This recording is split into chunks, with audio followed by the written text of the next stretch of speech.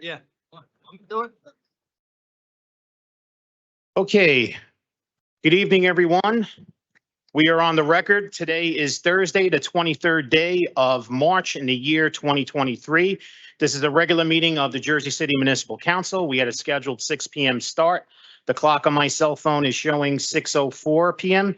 May we have a roll call for the commencement of this meeting? Councilperson Ridley.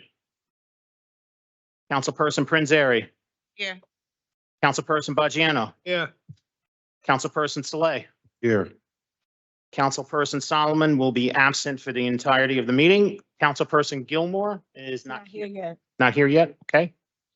Councilperson DeGise, Here. Councilperson Rivera, Here. and Council President Waterman. Here. We have 7 council members present at 6:04 p.m. May we kindly rise for a moment of silence, please?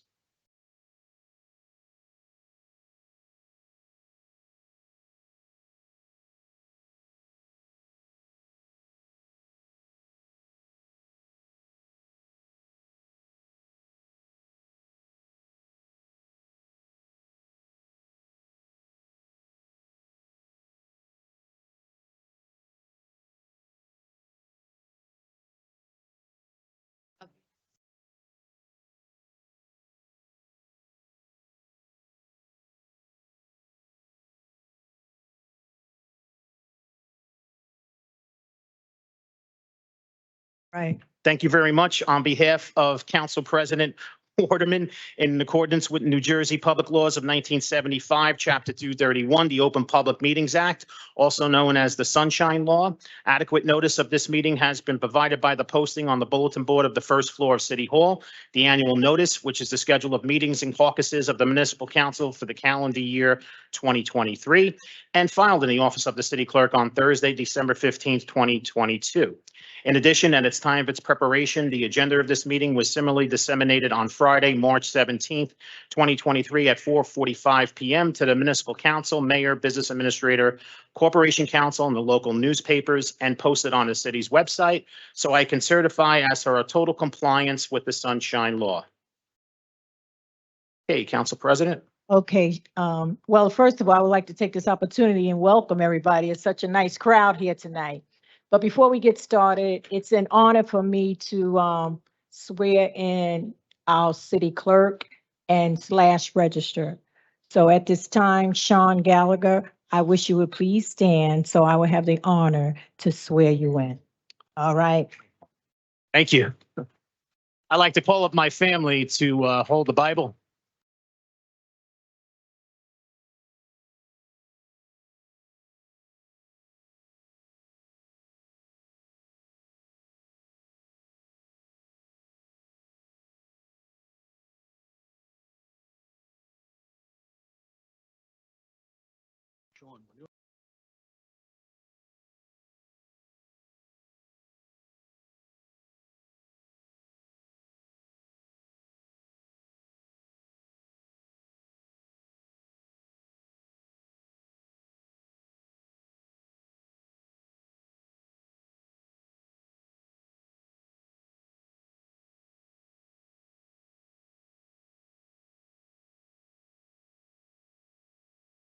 Repeat after me.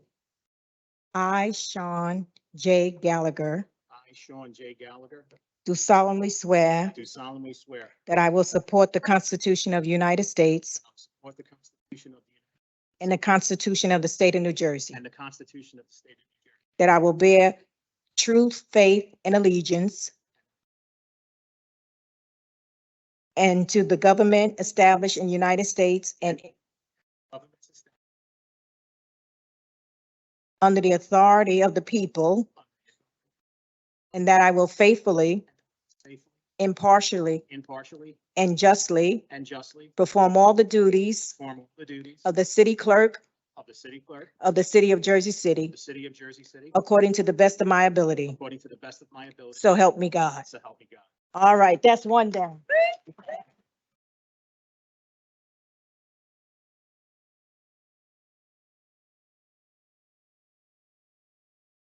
Tell you, he's such a busy man here.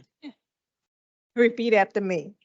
I, Sean J. Gallagher, I, Sean J. Gallagher, do solemnly swear do solemnly swear that I will support the Constitution of the United States and the Constitution of the State of New the Jersey, Constitution of the state, that I will bear faith, truth, and allegiance to the same, and to the government established govern in the United States the States and in this and state, in the state under the authority of the people, under the authority that I will faithfully, impartially, impartial, and justly and just perform all the duties of the Registrar of Vital Records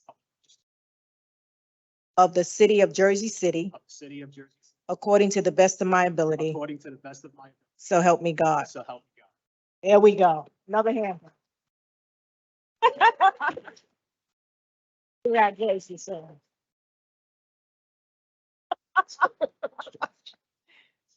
Okay, yes. The council want to come down and take a quick pick? Oh.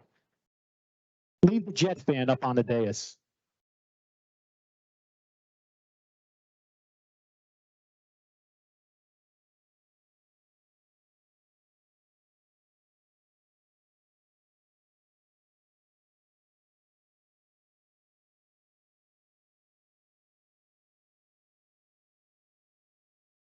He's not so junior anymore. Really, Danny? Okay. Anything else? Marlene, we good? Okay.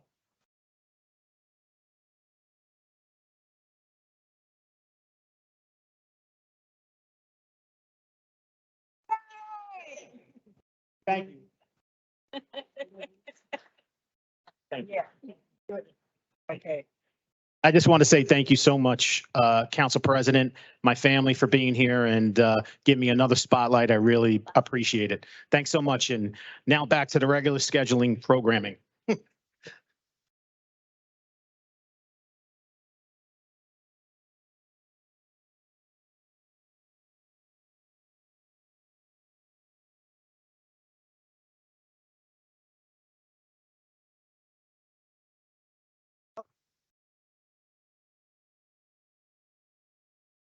Okay.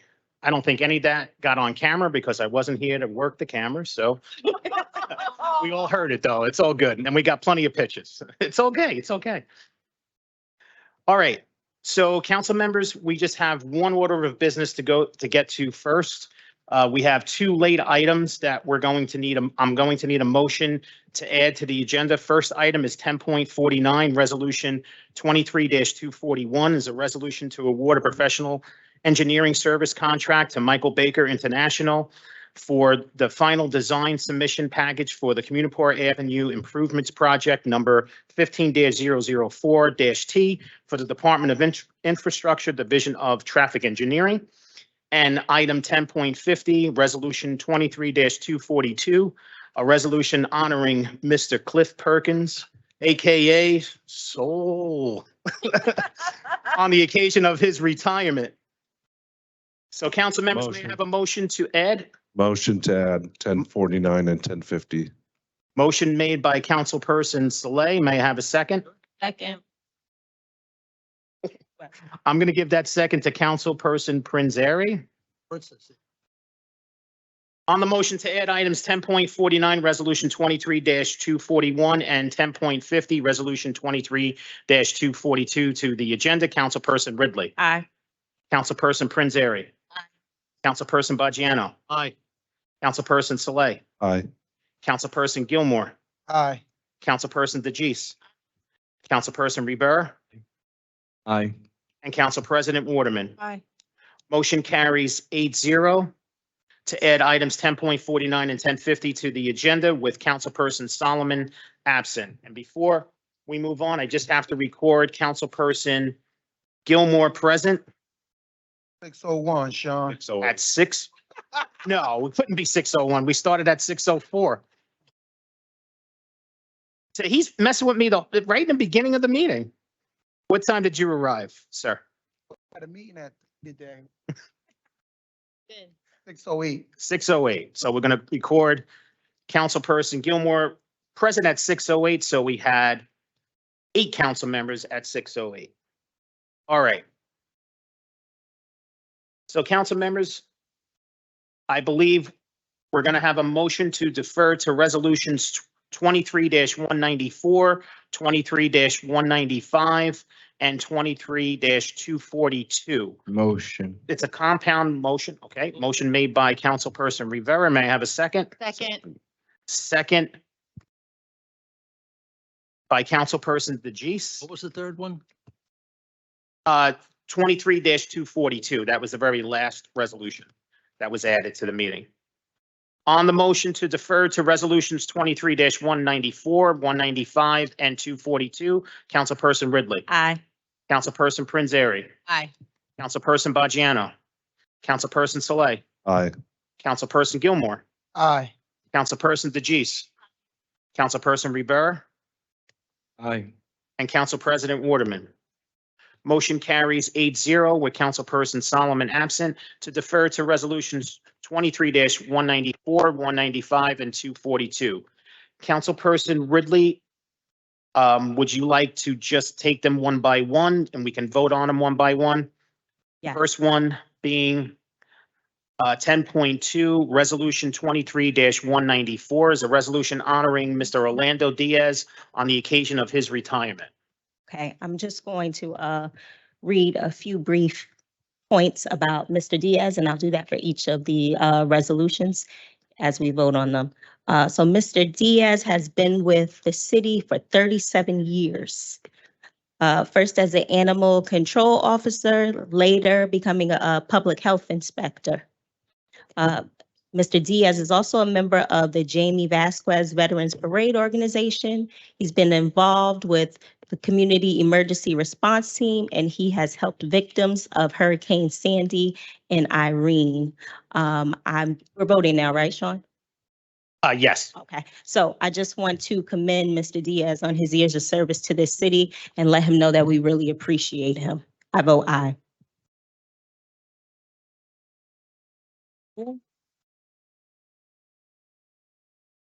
Councilperson Prinzary. Orlando, thank you for your years of service to the city. And clearly from the work that you do in service to the city of Jersey City, we have not seen the last of you, even though you are retiring from us. So I vote aye and thank you.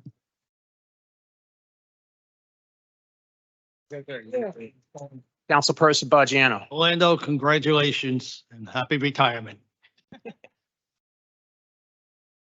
Yeah, aye, of course. Councilperson Saleh. I want to congratulate you. 37 years is a really, really long time. It's longer than I've been alive, and I just commend you for all the service to our beautiful city and helping all the residents. Thank you. And with that, I vote aye. Some council members just like to show off because they're young. Councilperson Gilmore. So thank you for your service, 37 years. I don't know how you did it, but thank you. We truly appreciate you, and hopefully you can come back to help out in whatever capacity you see that's fit. I vote aye, Sean. Councilperson DeGise. Service. Sorry. Team. I vote aye. Thank you so much for your service and your commitment to Jersey City.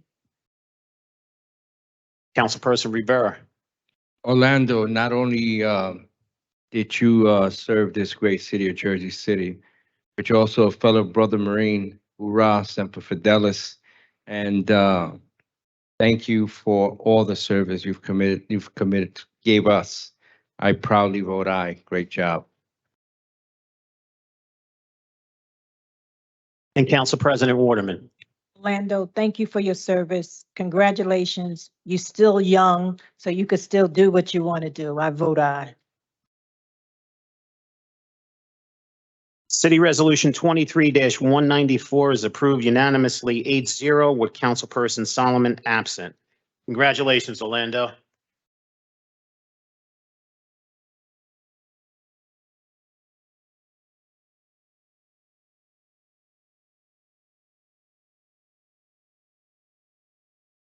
Thank you for your service. You actually knew my father-in-law too, so it means a lot to me as well. Next, we have such a special occasions. Great. Item 10.3, Resolution 23-195 is a resolution honoring Mr. Jerome Caldwell on the occasion of his retirement. Hey, Mr. Caldwell started with the city in 2001 under the late great Glenn Cunningham. He worked in HHS as he started, then he became a messenger and went back to Health and Human Services in 2022. Outside of his work with the city, Mr. Caldwell has been the past president of Hudson County Partners in Prevention and has also served as the past vice president of the NAACP. And Jerome, we thank you. You are one of the sweetest people here at the city. You always have a smile on your face and encouraging words to say. We are definitely going to miss you. Congratulations on your retirement. I vote aye.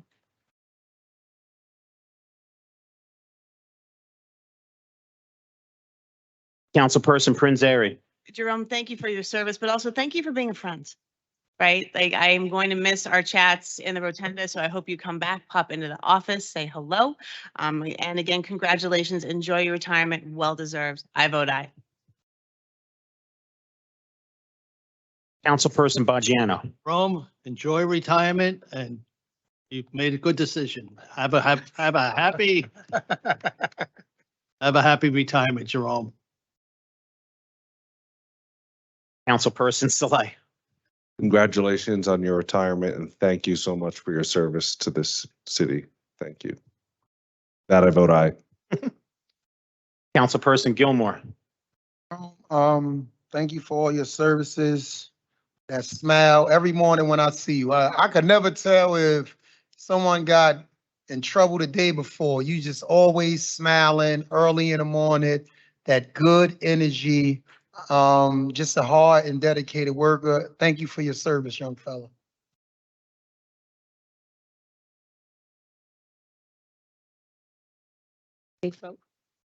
Councilperson DeGise. Thank you for your service. Thank you for what you've set the example for us to do with our youth and what services to provide them. And I know that your retirement is going to be surrounded by continuing to advocate for them and good services. I vote aye. Councilperson Rivera. Jerome, you're going to be missed. I'm going to miss those chats we always having, your advocacy for the city, the ups and downs. You was always very voiceful. Congratulations on your retirement. I vote aye. And Council President Waterman. I vote aye. Jerome, I know you're a man of faith, and the conversations we had and your soft-spoken voice and your positive attitude, that definitely will be missed in this city. But I know that there's more work for you to do. I know this is just like you just changing the chapter of your life. So with that, I proudly vote yes, and keep doing what you're doing because you're still in the neighborhood. Resolution 23-195 is approved unanimously 8-0 with Councilperson Solomon absent. Congratulations, Jerome.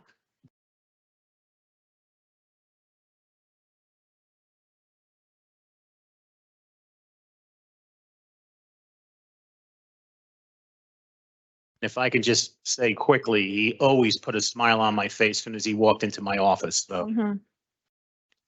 And last but not least, we have item 10.50, resolution 23-242, a resolution honoring Mr. Cliff Perkins on the occasion of his retirement.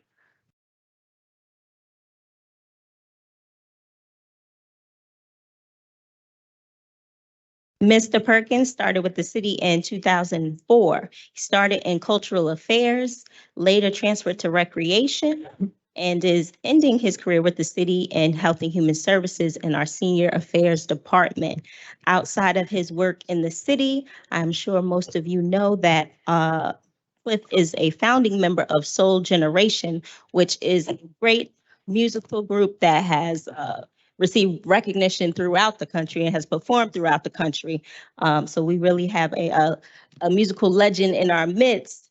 But in addition to being recognized throughout the country, Soul Generation, and Mr. Perkins are also in two Jersey City Hall of Fames at Snyder High School and the Bethune Center. Mr. Perkins, thank you for sharing your time with the city, for always being willing to participate and always making sure that we are doing new and innovative things, especially around music, because we know that is your specialty. We appreciate you and congratulations on your retirement.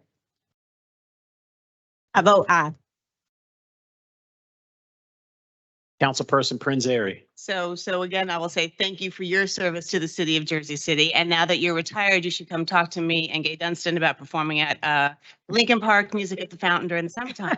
So with that, that can be the next, next thing we can do together, continuing the work, and I vote aye. Congratulations. Congratulations and enjoy retirement. You voting? I vote aye, of course. I don't have to say it. You know how I'm voting. Well, you do.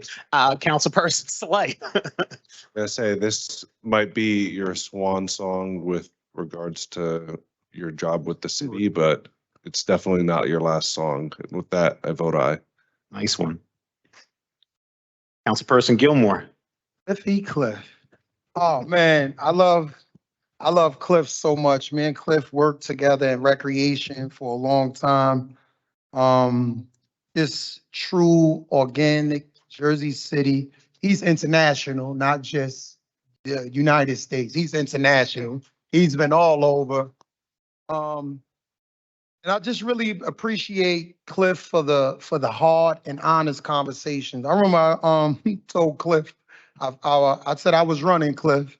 He looked at me like, if it's something you want to do, go ahead. He said, I think you're gonna win. And I appreciate that confirmation, Cliff. So good working with you. Thank you for all your service and all that you do. I proudly vote aye. You. Councilperson DeGise. Another man who set a great example for Jersey City and their services. Thank you for everything. And yes, please come and sing to us as often as you would like. I proudly vote aye. Congratulations. Councilperson Rivera. Cliff, like Councilwoman Prinzary, I also have 5 events in downtown that I'm gonna be calling you so we can start, setting that up. But listen, your smile was always infectious through the city since we've been here, since this administration's been here. I mean, I really enjoyed, working with you, and I enjoyed your friendship. Thank you so much. Congratulations on your retirement. Enjoy it. I vote aye.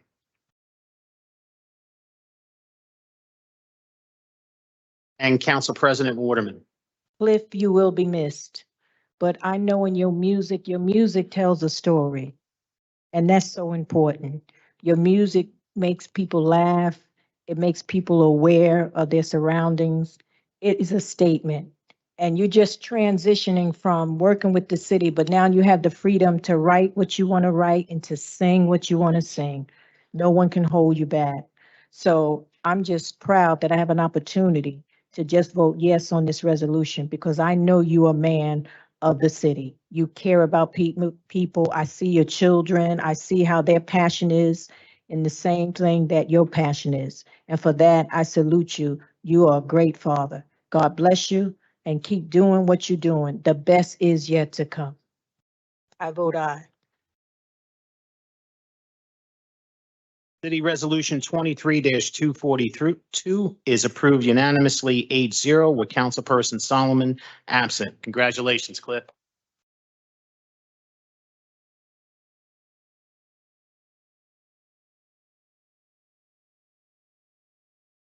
You can tell Cliff is a musician.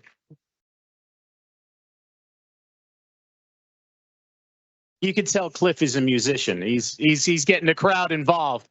Cliff, all I want to say to you is congratulations, and I aspire to be in your musical presence one day. So, council members would like to take a photo op with each retiree and their family members. Yeah. So we'll start with Orlando and his family, and we'll work our way forward.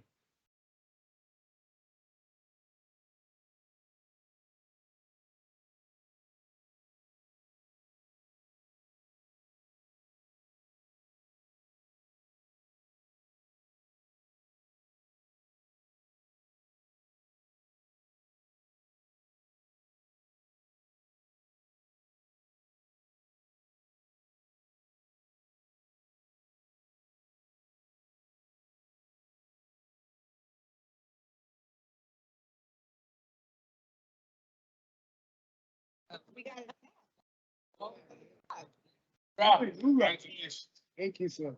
Lando. Good job.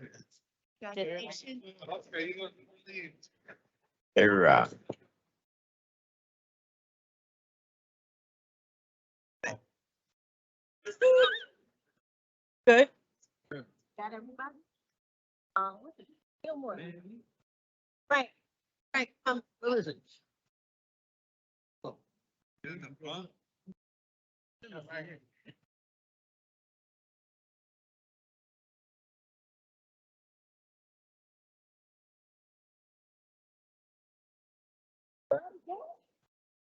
All right. Oh, hold on, we got one more? Yeah, we got a couple. Okay.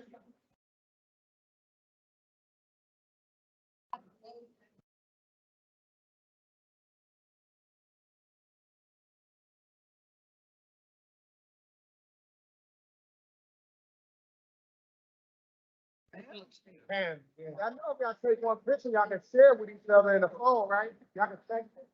All right, good. That's good? Yeah. Congratulations. No problem. You're amazing. Problem. Congratulations. Well, hold on, enjoy it. Yeah, one at a time.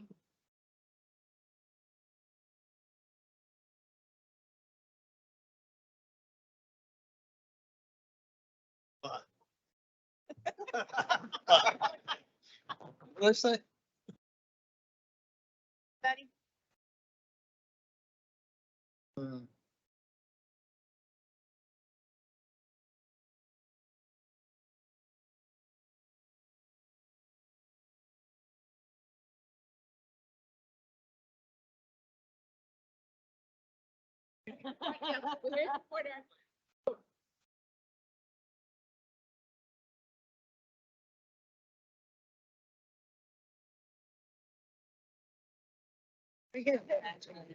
She's next, she's gonna leave. No, no.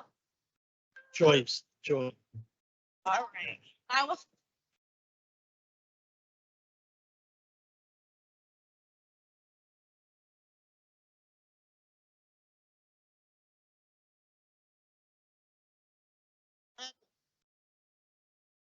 Oh, Cliff got his family, we might have to take two pictures. Congratulations. Here's up in here. Get on your knees. Get down on your knees. Oh, you can't, wow, you can't, see? Come back, you got the hoodie, come back, let Amy go in the front end. Hey, come right here, hey.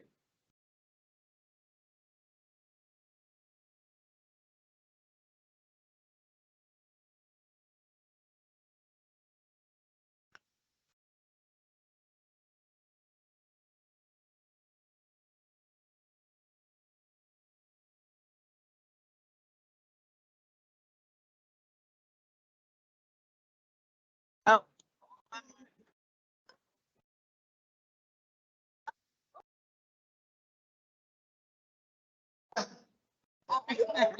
Congratulations. Happy retirement. I got, And I'd I'll like give you to- the card. Yeah, yeah, yeah. Yes, please. Y'all ready? I know you guys are.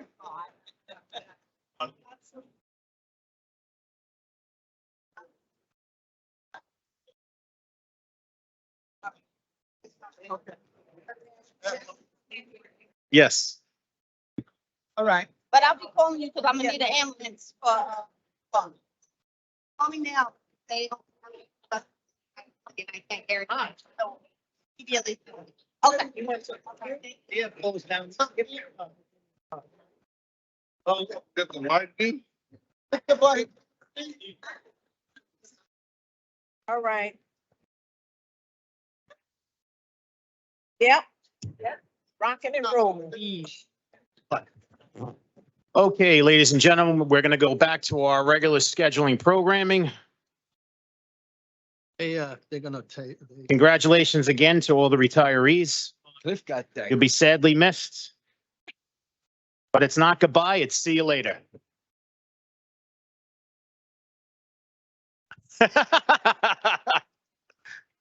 Okay, before we move on, I believe the business administrator would like to address the city council. Uh-oh. Uh-oh. It's not a bad thing. I just have to say. Ooh, all right. No pressure there, BA. So I just want to go over a few things with the council before we proceed with any of the ordinances and resolutions and public speaking. First side of things is the first reading ordinances, 3.1 and 3.2. The speaking with the council president, we're going to introduce it so that it actually exists. And then we're going to have community meetings and discussion prior to actually any final adoption. So this is just to get it on the record and the administration's commitment to meet with the community, with Rich and the council president prior to any formal action. And then, as we mentioned before, after the public hearing, at the request of Councilman Solomon, who's absent, we're going to defer 4.3, which is the Bay Street redevelopment plan. And in discussion at the caucus, 4.2 will carry as well. That is the disestablishment of the Construction Board of Appeals. We're going to get some more information and have further discussion prior to any action there. So that's all I have. And the two late items that we had, obviously, we just had one ceremonial, and the other one was for engineering that we did discuss at the caucus.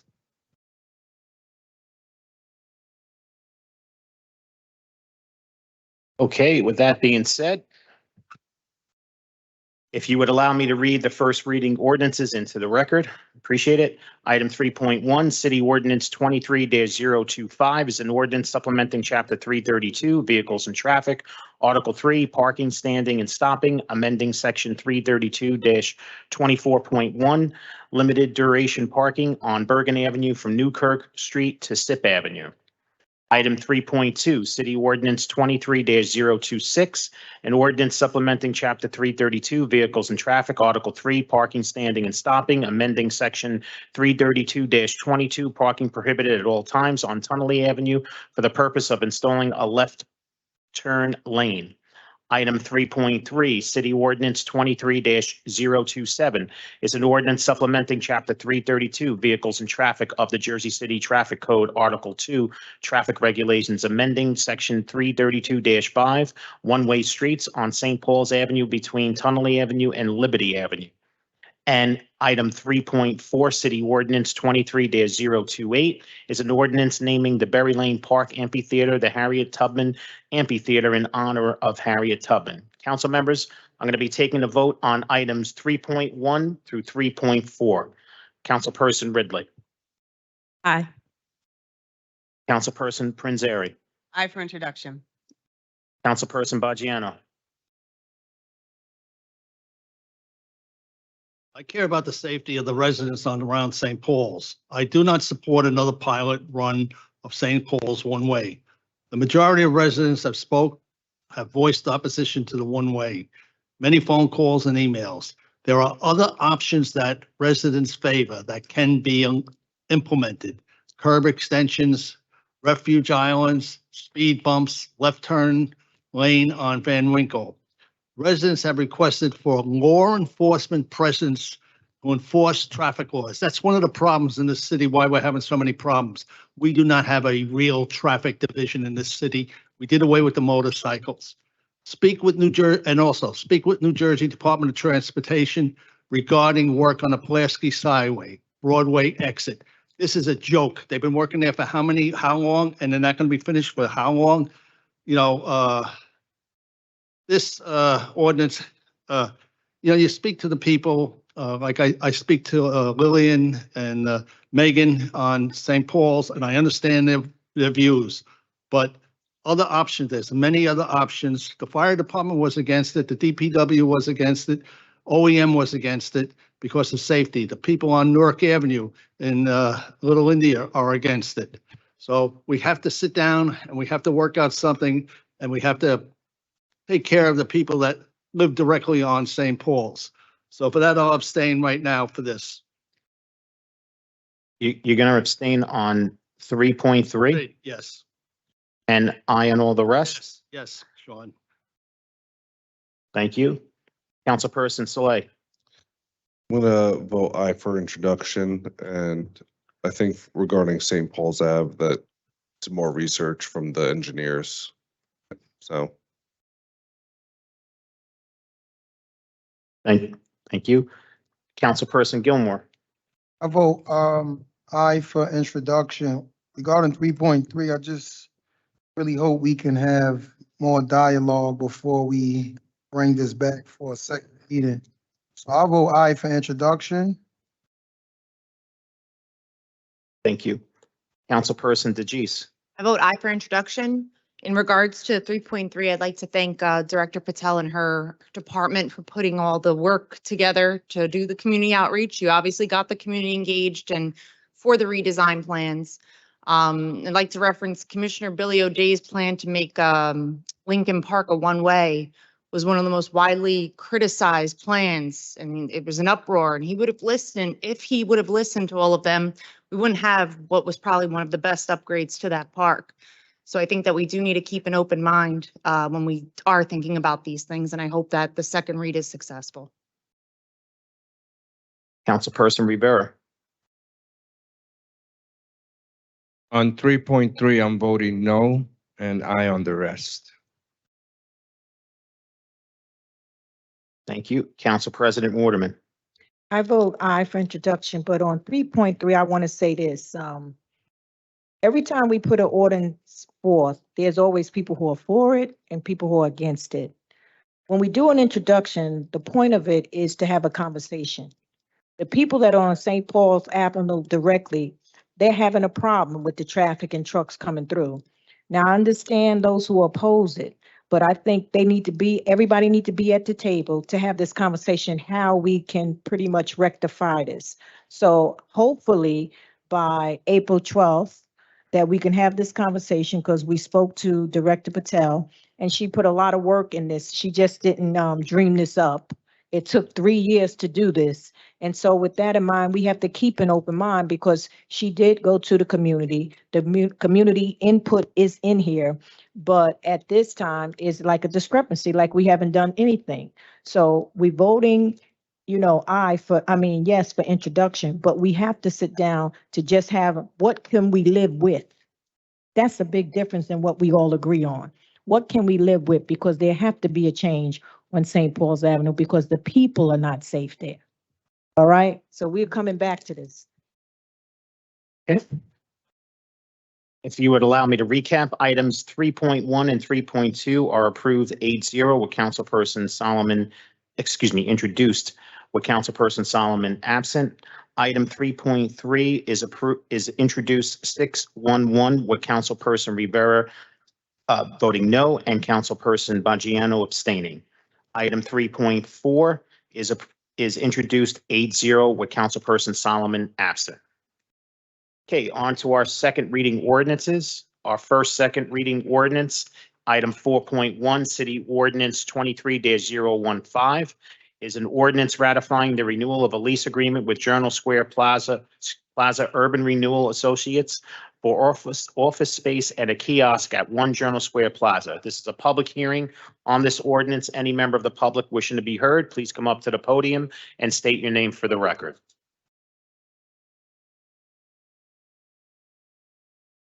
Hi, my name is Jean Daly. I think what this demonstrates is that how our city is not taking care of itself. We are supposed to keep our buildings for our employees, whether it's a police department, whether this department or the other department. Why are we renting from other buildings and paying these extraordinary prices? The same way we got rid of the police station downtown on Erie Street. And what happened? It went to a private developer and we got nothing out of it. So what bothers me is that we continue to get rid of our buildings, our property, and then we have to go rent from somebody else at exorbitant costs. The same thing we've done with our parking. We got rid of all these vacant lots that we have, which could have been used for parking around the municipal courthouse. There are areas that are just Newark Avenue, up by the other courthouse. It's really ridiculous because we are self-sabotaging all for the sake of some quick, fast money, which is the way it's been operating since 2013, since Philip came aboard. Thank you. This is still a public hearing on City Ordinance 23-1015. Any member of the public wishing to be heard? Motion. Motion made by Councilperson Rivera to close the public hearing on City Ordinance 23-015. May I have a second? Second. Second by Councilperson Saleh. On the motion to close the public hearing on City Ordinance 23-015, Councilperson Ridley. Aye. Councilperson Prinzary. Councilperson Bajano. Aye. Councilperson Saleh. Aye. Councilperson Gilmore. Aye. Councilperson DeGise. Councilperson Rivera. Aye. And Council President Waterman. Motion carries 8-0 with Councilperson Solomon to close the public hearing on City Ordinance 23-015. For final consideration and adoption of City Ordinance 23-015, Councilperson Ridley. Aye. Councilperson Prinzary. Aye. Councilperson Bajano. Aye. Councilperson Saleh. Aye. Councilperson Gilmore. Aye. Councilperson DeGise. Councilperson Rivera. Aye. Council President Waterman. Aye. City Ordinance 23-015 is adopted unanimously 8-0 with Councilperson Solomon absent. So the next two second reading ordinances, as discussed at the caucus and also as the business administrator also discussed before, may I have a motion to carry city ordinances 23-019 and 23-020 to the April 12th meeting, and I'll duly advertise both ordinance for a public hearing on April 12th. Motion. Motion made by Councilperson Saleh, seconded. I thought, the consensus was to do 2, 3, and 4, 4.2, 4.3, and 4.4. So 4.4, I believe there was a memo that was sent out to all the council members by Tanya Marine. So she's the Director of City Planning. And with the explanation that Tanya provided, it answered the questions that were brought up at the caucus, hence the reason I'm not including that in our motion. So that was seconded by, are you okay, Councilperson Gilmore? I didn't have a chance to go over it, but go ahead, yeah. Okay. And I believe that second was made by Councilperson Prinzary to carry City Ordinance 23-019 and 23-020 to the April 12th meeting, and for myself to duly advertise both ordinances. On the motion, Councilperson Ridley. Aye. Councilperson Prinzary. Aye. Councilperson Bajano. Aye. Councilperson Saleh. Aye. Councilperson Gilmore. Aye. Councilperson DeGise. Councilperson Rivera. Aye. And Council President Waterman. Motion carries 8-0 with Councilperson Solomon absent to carry City Ordinances 23-19 and 23-20 to the April 12th meeting. Next, item 4.4, City Ordinance 23-021. This is an ordinance adopting amendments to the Liberty Harbor North redevelopment plan to the permitted use and building type or a portion of block 15907. This is a public hearing on this ordinance. Any member of the public wishing to be heard, please come up to the podium and state your name for the record. Hey, Jean.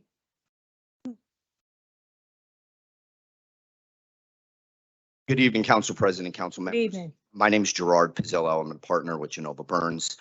Here this evening on behalf of owners LHN Partners, Urban Renewal, and LH2 LLC.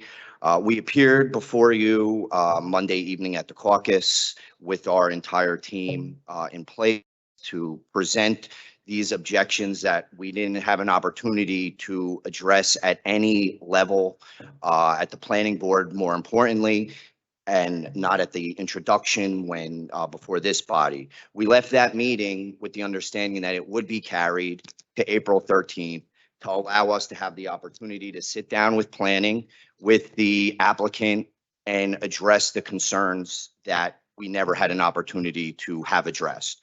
We did receive the memo from Director Marione approximately 3:30, 4 o'clock this afternoon. We did share it with our professionals.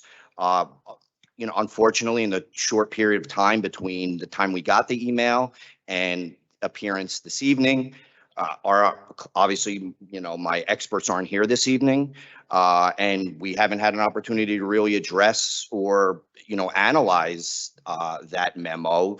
And there are these still issues that are hanging out there that, we haven't had an opportunity to have heard. So I would respectfully request that you do table this to April 12th and let the experts, the planning division, really look at this and, determine whether the concerns are valid or not. It's 2 weeks. It would be tabled, and if planning has no issues and the concerns are not valid, then this body still has the opportunity to adopt this into law. But I think there are these objections in place and there are these concerns. It makes sense to have them looked at and addressed, and we've never had that opportunity. So that's all I have. I would just ask we carry this to April 12th. And with that, thank you. Thank you. This is still a public hearing on this ordinance. I see Jean Daly. Yes, good evening, Jean Daly. I actually watched that planning board meeting from what the gentleman's speaking about. And it was my understanding and comprehension that the buildings, in fact, were going to be the same height. And I understand how you can take a hotel and squeeze it down and make it more floors in the same spot. What I'm surprised is this sort of like Hail Mary effort in front of the council when they're clearly, the way the planning board is set out, everyone's notified and you have a right to bring your attorneys, et cetera, and make your appeal. But if the one party, I think it's the gentleman who's representing that party behind me, had opportunities to present in front of the planning board, and there are different ways where they can go about contesting it. Doing it in front of the council, to me, is not where this needs to be done. It shouldn't be done in front of the council. It needs to be done in front of a court. I hate to say it, but a lawsuit would be the way to do it, because that's typically the remedy that, other regular people have to resort to. And I know it's something that we don't want to do, but the point being is, I was under the understanding that both sides were presented fairly adequately for a layperson like myself to understand what was going on. And I don't think this is a matter for you guys. I really think it should be a court decision. Thank you. Thank you. This is still a public hearing on City Ordinance 23-021. Any member of the public wishing to be heard, please come up to the podium and state your name for the record. Good evening. Gregory Asadorian from the Dakotas Law Firm on behalf of the developer. With respect to the attorney who spoke first, it's clear that this is nothing more than a delay tactic. Objectors have voiced their objection at every public hearing that we've had in this matter. They objected at the planning board level. They submitted objection before the redevelopment agency, and they were here on caucus. So they've had every opportunity and have in fact been heard at every public hearing. Now, when we were here on Monday, there was a representation made by the objector that newly found evidence has been discovered that the proposal is twice the height of permitted. As you may remember, we described to the board why that is inaccurate. Planning has now confirmed what we told you, that the height is not being doubled, and in fact, the height that's proposed is lower than the height that is permitted for the hotel. The discussion of carrying was to whether confirm or deny whether the height, in fact, is being doubled from the planning board. The planning board has now confirmed that the height is not being doubled. So with that being said, the premise for the 2-week adjournment was erroneous, and as a result, there is no need to further delay this matter. And one final point that I would like to add, if you look at the redevelopment plan, which has been amended 16 times already to date, this redevelopment plan dates back to 2001. This means the property has been vacant for well over 20 years. And for 20 years, the redevelopment plan has proposed that a hotel be developed at the site.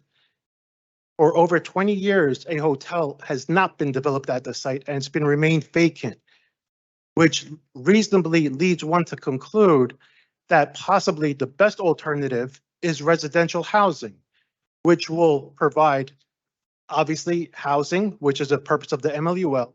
And in addition to that, 45 affordable housing units, which would not be provided if the hotel, which has not been constructed, use permitted. So with that being said, I also have my client here, Mr. Salermo, who would also like to be heard. Hold on, Evening. hold on one sec. Greg, can I just have your card? Business card? You have your business card?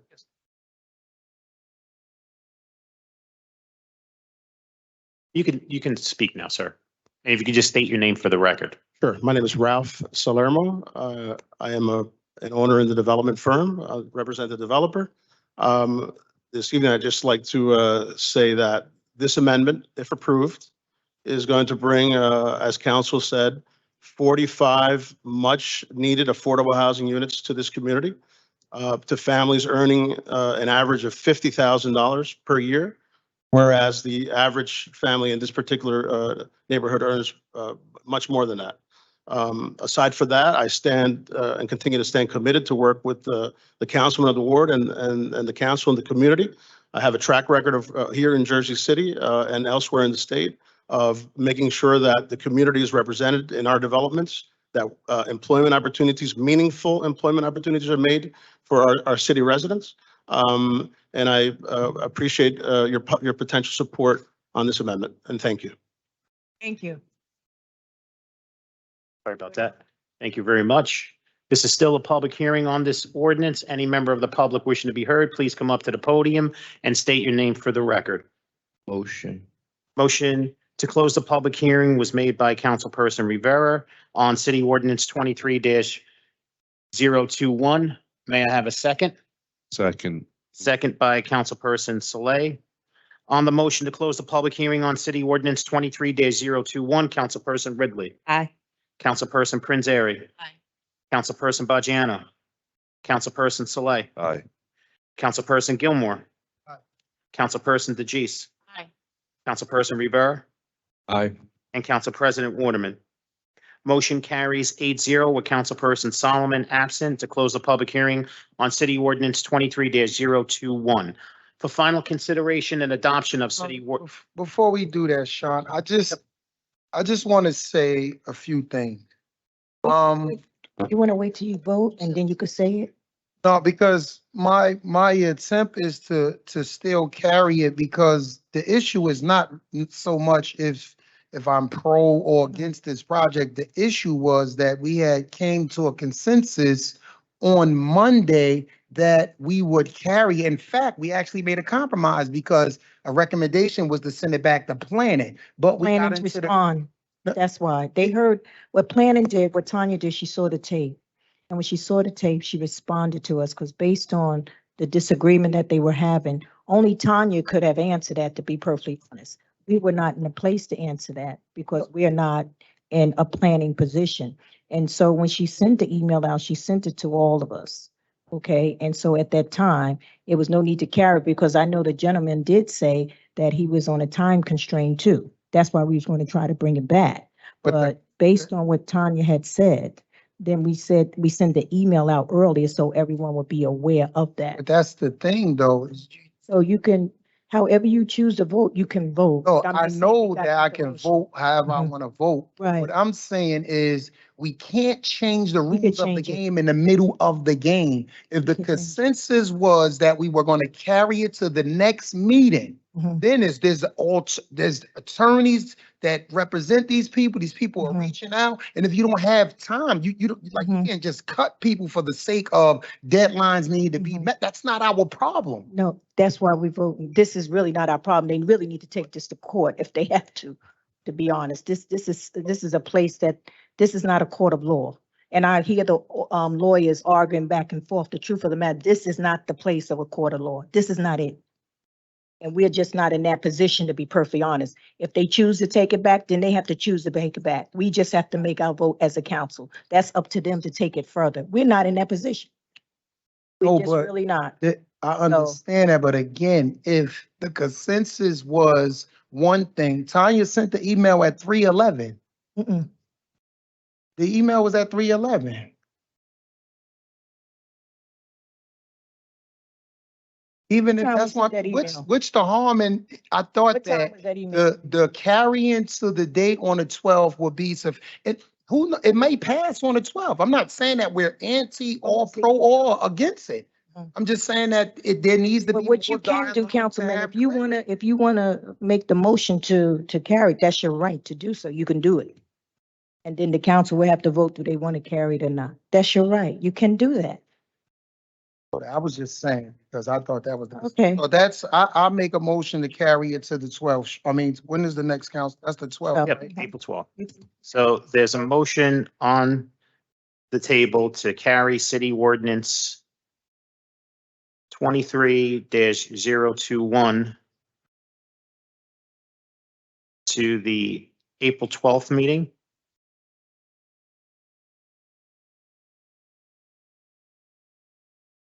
By Councilperson Gilmore. May I have a second?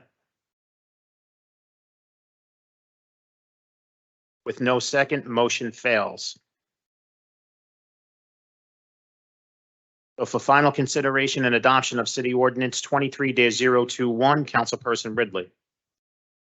I want to say, I think we had a lengthy discussion in caucus, and I agree with some of what's been said. I don't think that that was the place for that to occur. We've never done anything like that before, and I think that should have been handled at the planning meeting, but you know, what happened, happened. I think that the developer did explain very well the difference in the height in this building is actually shorter than the other building is going to be. It adds affordable housing in an area that definitely needs it. People would like to live throughout the city. So the more affordable housing we can put downtown helps us to create more mixed income neighborhoods in an area that really isn't mixed income right now. Additionally, I know that there are some other I guess, pending settlements and things attached to this. So with all of that in mind, I'm going to vote aye. Councilperson Prinzary. Councilperson Bajano. Aye. Councilperson Saleh. And Tanya's explanation is sufficient, and with that, I vote aye. Councilperson Gilmore. Yeah, I'll just reiterate, first of all, I'm voting no. Second of all, I don't know, it's just bad when we move the goalposts during the course of play. If we said we were gonna do one thing, then that's what we should have done. We all have schedules, it's really unfair to ask someone to really digest something that was seen a couple meetings before the council meeting. And again, I understand deadlines have to be met and things like that, but that's not my primary concern. If a deadline for a developer has to be met, that's between them and their financial institution. And I'm not gonna be rushed into making a decision regardless of who know who or any of that. So I'll just say that so the record reflects that. Nothing personal against the developer. I don't know him. I don't know the other developer. I just know that I wasn't armed with enough information to make an informed decision in an accurate amount of time. So I vote no.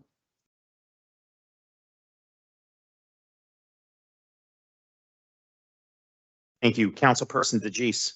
Aye. Councilperson Rivera I vote aye. and Council President Waterman. Just wanted to state on the record. Council President Waterman, I don't know if your mic is on. I just wanted to state on the record that Tanya says she sent it yesterday also, and she revised it at 3. And also my aide has sent it at 10:28.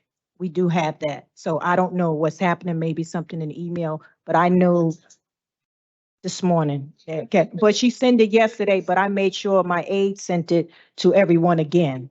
Because what I try to do when I get the information, even though I know they send it to the council people directly, I make sure my aide follow up also with another letter with it. So I just want that on the record. With that, I vote aye. Okay. City Ordinance 23-021 is approved 7-1, with Councilperson Gilmore voting no and Councilperson Solomon absent. On to our next second reading ordinance. Item 4.5, City Ordinance 23-022 is an ordinance amending and supplementing Chapter 337 Water, Section 13 Water Emergency Standards enumerated and to include the lead service line replacement program. This is a public hearing on this ordinance. Any member of the public wishing to be heard? And I see Jean Daly. Oh, hello. Yes, it's Jean Daly again. When this was supposed to be, went from first reading to second reading, there was supposed to be, in my understanding, was supposed to be changes made to that ordinance itself. Because one of the big contentions was, so you get, if you do it by yourself, you pay for it yourself, you have to do it within 190 days, and you get a $10,000 water credit. Weren't we going to get rid of that or change that type of wording? Because if someone needs to sell their home quickly and the buyer is demanding, this, lead pipes now, not to have them changed rather, then they sell their home, you can't transfer that $10,000. That should be reimbursed to the homeowner directly, not through some kind of water, gallons of water. Great. This is not the way this should be. It was supposed to be changed. At least that was my understanding. So why it came back in the exact same form is mind-boggling to me. And I'm offended personally. Thank you. Peter, you want to just give some clarity on that? Yeah, sure. We discussed it and we looked into the issue, and the credit itself would actually appear if there were a transfer of the property to a new buyer. The search that would have to take place when that property was transferred at closing, that credit would show up on that account. So that credit from the MUA would appear on the existing water account that would transfer to the new buyer. Okay, this is still a public hearing, sir. Your name for the record? My name is Adam Cohen. Okay. So I guess not only do I agree with Jean on her comments that I think it should be a direct reimbursement to homeowners, but I'm a little confused as to why it's limited to $10,000 when the MUA's own estimate was that it would be $18,000 per household. You're having a homeowner pay for something that the city should be doing, and then you're basically saying, sorry, you don't get the full benefit of that. For a homeowner to do it, presumably it's going to cost them more than the city would be doing it for, because the homeowner is doing it on an individual basis, whereas the city is going to be doing it on a contract basis. So there's going to be some economies of scale. Beyond that, I would once again urge, as I have to several of you, that permitting fees in order to do this work should absolutely be waived. Permitting fees for this work, including traffic control, including permitting fees to open up the street, all of those fees can add up to over $6,000 for homeowners. Homeowners are taking on a cost that should be borne by the city, and then they're being forced to pay additional permitting costs by the city in order to do that work, just so that they can have safe drinking water. It's absurd. I don't really understand why we're being shortchanged on the reimbursement. We're being shortchanged through the method of reimbursement. And then To add on top of that, you're being asked to pay the city several $1,000s in permitting fees. Thank you. This is still a public hearing on ordinance 23-022. Any member of the public wishing to be heard, please come up to the podium and state your name for the record. Motion. Motion to close the public hearing was made by Councilperson Rivera on city ordinance 23-022. May I have a second? Sorry, Second. second by Council President Waterman.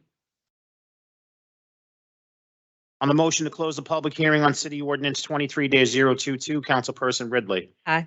Councilperson Prinzary. Aye. Councilperson Bajano. Aye. Councilperson Saleh. Aye. Councilperson Gilmore. Aye. Councilperson DeJeece. Aye. Councilperson Rivera. Aye. And Council President Waterman. Motion carries 8-0 with Councilperson Solomon absent to close the public hearing on city ordinance 23-022. For final consideration and adoption of city ordinance 23-022, Councilperson Ridley. Aye. Councilperson Prinzary. No. Councilperson Bajano. No. Councilperson Saleh. I just want clarification regarding the permitting fees. Is that being borne by the homeowner? Or is that, Do we get Joe in here? Do you guys can answer it? If Could we answer? I mean, could you answer it? Because what Adam brought out is a good point here. It's a good point, and it's actually at the discretion of the MUA, so I think it's best that we You take- revisit it with the MUA. Okay, thank you, Adam. So we have to revisit this.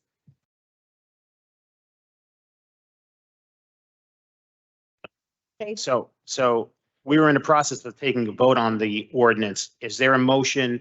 Motion to withdraw. Oh, no. Withdraw it. Motion to cancel. Table. Motion to table after the close of the public hearing.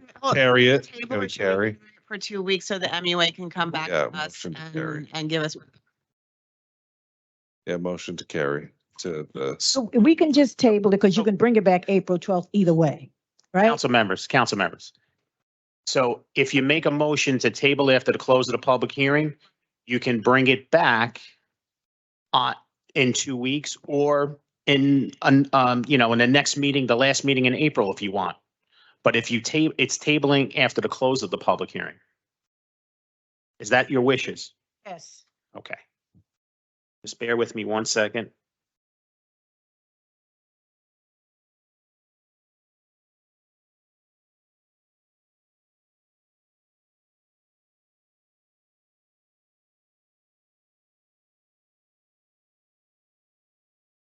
Okay.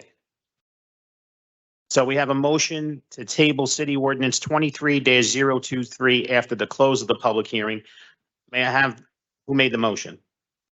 Motion. the council president. Council President made the motion, Second. seconded by Councilperson Ridley. On the motion to table city ordinance 23-023 after the close of the public hearing, Councilperson Ridley, Aye. Councilperson Prinzary, Aye. Councilperson Bajano, Aye. Councilperson Saleh, Aye. Councilperson Gilmore, Aye. Councilperson DeJeece, Aye. Councilperson Rivera, Aye. and Council President Waterman. Aye. Motion carries 8-0 with Councilperson Solomon absent to table city ordinance 23-023 after the close of the public hearing.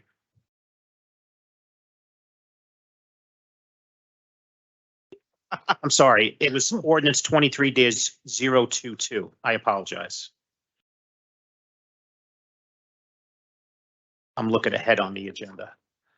All right, next ordinance, which is item 4.6, city ordinance 23-023, is an ordinance supplementing chapter 332, vehicles and traffic, article 3, parking, standing and stopping, amending section 332-22, parking prohibited at all times on west side on the west side of Arlington Avenue from Grand Street to Communipore Avenue. This is a public hearing on this ordinance.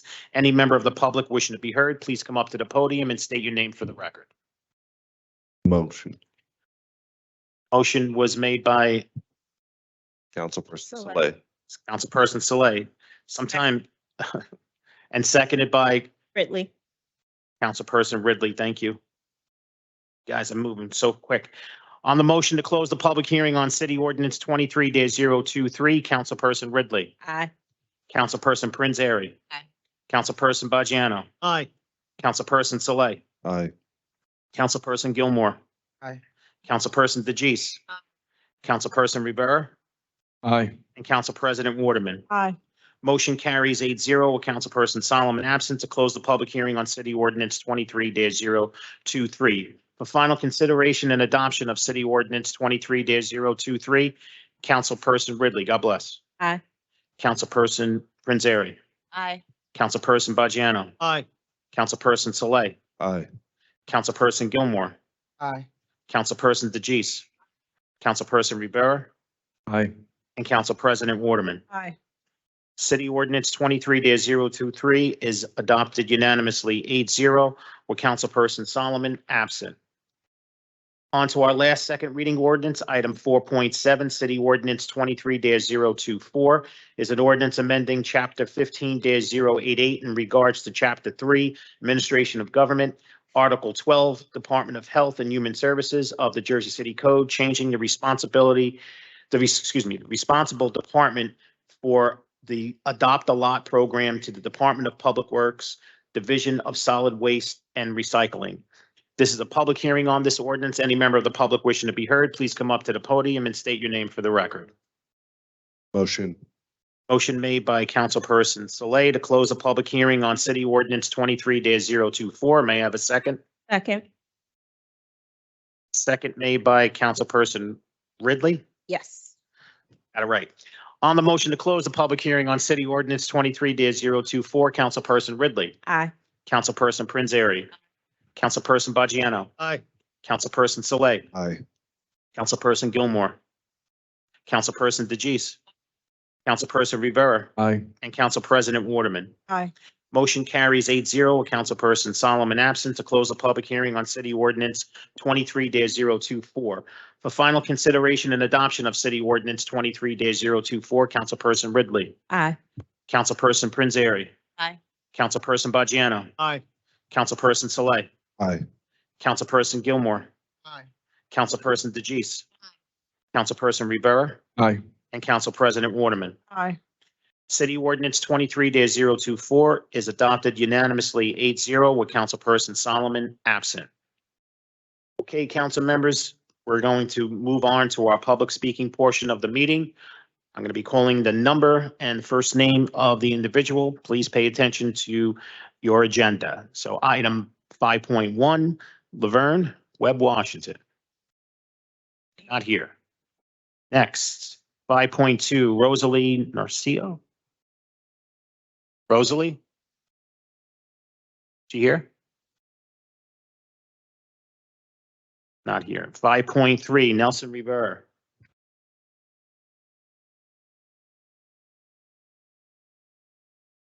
Next, 5.4, Gene Daly.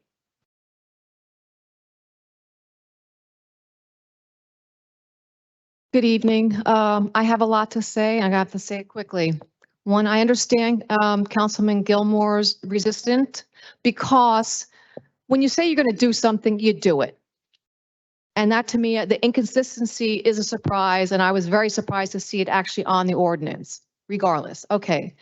Beyond that, going back to St. Paul's Avenue, where I know it's withdrawn, just put one of those huge truck height thing that blocks the trucks.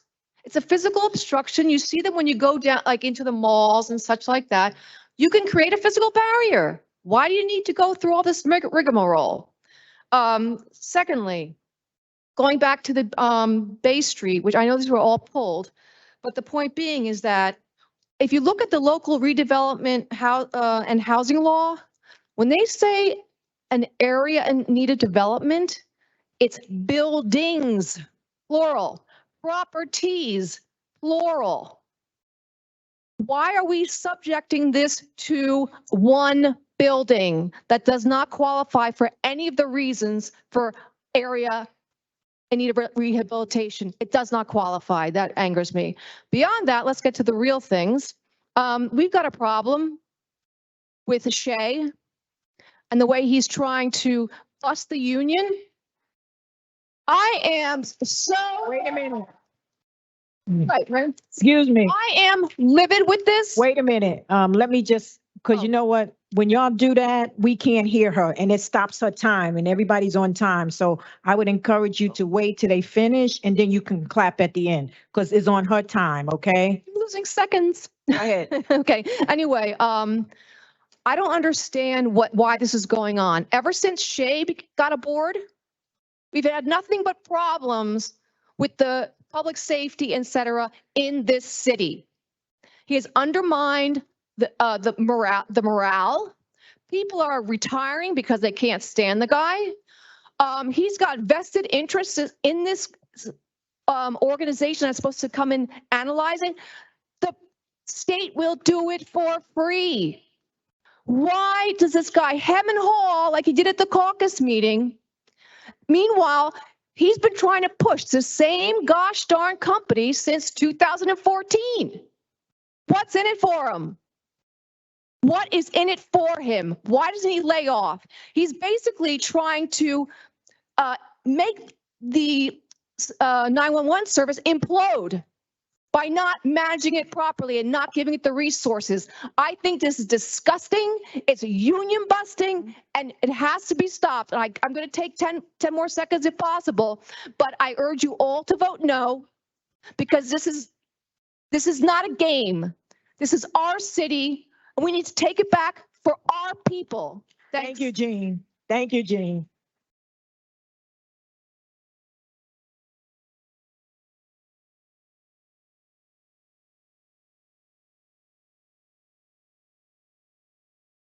Next speaker, 5.5, Val Diza. Val, 5.5, not here. 5.6, Summit.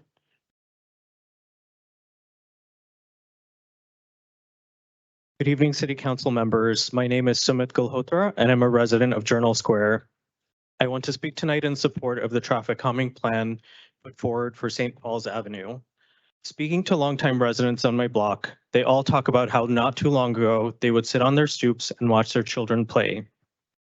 In recent years, this has all changed as trucks come barreling down our street, shaking our homes, despite clear signage that says no trucks allowed.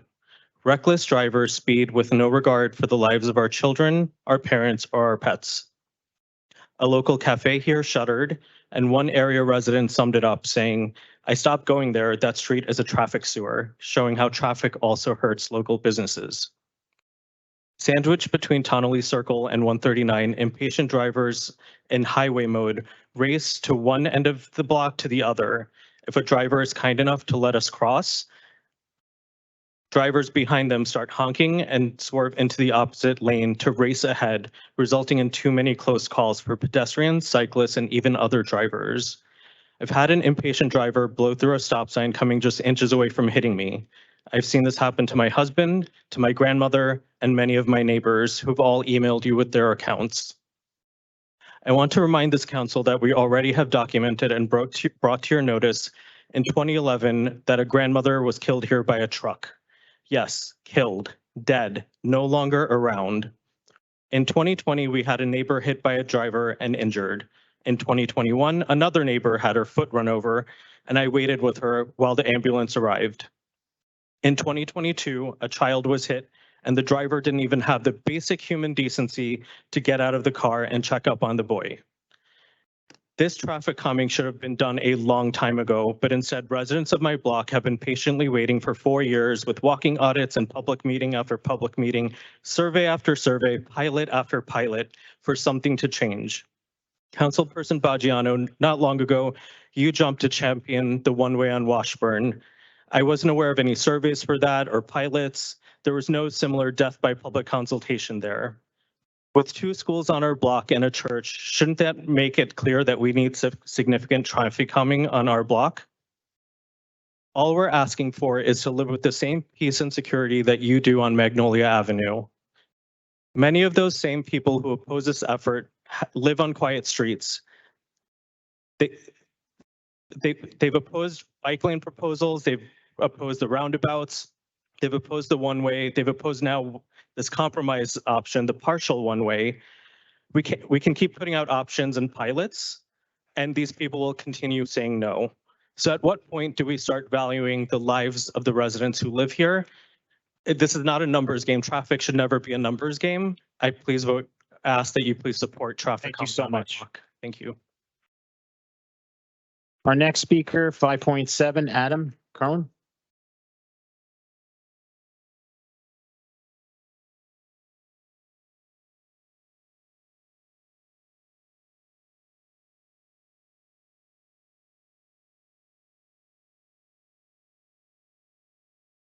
Good evening, members of the council, and thank you for giving me the chance to speak tonight.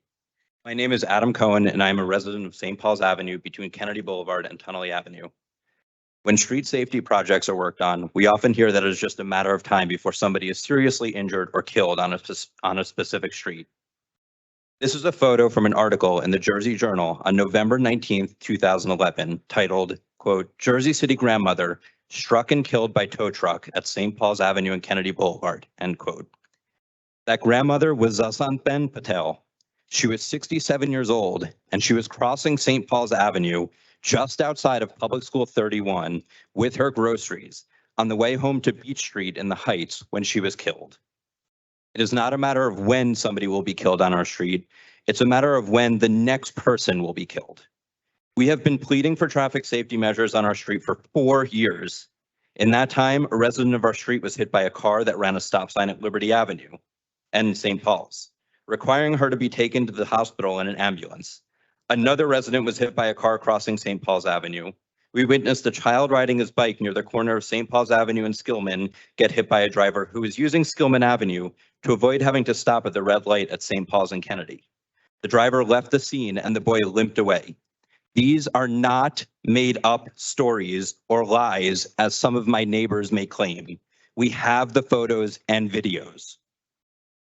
In the 4 years since this process started, we've held countless public meetings, saw 2 pilot projects come and go, seen the results of various surveys, and yet no change has come. The last pilot was cut short because the council person for our ward pressured the Department of Infrastructure to end it before the 2-week time frame was up. He has said in meetings that he defers to the experts, but when the experts are making a recommendation, tonight he stands opposed. Now he has expressed his opposition to any additional pilots, even though that was specifically what was discussed at Monday's caucus meeting. We are tired of waiting and being told that we need one more meeting, one more survey, one more pilot. We have witnessed too many close calls, too many car crashes, too many injuries. Enough is enough. I urge you to vote yes on this measure in 2 weeks, because that will be the only thing that will ensure that no more lives are put at risk, only to benefit drivers who treat the residents of our block, residents of this city, your constituents, as inconvenient obstacles to their daily commute. Thank you.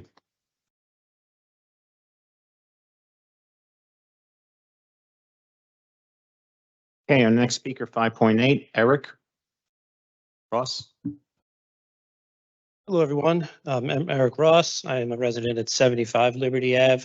I was a resident of the immediate area. In order for me to walk, bike, scooter, drive anywhere, I need to take St. Paul's. So we've heard a lot about safety measures, and I think it's clear to many people in the community that we're not against everything. In fact, at the most recent survey, there were 7 options that were proposed, and of the 7, 5 of them got a majority saying that they support them. 2 of them were voted no. First one being the one-way ordinance, which had a 75% people voting saying no, that they do not support this. Of the other 5, including the, other traffic calming measures, traffic has said they'll go forward with that. So safety is being done, but it need not be done by making it a one-way street. Some of the members have mentioned things about other one-way streets, and I feel that this street in particular is not like that. For example, this is not a park. This is not that. This is a regular through street. This is a different type of road than those that have done in the past. Additionally, there are not alternate ways to get through. In order to go from one side to the other, there are only 3 roads currently, including St. Paul's, Van Winkle, and Newark, until you get all the way down to JFK. If this road gets closed, all we're doing is pushing it onto other residents, pushing it onto those that live on St. Paul's. Because of those of us that live there know that you do not take Newark to go east-west. It's a commercial street. You have traffic loading and unloading at all times. It is not a through street to use. In addition, I've heard from some people, including the traffic, including the listing that's on the ordinance, that public input has been going on since 2020. As a resident of 75 Liberty since 2016, this is the first I've heard of it, was the pilot program that happened just a few months ago. There were any other public meetings, public hearings, or anything like that, they were not advertised to those that live there. In fact, at the first publicly advertised meeting, which happened following the pilot program, it was an overwhelming amount of people that arrived, showing that it has not actually been a public input, including all of us that live in the area since 2020. My full report has been emailed to you. I know you've gotten quite a few, so I won't go through everything here, given I only have another 38 seconds left. But again, just want to emphasize that one way is not the solution here. There are already 5 other solutions that will be implemented that do not require your input, at least according to the traffic group, and a one-way street is not the way to do it. Thank you. Speaker 5.9, Erwin M. Rosen.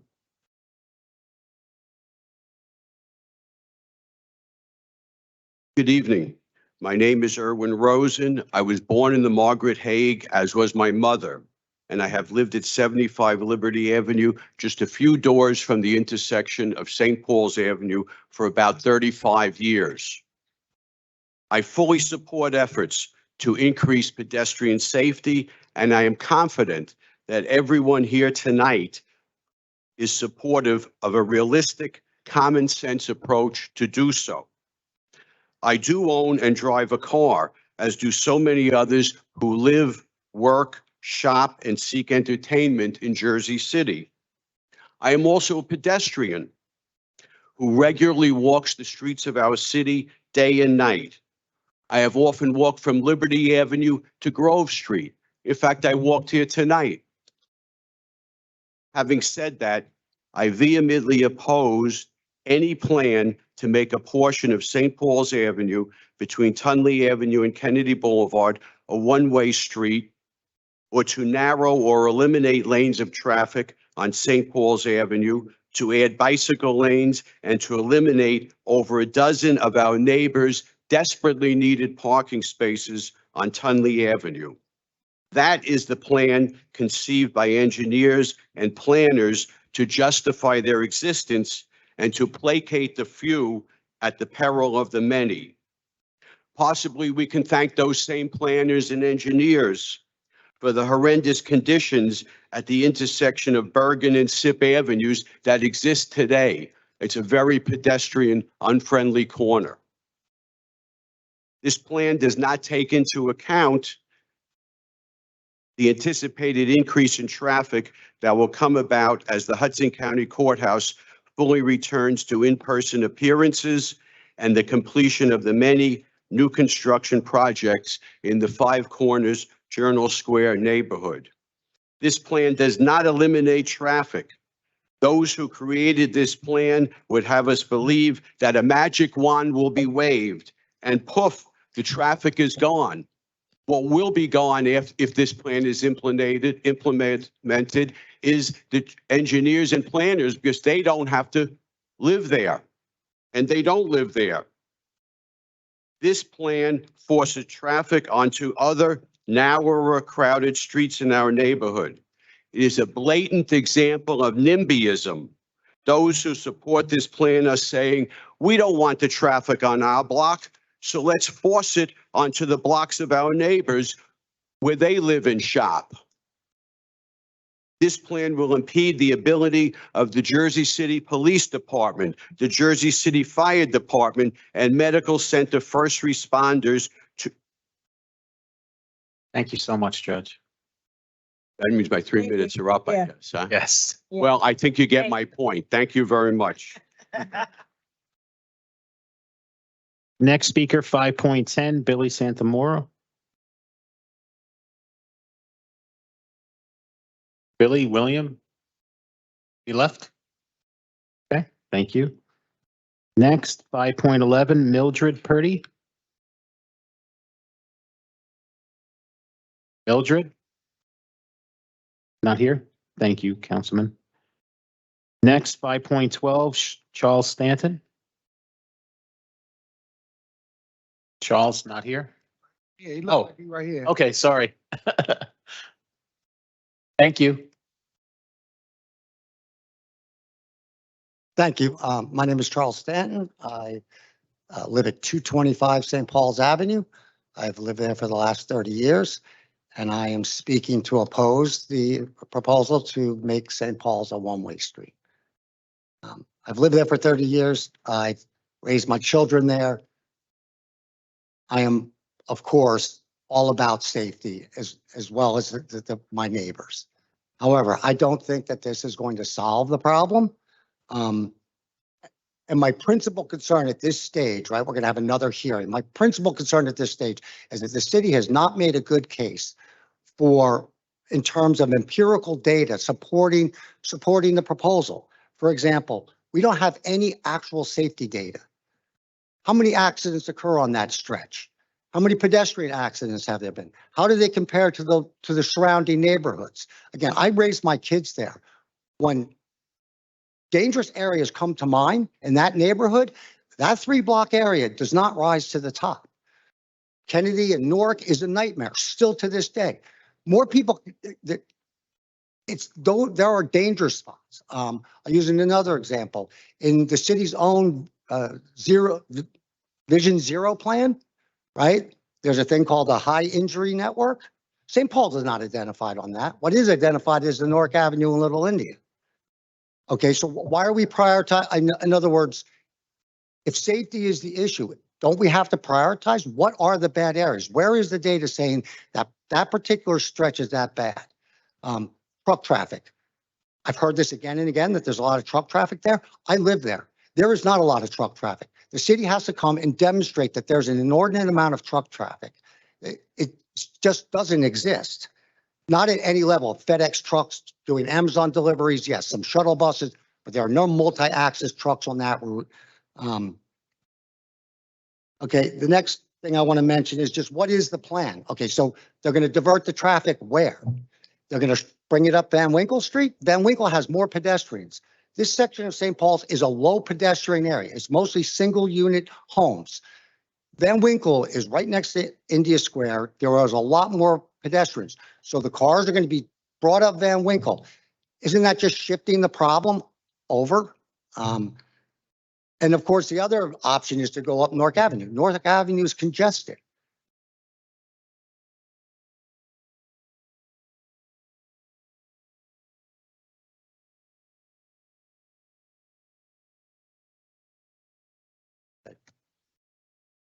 I'm very passionate about this. I have a lot to say, and I'd be happy to meet individually.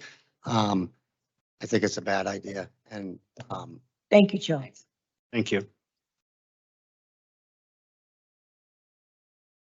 Our next speaker, 5.13, and Kit.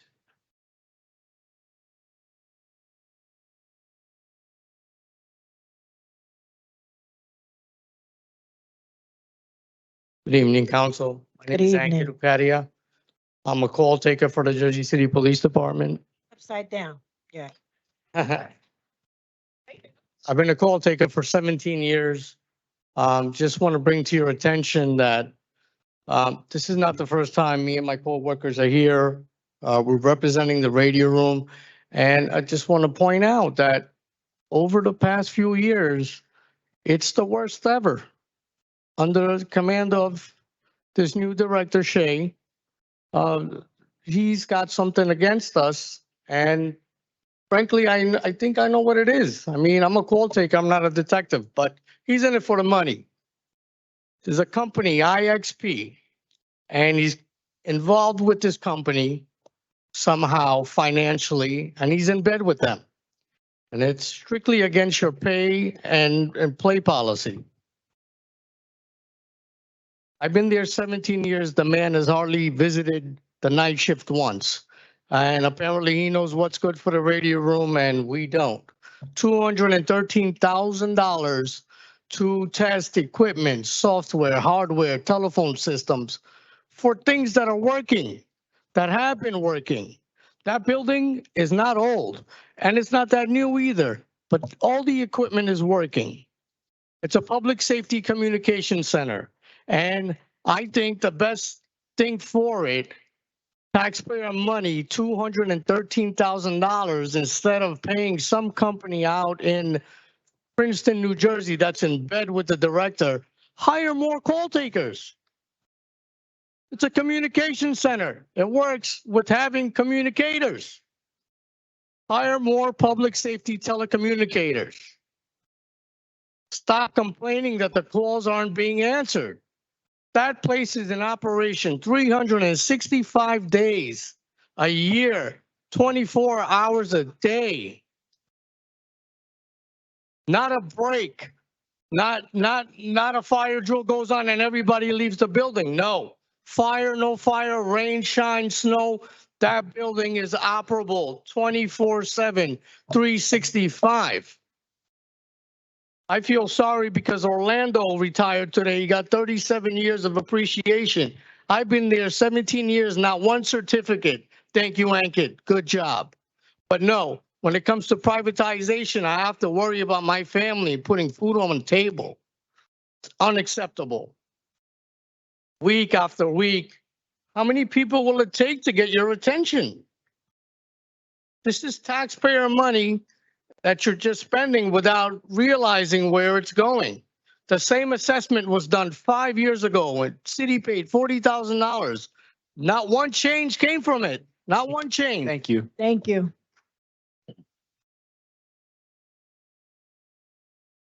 Next speaker, 5.14, Louis Figueroa. Good afternoon. My name is Luis Figueroa. I'm a police dispatcher at the communication center. It seems like every other week, my coworkers and I are fed sweet nothings telling us that we are heard and appreciated. We are told that we are the true first responders and that what we do is important. The treatment we receive would say otherwise. Since the city adopted the unicorn system a few months ago, our checks have been toyed with. Every pay period, we see ourselves docked a few $100s. The system simply does not work for our rotating schedules. Payment corrections have been owed for months, and every period that passes tacks on to that amount.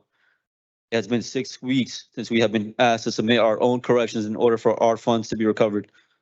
No word since. Why do we have to play first responder, accountant, and clerk? It is a well-known fact that our department is severely understaffed. I believe we are supposed to have 120 employees at the communication center, and we only have about 2/3 of that. Every shift is understaffed. The city is far too large and active for the load of calls to be dealt with appropriately. It is not a technology issue. In the 6.5 years that I've been there, we have worked with several systems, each no better or different from the other, if I'm going to be honest. If different tech produces the same results, it would be common sense that the issue lies elsewhere.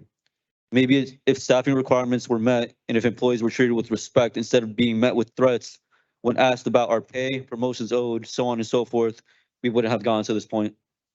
Being in a handicapped position with a union that is overwhelmed and meetings constantly rescheduled, it looks like our jobs are in jeopardy.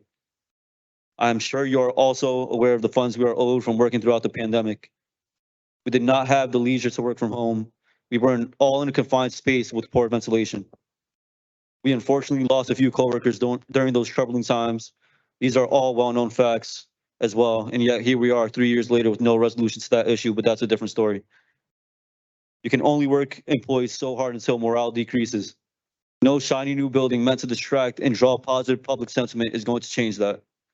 No pats on the back, no hey, good job, or we appreciate you will suffice. And certainly not turning us over to a private corporation with even worse employment conditions. Eventually, you'll be kicking a dead horse. We worked for what we are owed. It's straightforward. At this point, my speech is just a reiteration of what many others have said. A true broken record, a broken department that is neglected. Those with motives and agendas to turn public safety handlings to a private company have gotten their hands into payroll, employment, and union affairs. Instead of actively trying to alleviate operational failures, it appears as though someone is rushing to throw it into the hands of a private company. This is not a fair fight, and it should never have been a fight at all. The future of Jersey City public safety employees and the safety of the city should not be determined by the greed of a few with an agenda to align themselves politically and drain liquidity from the taxpayers' pockets. Hopefully, we get what we would deserve. And Thank you, sir. Thank you. Next speaker, 5.15, Amanda Blue. Amanda Blue here. Resident of Jersey City and an employee with the city for 17 years. And I'm just going to piggyback off my coworkers. And I would like to mention that I myself called the state. Okay, they will come and do the assessment for free. Nothing to the taxpayers. I have the phone number here. You guys don't have to pay IXP to do something that the state will do for free. Okay, in addition to that, we're still waiting for raises and promotions and things that we've been promised 5, 6, 7 years. I've been sitting in this position as an acting supervisor. No raise, no promotion, no idea of when they're going to promote with the pay of $10 per shift, which they now want to break down to $10 a day. Okay? I've offered you guys to come to the job to see how much we do. We take calls for emergency, non-emergency, EMS, fire department, animal control, DPW, garbage complaints, parking authority, which they supposedly revamped. We've been doing the work of 8 or 10 different departments, and we've been paid the least without any raise in sight. Okay? Another thing, we are first responders. I was the dispatcher that handled December 10th. I have not gotten one thank you letter, one good job, one certificate, not even on paper to say, you guys are appreciated. You guys mattered. We had people that showed up that wasn't scheduled to work. Okay, they came out of their beds. They came there to support us through what we were going through as an entire city and our department. IXP could never come in and do what we do. Just look at their records. You can read it and research it. It's all over the web. They're terrible. Another thing, having to work through COVID, okay? Imagine working through the entire pandemic, friends and coworkers becoming ill. We lost 2 of our best workers. Nobody even reached out to us to offer us any sympathy, empathy, any words of encouragement. Nothing. We did matter and we do matter. We're still waiting on the pay from us being in a state of emergency. It's year 3. Still no word. We need help because IXP coming in to privatize or whatever it is that they want to do is not fixing the root of the problem. We're 6 pay cycles in and we're still not being paid correctly because somebody jumped in there and want to switch the system mid-year and it's still not correct. Thank you. Yeah, thank you. And here's the phone Yep. number also. Next speaker, 5.16, Roseanne Manto.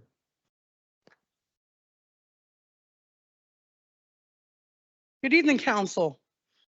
4 weeks ago, I stood here asking you to listen to all sides of the story and gave you some information on 911 working. But since nobody reached out to us, I'm here again. In case you forgot, my name's Roseanne. I've worked for your communication center for over 24 years. The last 5, I've been a supervisor and 911 coordinator. So Jersey City is always touted the most diverse city in the world. You know what follows the most diverse people? Their languages. According to the Jersey City website in 2019, 23 different languages were spoken here. And you know what? Sometimes those people call for help. In January and February of just this year alone, we used our interpreter line over 400 times. And although Spanish outranks them all, We have used it for Haitian, Arabic, Mandarin, Turkish, just to name a few. The average call when using this service is 6 minutes. That's 6 minutes that operator cannot answer another 911 call. So let's get into more calls. That same period, that same 59 days of this year, we took just shy of 65,000 calls. That's about 1,100 a day. Now, a lot of repeat calls because no one's educated how 911 works, so they hang up and call back and hang up. But in that time frame, we handled 5,024 calls for EMS, 2,666 calls for disputes, and close to 300 calls for fire. And don't forget, we have to take more parking complaints now since the traffic unit cannot handle half the calls they used to. You said we should hire more people. I agree with that 100%. Since 2015, we hired 88 people and we lost 82 of them. Hiring and retaining personnel is so critical across the nation that APCO International, the world's oldest and largest organization for public safety communications, is having a seminar in May in Virginia to discuss these issues. Maybe someone should attend. To finish up, I ask again for you to listen to both sides of the story. This evaluation from 2018 is still collecting dust. Nothing happened. You know where we all work. It's 75 Bishop Street. My office is 210. And if anybody would like a job application, I have plenty of them for you. Thank you very much. Next speaker, 5.17, Michael Mandrigo.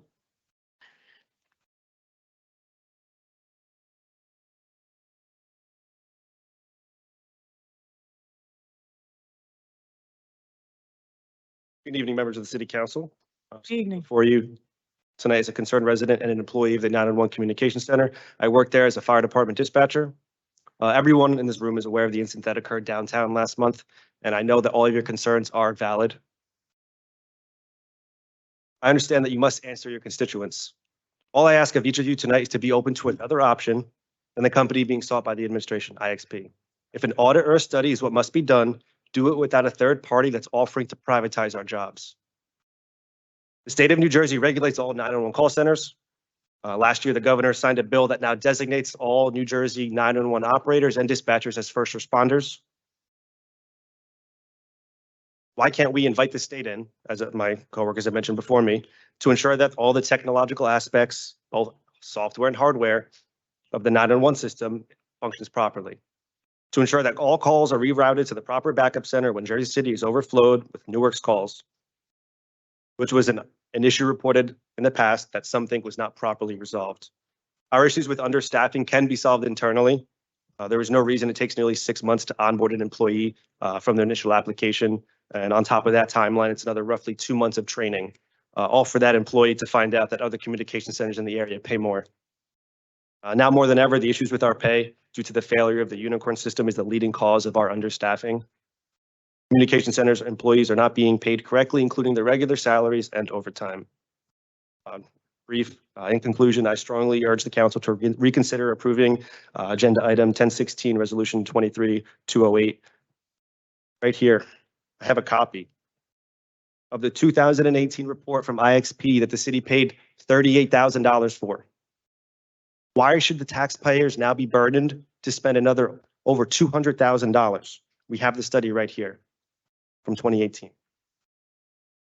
We should instead work to address the issues that exist internally with the current system and invest in the training and development of our current emergency service professionals. Our city's safety is way too important to entrust a company with profit-driven motives. Thank you. Next, 5.18, Christina Menzi. Good evening, Council. My name is Christina Mezzi, and I come here today not only as a concerned employee, but as a concerned resident of Jersey City. I was born and raised in Jersey City and now work as a dispatcher for the fire department. On January 25th, I spoke about the issues myself and my coworkers are facing with the new payroll system Unicorn. Nothing has changed, and our most recent checks on March 17th were still paid incorrectly. This is now the 6th incorrect check. Not only is the city in violation of our contract, but also in violation of New Jersey state labor laws. Everyone that we reach out to keeps telling us, oh, we're working on it, or that we're the problem, and that our contract is built into the system when it's not. If it was, then we wouldn't have these issues. Why is the contract only followed when it's convenient for the city? According to our contract, Article 30, wages, letter C states, any error in an employee's direct deposit of 1 day's pay or more shall be corrected by a supplemental check of within 8 days. It has now been 76 days since the first incorrect check, 62 days since the second incorrect check, and so you see the pattern here. Not only are we not being paid correctly, but we are understaffed and overworked. With Jersey City being the size it is, the communication center should be fully staffed with at least 120 people working a rotating shift. Right now, we're working with around 80 people. This means there are spots that need to be filled every day for every shift, forcing employees to work 16 to 20 hours a day sometimes. These vacant spots include supervisory positions. The city refuses to promote within the communication center, which results in many shifts being left without supervision. The lack of union representation right now is the reason most of the ongoing problems in the city is overlooked. Instead of the city officials working to fix the obvious problems, everyone is just ready to pass it off to the next person, which in this case would be IXP. Today, you will be voting whether or not to bring a company that openly mocked Jersey City on their website. Back in February, when the article came out about the Taqueria accident, IXP posted it on their website in big letters with breaking news rolling across the screen to show that Jersey City 911 needs help. To most, that would be disrespectful and rude. So why have a company who can care less about the city come in and assess the communication center again? After IXP's assessment in 2018, nothing was implemented to better the communication center. So what makes now different? Many of you questioned if privatization was eventually brought up, if you can end up going back to the old way. The answer is no. Most of, if not all employees will no longer be working in communication and or working for the city at all. Another thing to consider if privatization occurs is that the police and fire departments will no longer have a say in anything that goes on with dispatch. That would not be a good thing for their safety or the safety of the residents. An important difference is that a city-run 911 center is that the employees care. We care about the citizens. We care about our officers. When is someone going to care about us? Thank you. Thank you. Next speaker, 5.19, Kim Nieves.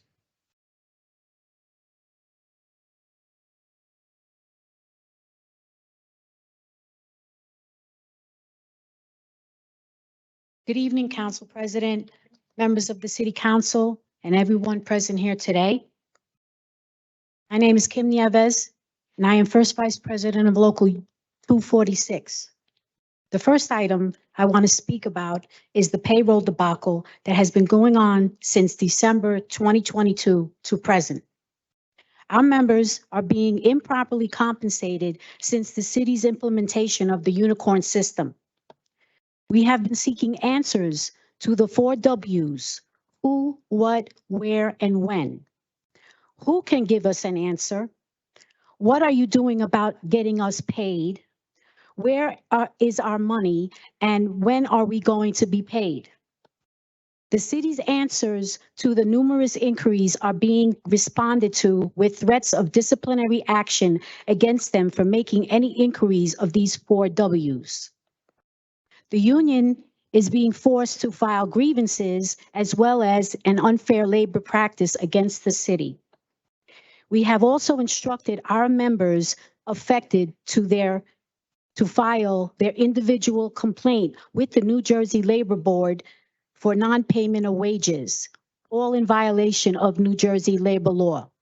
Enough is enough.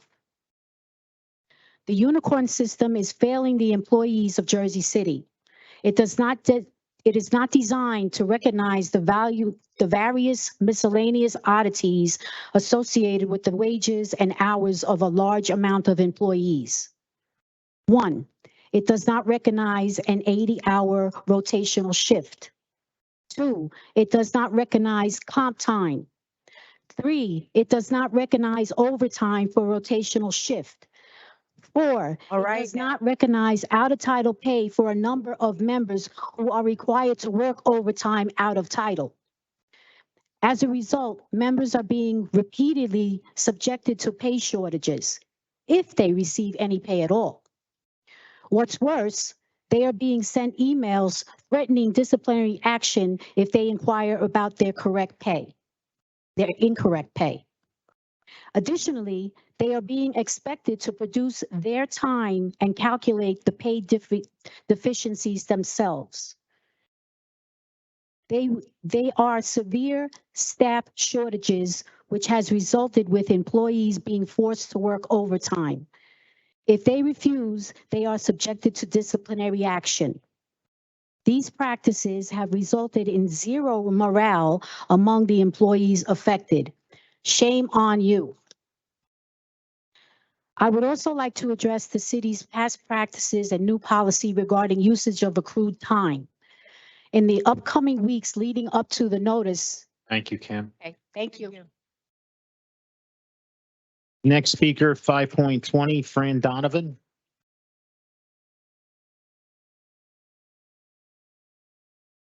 Good evening, council. My name is Fran Donovan, and I'm a clerk down at Bishop Street. So here we are again, talking about the unicorn system, which is supposed to be taken care of after the first pay period.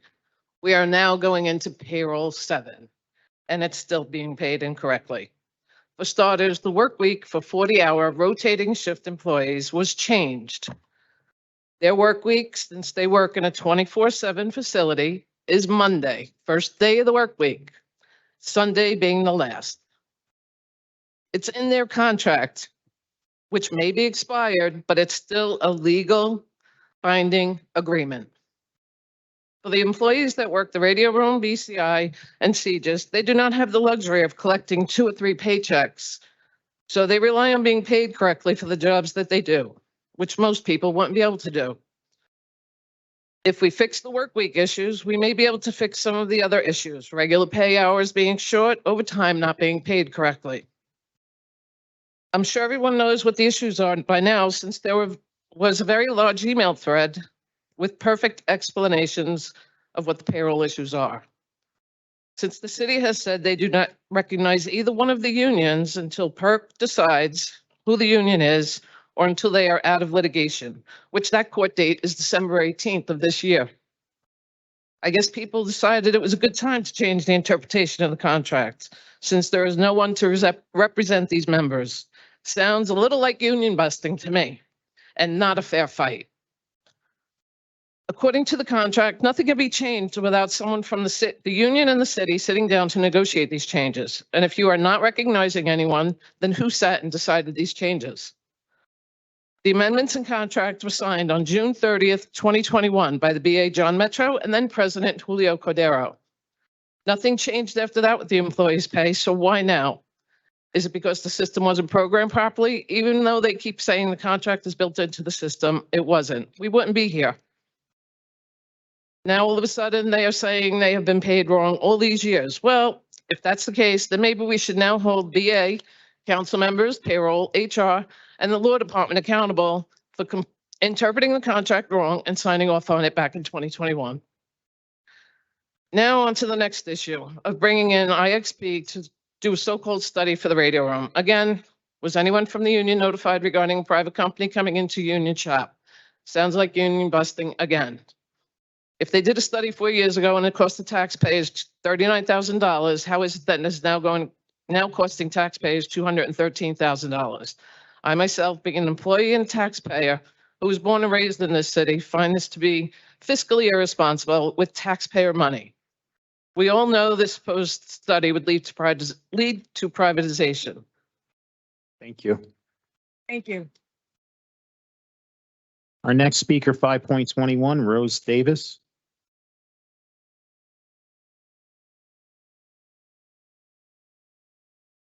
Good evening, Council President, council members, and everyone in the room. My name is Rose Davis, and I just want to piggyback a little bit off what Ms. Blue said in regards to the shooting on December 10th.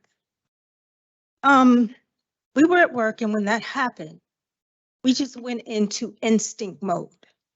We went into, that's our family. We need to make sure they're okay. We need to make sure these citizens are okay. We weren't taught that. That's just what we did. People came in from their homes to help, whether it was to give us a break or to just assist in any way, bring us food, all of that. They all came in to help. And when you saw the people in the room, police and fire alike, dispatchers, call takers. It was amazing. We didn't see Shay. Shay didn't come up there to help us. Still hasn't. We had to argue just to get someone to come in that room and speak to us after this was over, just to see what was going on in our heads. You cannot teach what we did because we did it because we love our officers. We love our citizens. That's something that can't be taught. And that's something that Shay never bothered to teach. But Shay is the person trying to take our jobs away from us. He wants to bring a company in with all bad reviews who would never be able to do what we did. I don't really have a lot more to say. I just wanted to say that, and I need you guys to think about it, because taking our jobs is not the answer. Maybe you need to look at the elephant in the room, which is management. That might be where the problem is starting, because management gives us nothing. They give us minimum resources to do a maximum job, but we keep that job going. We're burnt out. We work 16, 20 hours a day, but we still come in and do it because it has to be done. So to say that we need to be gone and they need to bring IXP in is a big mistake. And I really hope that you guys decide not to bring IXP in. Thank you. Thank you. Thank you. Next speaker, 5.22, Veronica Akazua.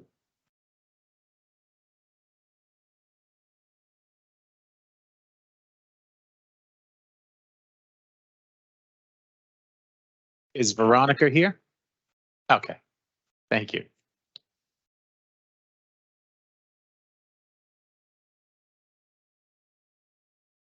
Good evening. My name is Veronica Akezua. I'm a Jersey City resident in Ward D, and I'm an active member of the nonpartisan organization Voter Choice New Jersey. Tonight, I'm here to talk about small d democracy and a much needed voting reform to open up the political process at the local level. Ranked choice voting, also known as instant runoff, is a voting method that gives voters freedom of choice to rank candidates on the ballot in order of preference: first choice, second choice, third choice. Even if a voter's favorite candidate doesn't earn enough votes to win, that voter still has skin in the game, because it's possible their second or third choice candidate had earned enough votes from the electorate to win the election. The bottom line is, our vote is our voice, and our voice is our vote. And with ranked choice voting, our vote counts more. Tonight, I'm asking you, the City Council, to support ranked choice voting.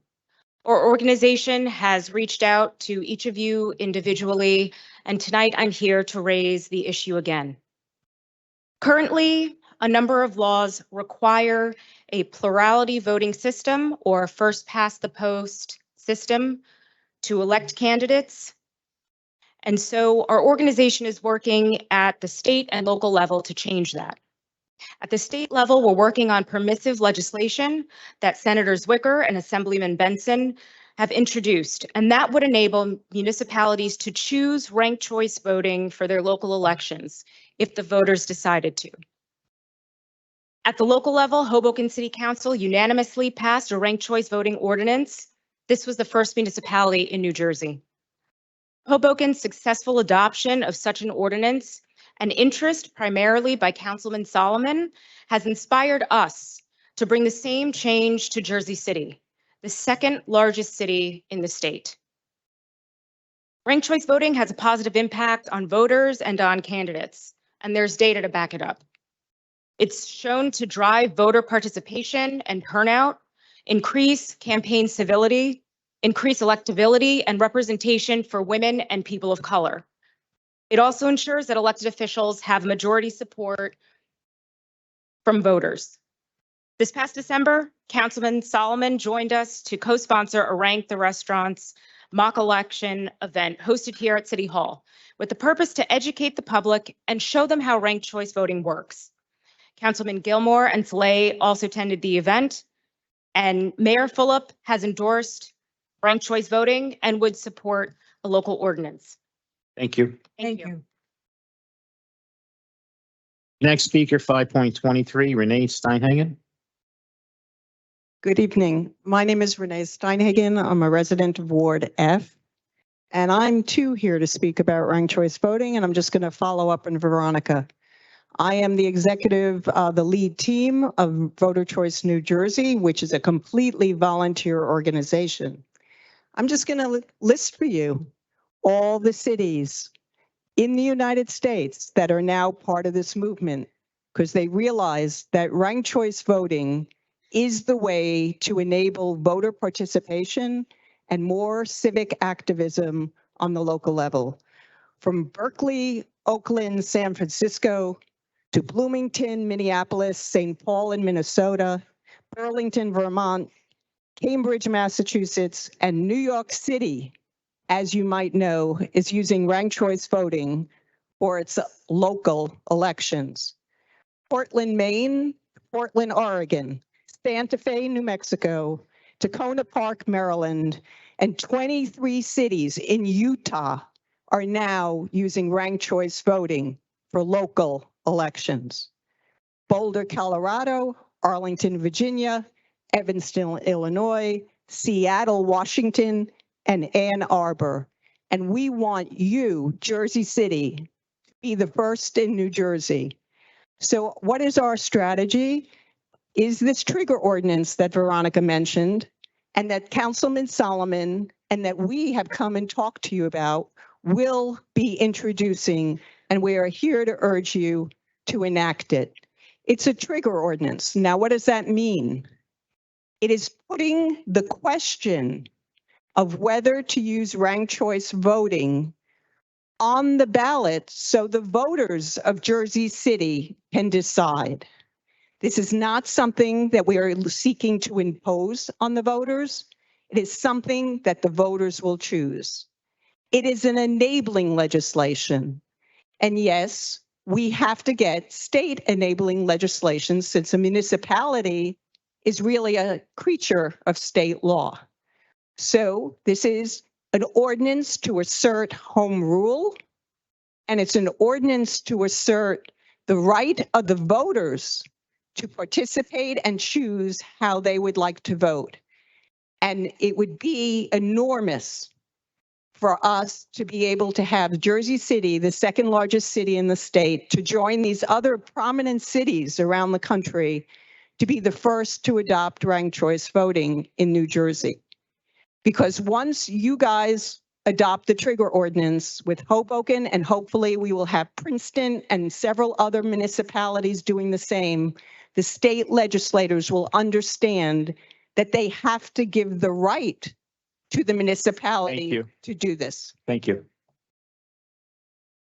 Our next speaker, 5.24, Jacob Latentre. Jacob? Oh, sorry.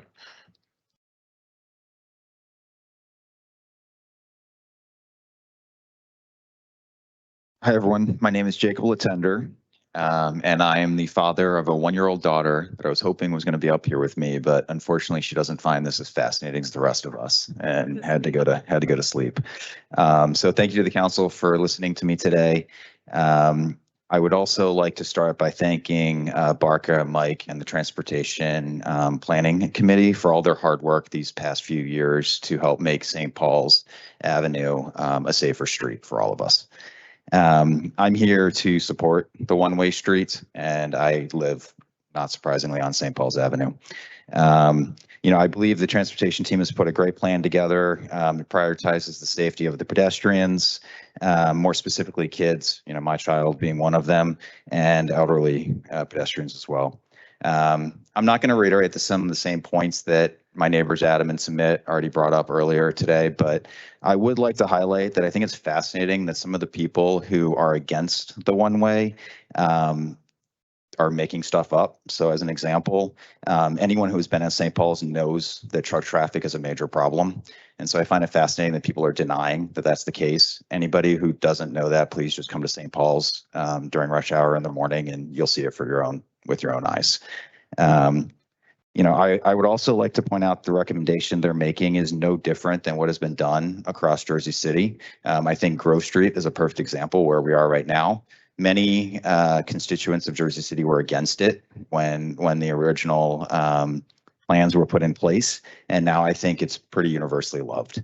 And so I would just encourage the council to continue to stay open-minded. And, I'd really like for us to obviously make some progress here.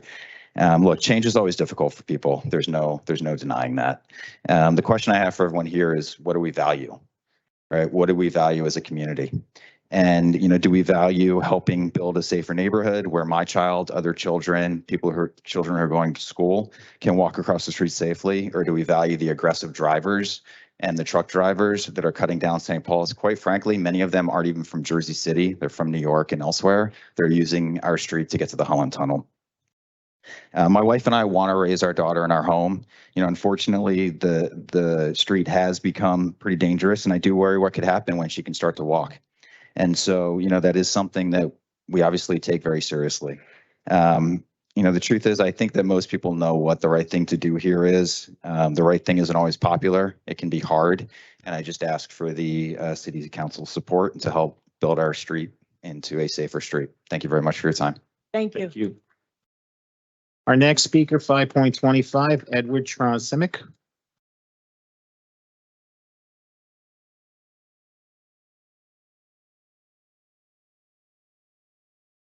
Good evening. My name is Edward Trahimchuk. Thank you for having me this evening.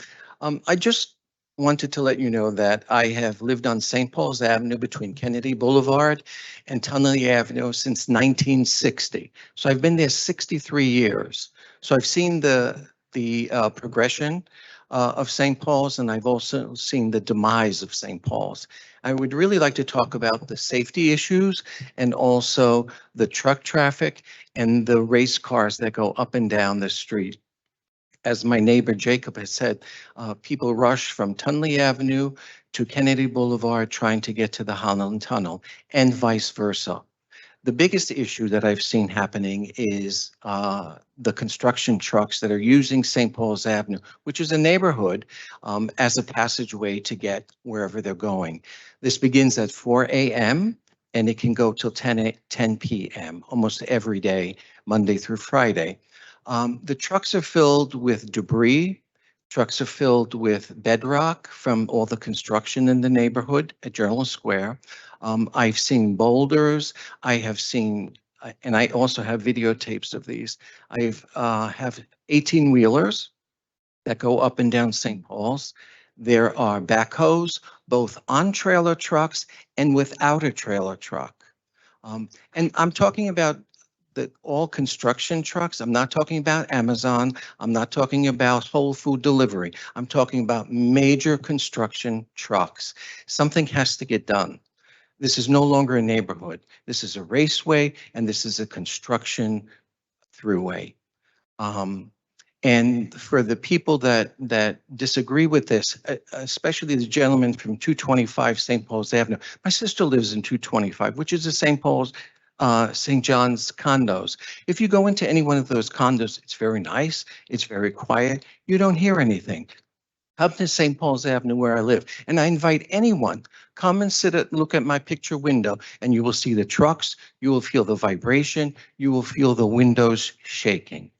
Please do something. St. Paul's Avenue is broken. Thank you. Thank you. Our next speaker, 5.26, Anne Marie Ferranda.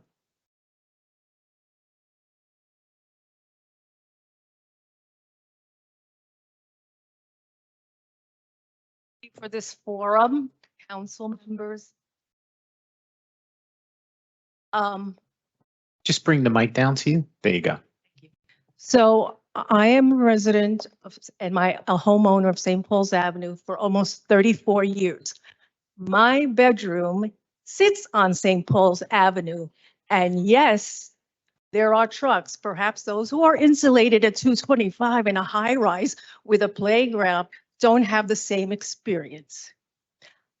I have witnessed and I have feared raising my children who are now adults, almost 40, and I am now a senior, and there is fear. There is fear, and there are actual incidents of injuries and fatality that have occurred. This is not about 75% who don't want it and a few who do. It's about a community, and it's about the community, which is a family that we have when we walk out our door. It's about that safety. It's not about your vehicular inconvenience as a motorist. It's about pedestrian mortality on that street. I support one way. I appreciate the efforts made by the Transportation Department to implement options. But the best option that I have seen, the one that was cut short, was the one that had the calmest amount of traffic. And I witnessed possibly some person of the neighborhood actually, before this pilot of one-way was taken down, ramming the blockades to that pilot. So I ask that it is one way. I support it. It's about community. It's not about numbers.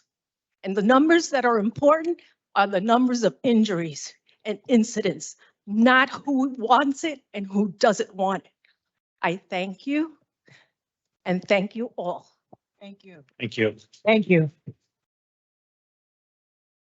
Our next speaker, 5.27, James Calderon.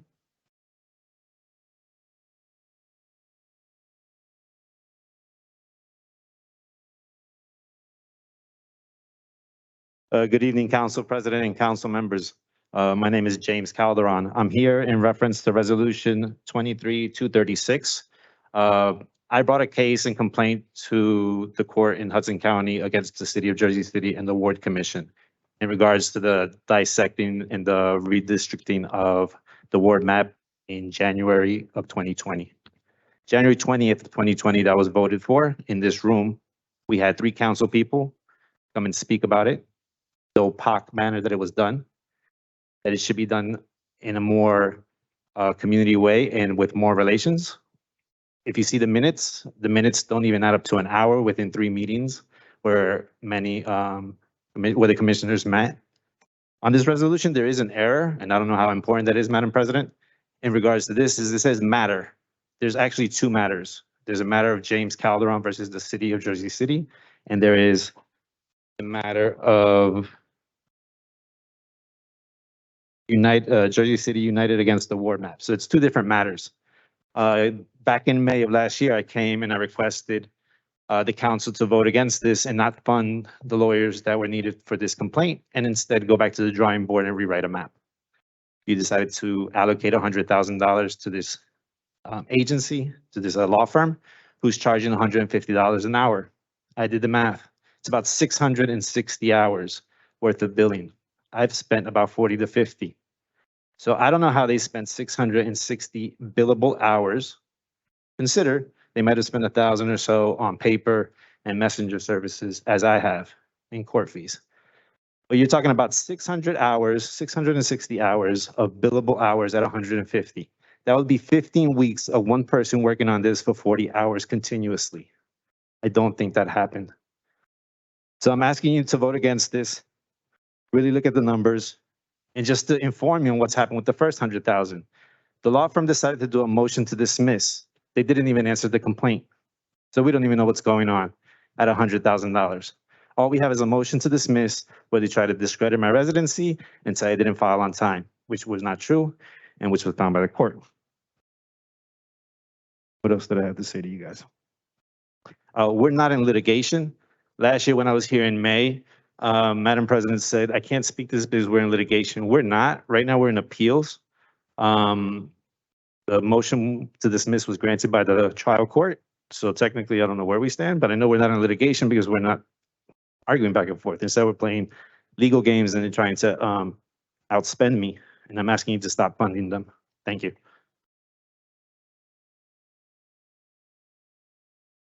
Our next speaker, 5.28, Megan Santasuso. Megan? She's not here. Thank you. Next speaker, 5.29, Phil Carrington. Councilman President, not President, Danny Rivera, President Tiamo, I forget, anyway, and members of the city council, to the clerk, moderator of record. I want to make it clear, whenever I come here, I'm not just speaking to the person, the president or the vice president. I'm speaking to everybody. That is Maya Prinzeri, Bajiana, everybody. Not just the person that's in my ward. My issue today is taxation without representation.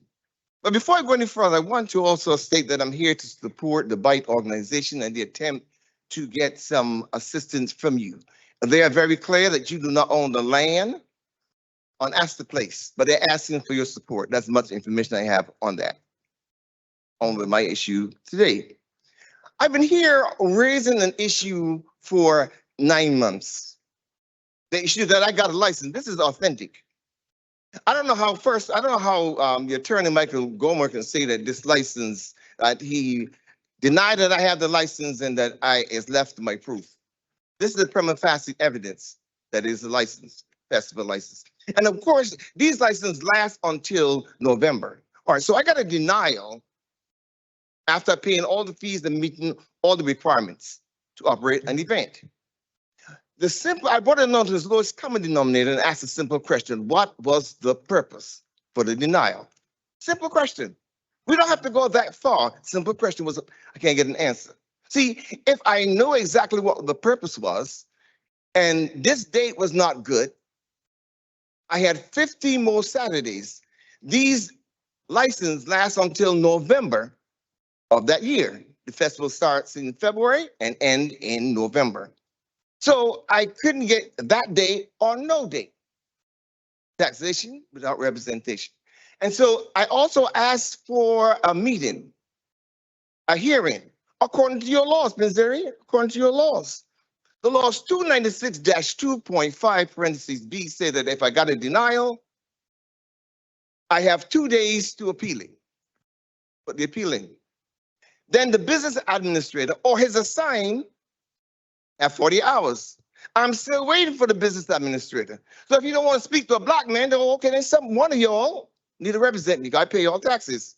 I asked Ridley, this person, that person, no meeting. And this has been happening for 10 years. Every time I ask the business administrator for a meeting, according to law, can't get a meeting. So I just want to make it clear to you, if I raise the issue, and that, of course, that law was made by you in 2020. Thank you. Our next speaker, 5.30, Isaac Jimenez.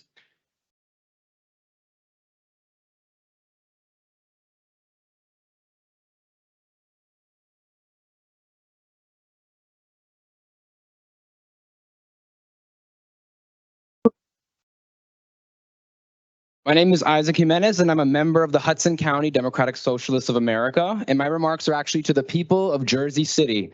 I'm glad to be in the company of so many different groups and concerned residents in here in Jersey City, and I'm here to speak today about the future of Jersey City. You see, we ought to know a lot about the future of Jersey City if we want to be in it.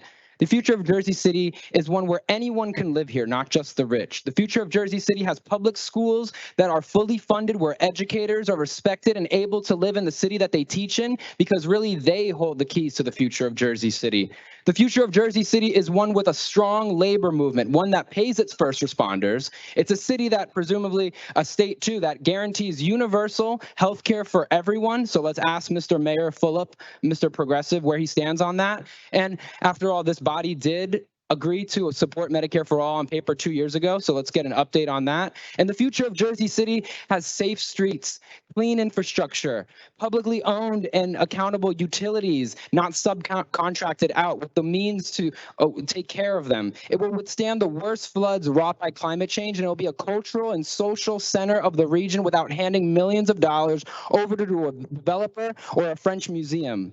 You see, the working class in France is telling their government about the future of France right now as well. The future of Jersey City is one where all live in dignity without the fear of being priced out or having their park taken by a billionaire. It's a city that isn't fleeced by James Shea. The future of Jersey City is being built as we speak with tenants at Portside behind me and other buildings, building a base with educators in the schools and activists in this room. But let's be clear, nothing will change in this room today by me just speaking at this podium or any of us speaking at this podium, and resist the temptation to go into the back room to have your problems followed up on. They will shoot your problems in the back of the head and hand you a business card. This city is at war with itself. Why do you think Jersey City has so many issues with traffic safety? Or why can't it handle its 911 calls? NIMBY versus YIMBY, bikes versus cars, long-term residents and newcomers. These skirmishes are the frayed tendons of a real struggle, the working class struggle. Those who work for their money and the capitalists, the boss, the developer, and the politician that does their bidding. When Amy DeGeese hit that man on his bike, he was riding for Uber. And when that car rammed into Taqueria, it was due to a customer-worker dispute. It's up to us to name the enemy. And I saw an old friend, Mr. Salermo here from my hometown, Elizabeth. Capitalists will go everywhere. They'll follow the money. And so we should too. Right now, under the pressure of inflation, rent, we're fighting back. The people behind me are fighting back, not any of you in front of me. And people on this council have facilitated capitalism. But as you do, know that underneath it, socialism grows. Underneath it, a democratic socialist movement is growing in the city. And like Dr. King said, you can call it democracy or you can call it democratic socialism. But there must be a better way to distribute wealth within this country for all of God's children. Thank you. Next speaker, 5.31, Jaden Hernandez. Good evening, City Council. I'm here speaking tonight in order to attain the rights of council to protect the tenants of Jersey City.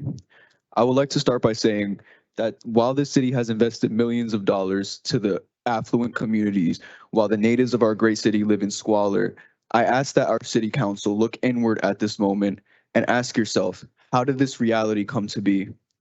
This inaction to protect our most vulnerable, the elderly, and women with children have been left on the streets to die, all while millionaires continue to exploit these systems. This blatant distortion of justice has led a whirlwind of the most heinous acts of humanity to exist freely, all while operating under outdated policies that destroy growing communities. Realities such as these, and accepting the fact that this government kills its own people, it's sacrificing us to an agenda of a global dominance and control, deeply corrupt systems which only benefit the empty, soulless landlords who are quite literally making full careers from destroying Black and brown communities. So many people in our world would happily sell their souls for corporate profit, which is precisely why so many people have turned a blind eye to these deplorable practices, as it has become a normality to sell and market your humanity for profit. It is clear that Jersey City is a for-profit corporation, as the seal so proudly adorned above your heads so clearly states.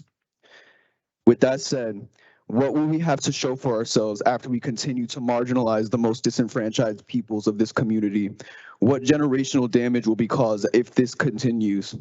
I assure that this treachery of the most fundamental rights will have a profound effect on the livelihood of this earth. City Council, have you ever lost a classmate to gun violence? Have you ever witnessed the pain of a community from a child that was murdered, or looked into the eyes of their grieving family? We need to change. We need to do better for our people. We need unity, not division. Thank you. Next speaker, 5.32, Kevin Weller. Hello, my name is Kevin Weller, a candidate for Hudson County Committee. Since the last City Council meeting, we discovered a See-Click-Fix support ticket that was submitted on 9/22/2020, asking if 155 Washington Street is subject to rent control. The ticket was answered the next day by a verified official who said, quote, "The current records with this office show that this property has not provided proof of exemption from the rent control laws and is therefore currently governed by rent control." It is hard to believe this can be happening in plain view. Mayor Fulop, Director Richardson, why are you letting this continue? Enforce 260. Everyone, download the app See, Click, Fix and search for 280 Grove Street. That is where we are right now. You'll find a support ticket for a broken ordinance and a whole bunch of information about the non-enforcement of rent control. On February 8th, Director Richardson assured me that he would conduct de novo reviews for new petitions concerning rent control. However, after tenants submitted 2 new petitions on February 13th, over 1 month later, he has not done so. Mayor Fulop, Director Richardson, why are you letting this continue? Enforce 260. We have been told by some on our city council at the Portside Towers Town Hall in front of the press that Mayor Fulop could fix this if he wanted to. Our only reply from the mayor since that last council meeting was that he couldn't possibly get involved, given we are already engaged in an administrative process. That was the same thing we heard here months ago before we submitted our appeals. And we needed his help when we needed his help the most. Since then, even more people have been forced to leave Jersey City due to appalling high rent increases. This isn't just about Portside Towers anymore. This has to be fixed for everyone. I've gone to every rent leveling board meeting for the last 6 months. The last one was last week, and it will likely be the last meeting before our hearing. It is the meeting that sets the slow walk date for all of the things we have been discussing here for months. No matter what happens at that meeting, we are not going away until this gets fixed for everyone. Something very unexpected happened at that last rent leveling board meeting. We were approached by a member of the rent leveling board who informed us that we should look up how politics work before our hearing. A heads up about politics before a rent leveling board hearing? In response to these ongoing issues, we are preparing to initiate a recall of Mayor Fulop. After consulting with various tenant and political organizations and conducting a proof of concept canvass, we are confident in the support and enthusiasm we received. We consider this a last resort, and we will update you at the next city council meeting on whether all other avenues have indeed failed. Please feel free to symbolically sign the preliminary version of this. Thank you, Kevin. Next speaker, 5.33, Tom Conroy. Good evening. My name is Tom Conroy, and I've been a Jersey City resident for 15 plus years. First, I'd like to thank council members Gilmore and Solomon for attending our town hall and to really learn more about the struggles Equity Residentials is causing the properties across Jersey City. Your commitment to the people you represent is admirable. Councilmember Saleh, I think it was you 3 meetings ago that mentioned you were working on legislation. My question is this: what's wrong with the current ones that are on the books? Enforce 260. To the larger council, why haven't you heard anything from you guys? To Director Richardson, where are you? How do you not find the time to review 2 de novo petitions you promised to on February 13th? You aren't even following the timelines your office outlined. To the mayor, where are you? Why haven't you showed up at any meeting so far? Why aren't you guiding your administration to follow the law? Why are you allowing this housing crisis to happen in your own city, a place you like to call a livable city, which it isn't? Mr. Mayor, it isn't that because you aren't doing your job. That's why we're preparing to initiate a recall. Finally, to any politician that's thinking about running for governor, please contact us at rentcontroljc@gmail.com to learn more background about how Mayor Fulop is ignoring the law that affects 72% of Jersey City's residents. Who would want that as a governor? Heck, who wants it as a mayor? Hashtag recall Fulop, hashtag follow the law, hashtag do your job or step down.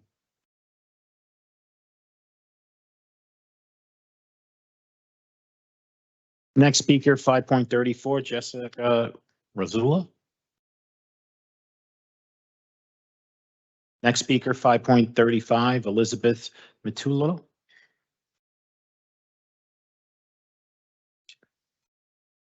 Next speaker, 5.36, Danilo Kirshner.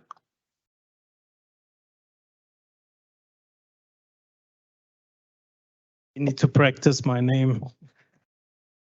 Sorry. Any location? It's okay. Rent is facing 30% and more increases and have to leave their city and the communities they live in. Mayor Fulop holds a fundraiser on investor yacht without paying for it. Mayor Fulop and entourage travel to Paris and pay with COVID funds. He blacklists journalists and pressures city contractors to ask for permission before speaking to the press. Illegal rent petitions are being ignored by Mr. Richardson. We present clear evidence that the housing laws get ignored. That all doesn't seem to resonate. The mayor is not even talking to us, his citizens. Corporation of Jersey City, says the seal above you. A corporation understands numbers such as budgets and profits, right? So if personal hardship, suspicion of conflict of interest and corruption, and hard evidence of ignoring Ordinance 260 is not impacting the mayor and you, let's do some numbers.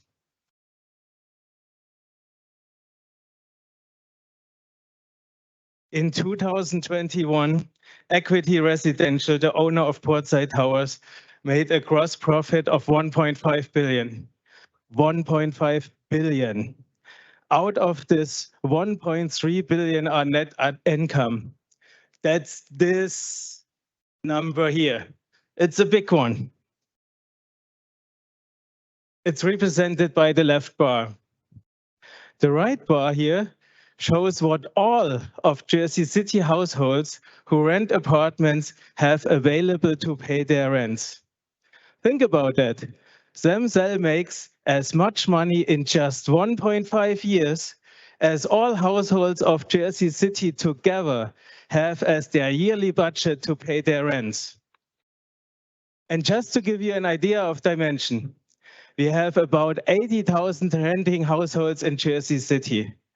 Guess how many apartments Equity owns in total? 80,000. This means they are as big as the complete rental market in Jersey City. And with size comes power. And you feel that power too. You are even planning to change Ordinance 260 in favor of landlords. You are planning to weaken the rent control laws. This is what we mean by company greed. All to make Zemzell and other investment companies even richer. Zemzell net worth 5.3 billion. Thank you. Thank you. Next speaker, 5.37, Sonja Kirshner. Good evening, Council. My name is Sonja Kirschner. Imagine the following situation. You and an accomplice have been arrested for robbing a bank, and you both care more about your own freedom than that of your accomplice. The district attorney makes you the following offer. You can either confess or remain silent. If you confess and your accomplice remains silent, I will drop all charges against you and see that your partner is put away for some serious time. If they confess and you don't, they go free and you do the time. If you both confess, you will both be convicted, but you both get an early parole. If neither of you confess, I'll prosecute both of you for firearm possession and you will get small sentences. You cannot communicate with your accomplice by any means. You must make your decision alone. Some of you might have heard about the prisoner's dilemma as summarized by Chris Bateman here. I chose this analogy as I believe the mayor and Equity Residential are playing exact this game. Since May, we see two accomplices in a mutual betrayal against their own citizens and customers. We see them both doing the tit for tat. Both remain silent and hope to get away with it. I have no recommendation for the two accomplices. It's too complicated. What I know is that the facts are on the table. We know that we are being betrayed by our landlord and by our city. We know that laws are not being enforced. Everyone here in the room knows that. What has changed now is the stakes.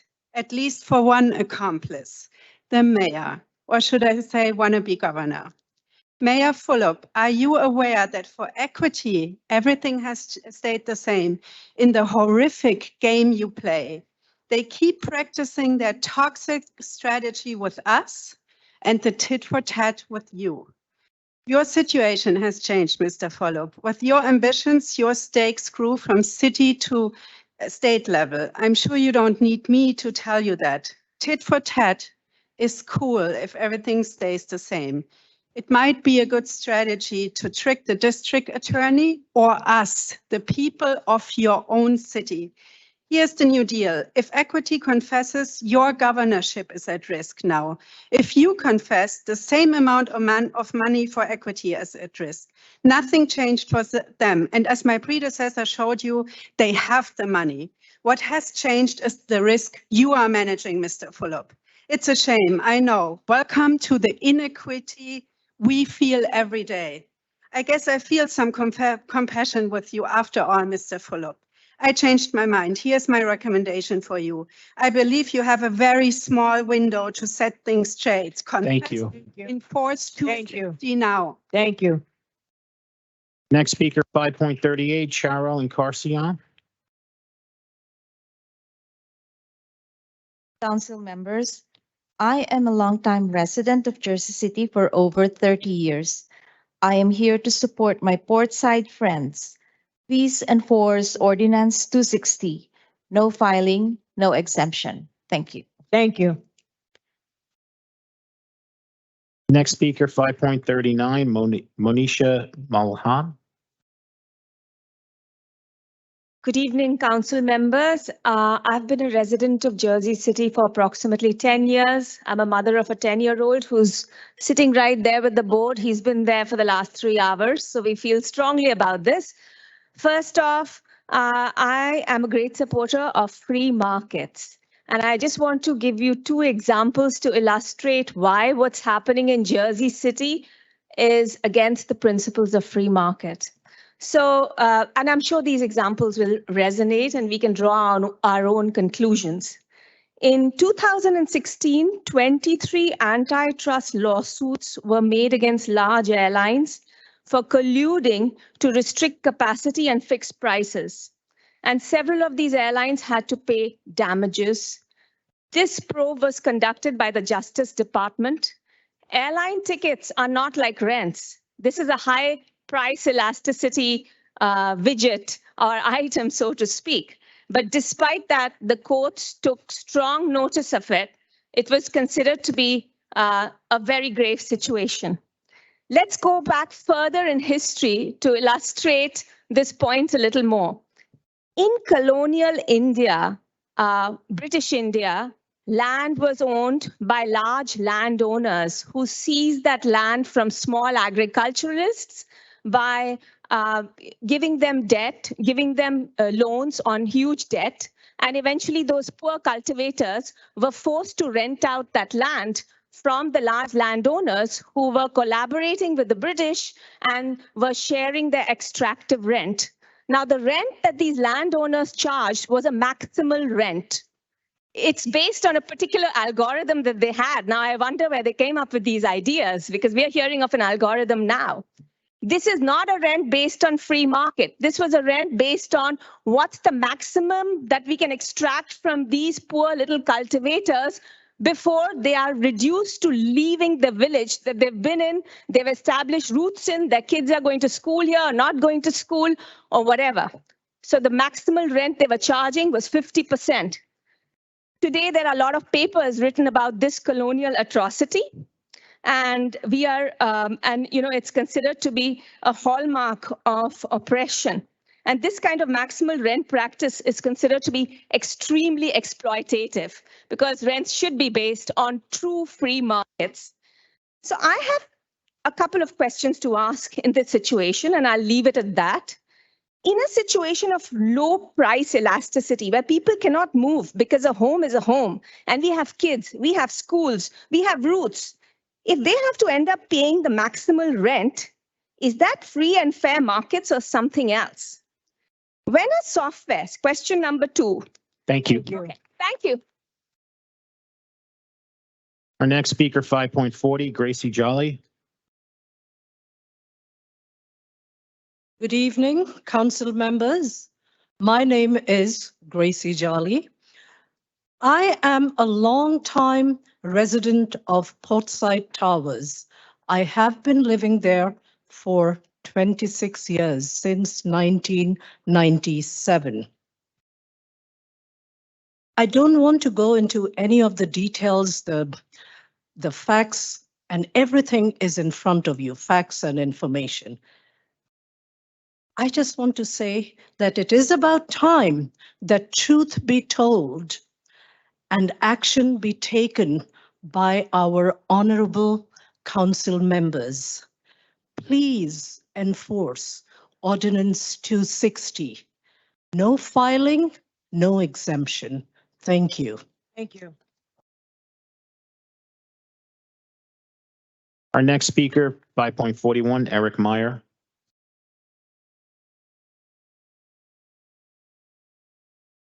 Good evening, council members. Jersey City has a master plan that crafts a vision for the city's future.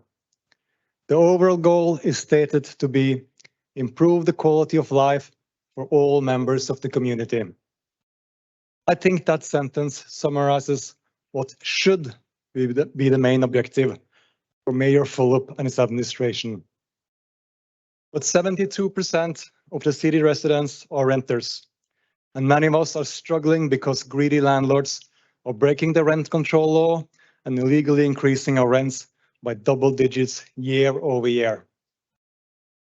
Mayor Fulop and city council members, if you want to improve the quality of life for the majority of your constituents, open your ears and start listening to us. I have 3 questions for you, Mayor Fulop. 1, why do you allow big, greedy, multi-billion companies to break the law by not enforcing Chapter 260, the rent control ordinance? 2, why do you care more for the profit margins of greedy landlords than you care for your own constituents? 3, why do you allow billionaires to force families out of their communities without even allowing them free right to counsel? We have the law on our side, and we are not going away. We will not forget your silence and charade. We will not forget. Thank you. Thank you. Next speaker, 5.42, Brian Whitney. Hello, I'm a resident of the Portside Tower, and I want to advocate for rent control. My rent was increased 22%, and my income is not even close to that. And we have an increased amenity fee of 25%, but the facilities have not been kept at an acceptable rate. And I'd like to support the rent control measure. Thank you. Okay. Next speaker, 5.43, Lola Gale Patrick O'Dean.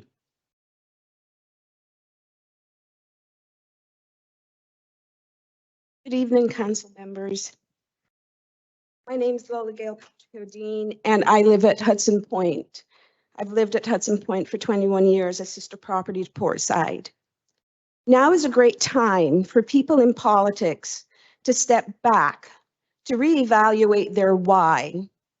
Was it in service of people or to amass wealth and recognition? There is nothing that I detest more than people who enter public office for any kind of service to themselves. I believe that if service is beneath us, then so is leadership.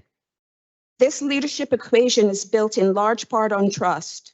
We believe the candidate, and in trust and belief, we vote that person into the job. Shout out to Councilman Gilmore and Solomon, men of the people. Landlords like Equity are breaking the law with these unconscionable rent increases and hurting the middle class greatly. So when trust is broken, as it is here in Jersey City, what is the expectation that anyone can have about future performance for career politicians? We are living in fear about what the next rent increase will create for our lives. Equity believes that if we cannot afford what they're doing, then we should simply leave. After years of loyalty, this is unacceptable on every level. Where does our help come from, if not from government officials who we relied on in this trusted relationship? As President Jimmy Carter lies in hospice care, it's a perfect time to look back at his tenure for guidance about what matters. He will be remembered among the greatest presidents for his character, his integrity, and what he valued, and that was people. The middle class in Jersey City are crying out and have been doing so for a while now without a response from our mayor. Jersey City is now on overload, and the infrastructure cannot withstand the greed that comes from developing too much. Some in the body politic fatten their pockets, and we in the middle continue to bleed.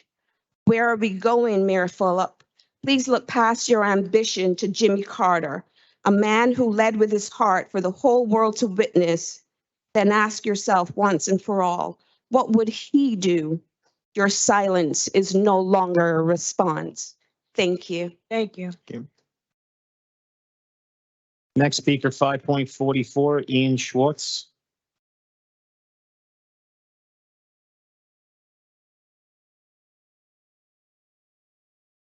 Good evening. My name is Ian, and I currently live at Hudson Point Apartments. Thanks for your time. I moved into Jersey City back in 2003, 20 years ago.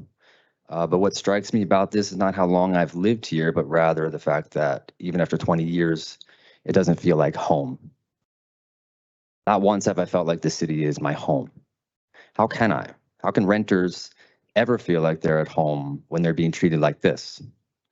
Last summer, I was told by my landlord, Equity Residential, that they were raising my rent $950 a month. Take it or leave it. It's now market rate, they said. The same exact apartment, suddenly it's $1,000 higher a month. I've heard people quoting that residents are paying 1/2 or even a third or a half of their income on rent. Well, I'm now paying all of my income on rent thanks to this, and that's with the extra part-time job I'm working. I have a child who goes to school here.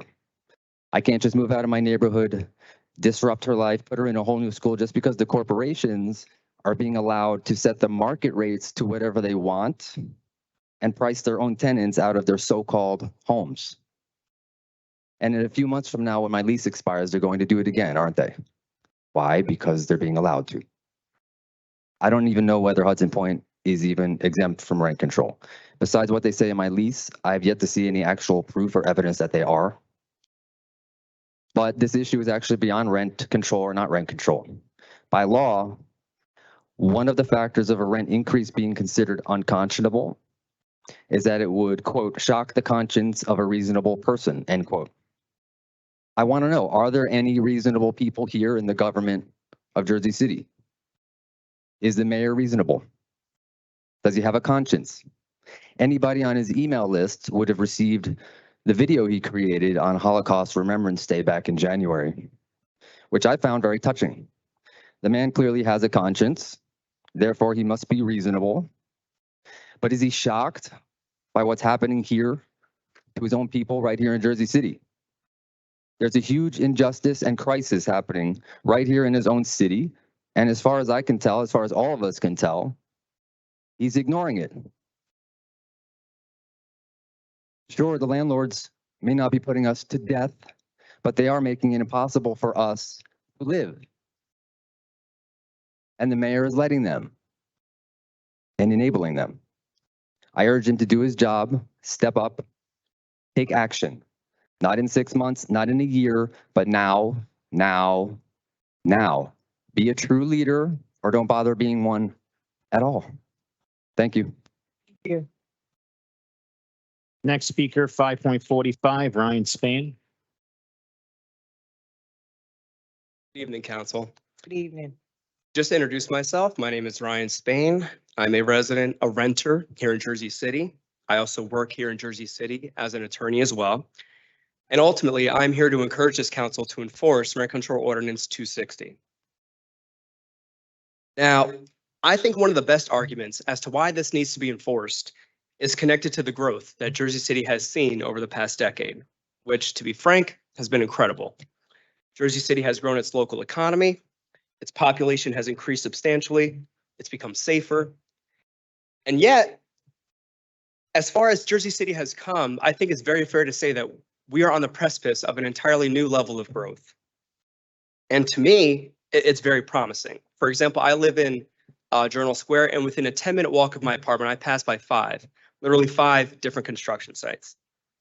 And once again, I say it's very promising. I think that this new wave of growth has the potential to bring a whole new level of energy to Jersey City. Now, with all that being said, I can't help but think that all this growth will be for naught if it's not done the right way. Growth cannot be enjoyed by one slither of the community at the expense of everyone else. Growth cannot leave entire communities of working people behind. And on a rudimentary level, growth is not fair if some actors are allowed to play by an entirely different set of rules.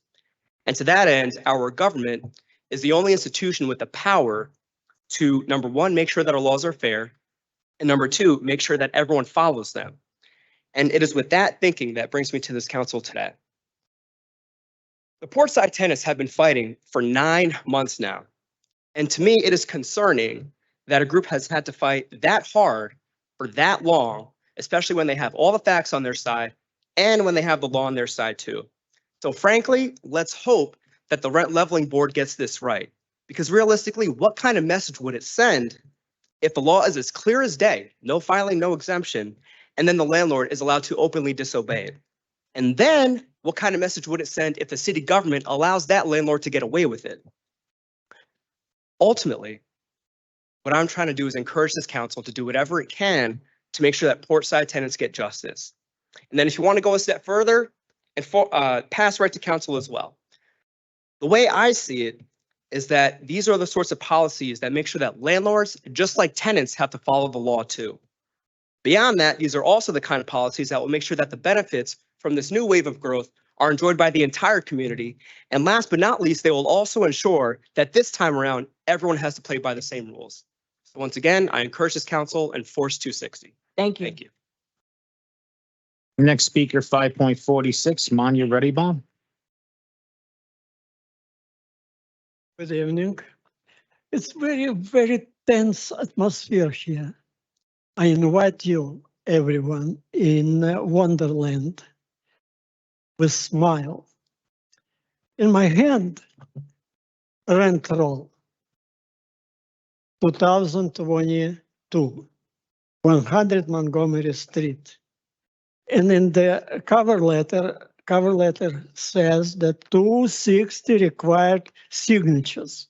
Landlord and manager, there is no signatures. Why office took it? Why office landlord tenant take it, this rent roll? As I said, smile. What is in this rent roll? On the very first page, you will easily find dead body, occupied apartment. For many years, previous years, this dead body pays rent and receive American taxpayers assistance. This year, this dead body received also parking spot. People stay in their line to receive such spot, but this guy already has it. Smile. Nothing will work until you will not be strong. Nothing will work until you will not do something. How many times people behind me asking you, help, help, help, help, help. Each time we'll listen, process, it's process. Yes, it's process. Several years ago, I and previous tenants organization president submitted to Solomon a letter describing inappropriate intentional rent calculation for most defenseless people in the building. And what this councilman did, He lost it. He didn't say to me, give me a copy. He just reported to me that management win the war with rats around the building. Congratulations to Solomon, to management, to everyone. So again and again, asking you to be serious. It's nothing can be done without serious approach to people, respect to people. There's even not law, but how this lady from office landlord take these pieces. Thank you. Thank you. Next speaker, 5.47, Ryan Blum. Good evening. My name is Ryan Blum, and I'm a resident at 100 Warren Street, Portside Towers. As a concerned citizen and tenant, I've been closely following the ongoing struggle against the current rent control situation in Jersey City for the past 8 months. I am deeply troubled by the lack of progress or action from the city or mayor prompting me to speak up today. When my lease renewal arrived in August of 2022, I was shocked to see a staggering 15% increase. I attempted to negotiate with Equity Residential, the landlord of Portside Towers, which you guys know that by now, but was met with a completely dismissive response. This prompted me to speak with my neighbors, and I then learned about the ongoing investigation of a potential violation of rent control laws. Thanks to those standing behind me and others, and the lack of diligence and action from the mayor and other Jersey City officials, I was able to avoid being forced into signing a new lease with a 15% rent increase. However, it is clear that the city has failed to enforce existing regulations and has allowed landlords to take advantage of tenants with unimaginable rent increases. This has made Jersey City one of the most expensive places to rent in America, which is not something I am proud of as a resident here. Why has the mayor not done anything to help the residents? Why is he continuing to allow the housing crisis to force tenants out of this great city? I implore the mayor and council to take urgent action to enforce rent control laws and protect tenants from being exploited by landlords. It is time for the city to do its job and prioritize the needs of residents over the interests of greedy landlords. Thank you. Next speaker, 5.48, Tara Smythe. Tara here. Okay. I have to go through all those people just to get up here. It's a good turnout. And first, thank you to Councilman Solomon and Gilmore for showing up for their constituents and keeping the dialogue open on housing affordability issues in Jersey City. Definitely need more representatives like you. There's a long list of reasons contributing to the housing affordability crisis in the United States, including inadequate public assistance, building and housing costs that are rapidly outstripping wages, low inventory, historically racist, restrictive zoning and housing policies, sky-high property taxes, and as all of us here in Jersey City are acutely aware, municipal government leaders making legally dubious backroom deals with corporate developers of multifamily properties who then turn to revenue management software companies to artificially inflate the price of apartments to maximize returns for real estate investment trust investors, not for the community. Revenue management software is not new. It has its roots in the airline industry where it was first developed in the 70s and 80s. American Airlines was the first airline to develop a computerized revenue management system based on a mathematical algorithm that optimized the allocation of seats across different fare classes based on demand and inventory levels. Today, revenue management software is used in the hotel industry to optimize room rates based on occupant levels and market demand. In the rental car industry, it's used to manage fleet inventory, and in real estate, it is used to figure out what to charge for rent. In theory, revenue management software could be used to help maximize occupancy rates, manage lease expirations and renewals, anticipate maintenance issues, and cut costs. But in practice, it's being used by apartment owners such as Equity Residential to support them on the front lines of exacerbating housing affordability and collude with other corporate owners to set rental prices and manipulate the market to generate massive returns for their investors.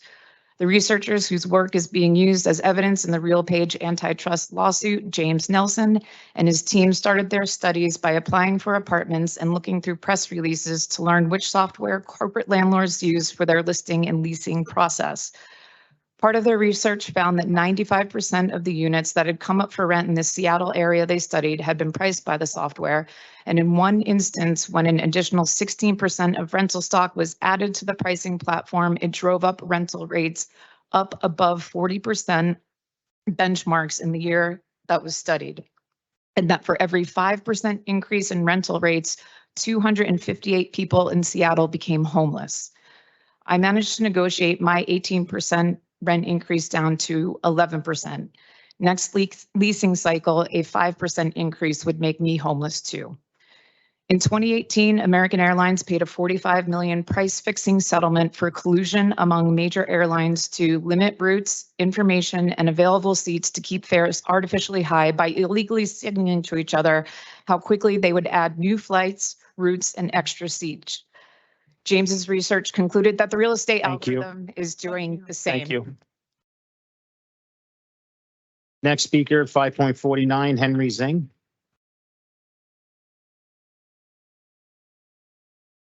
Evening, my name is Henry Zhang. I know that Portside Tower is a LLC company, oldest company, and that is governed by the long-term tax exempt law, which intention is to encourage the developer to do the housing project for the better good of this country, of this city. So when you have that intention that is supposed to give the benefit of the tax exempt to not just to the developer, but to the people, because in the law, you are supposed to be a condo, but eventually they changed that to as a renter. It never passed the benefit to the renter. That is the issue that we are have.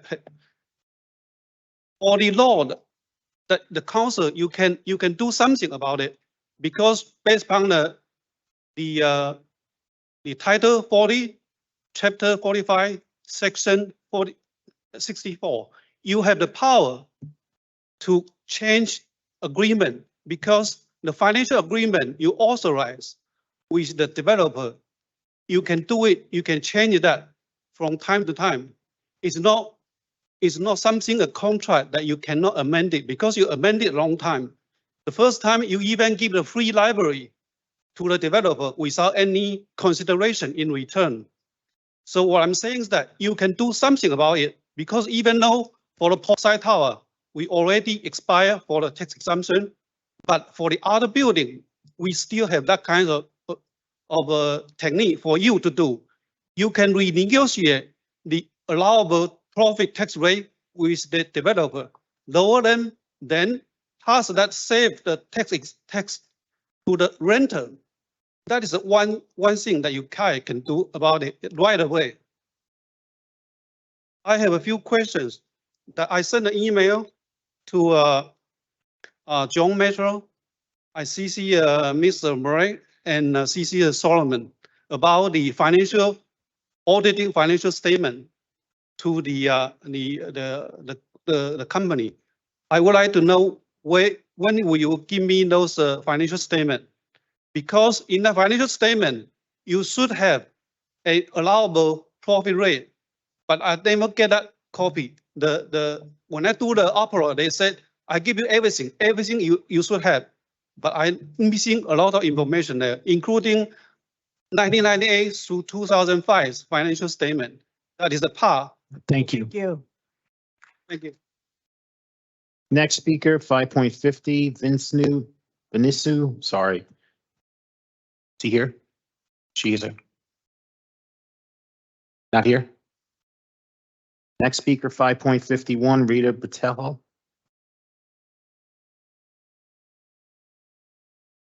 Okay. And 5.52, Michelle Hirsch.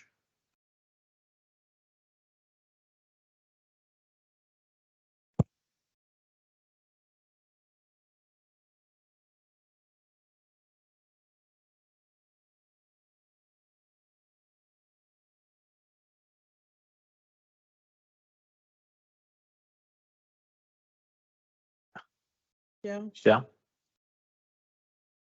Good evening. I hope the press and public are listening because I'd like to address the level to which the city has been willing to go in its pact to remain complicit with my landlord. The question at hand is, under what circumstances is a landlord or building owner permitted to submit their annual landlord registration statement to the landlord tenant office outside of the city's official process? That official process is by submission of an electronic form using the Cognito Forms platform. Here is how you can see for yourself that the city administrators, Mayor Fulop's administrators, including Landlord Tenant Office Director Chiron Richardson, are willingly perpetuating the non-enforcement of Chapter 260. Let's walk through how the electronic legally required form works. You can Google Jersey City landlord-tenant relations, and it brings up the form. Scroll down to 5 or more unit registration, part 2 of 2, and it will bring up the landlord registration form that must be filled in electronically. This is the copy that shows up. One would go in and fill it in, the landlord or building owner, and there are a couple of questions that have a red asterisk. The red asterisk means that that question is required. You must fill it in. And if you don't fill it in, you cannot electronically submit the form. The form also asks, is the property you're registering subject to rent control? If not, please attach proof of exemption, red asterisk. Then there's a drop down. If one says no, that they are not subject to rent control, the drop down shows up with these choices. One needs to pick a choice and then one must upload the proof of exemption.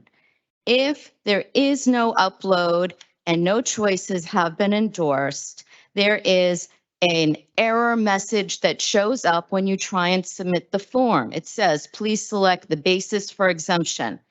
I received the 2023 landlord registration statement for 155 Washington with nothing, no appendices, nothing, which means they did not electronically submit it.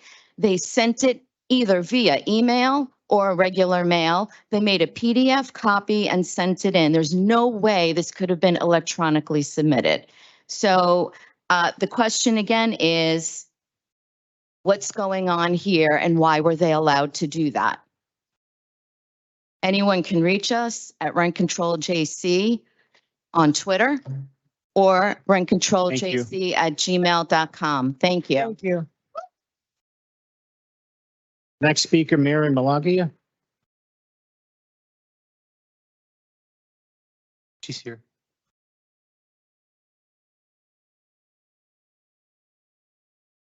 Good evening. Is that good?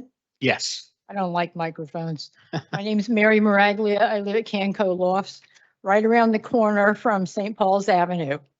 I had to laugh when an earlier speaker said this is about community, because apparently to them, community means only 3 blocks.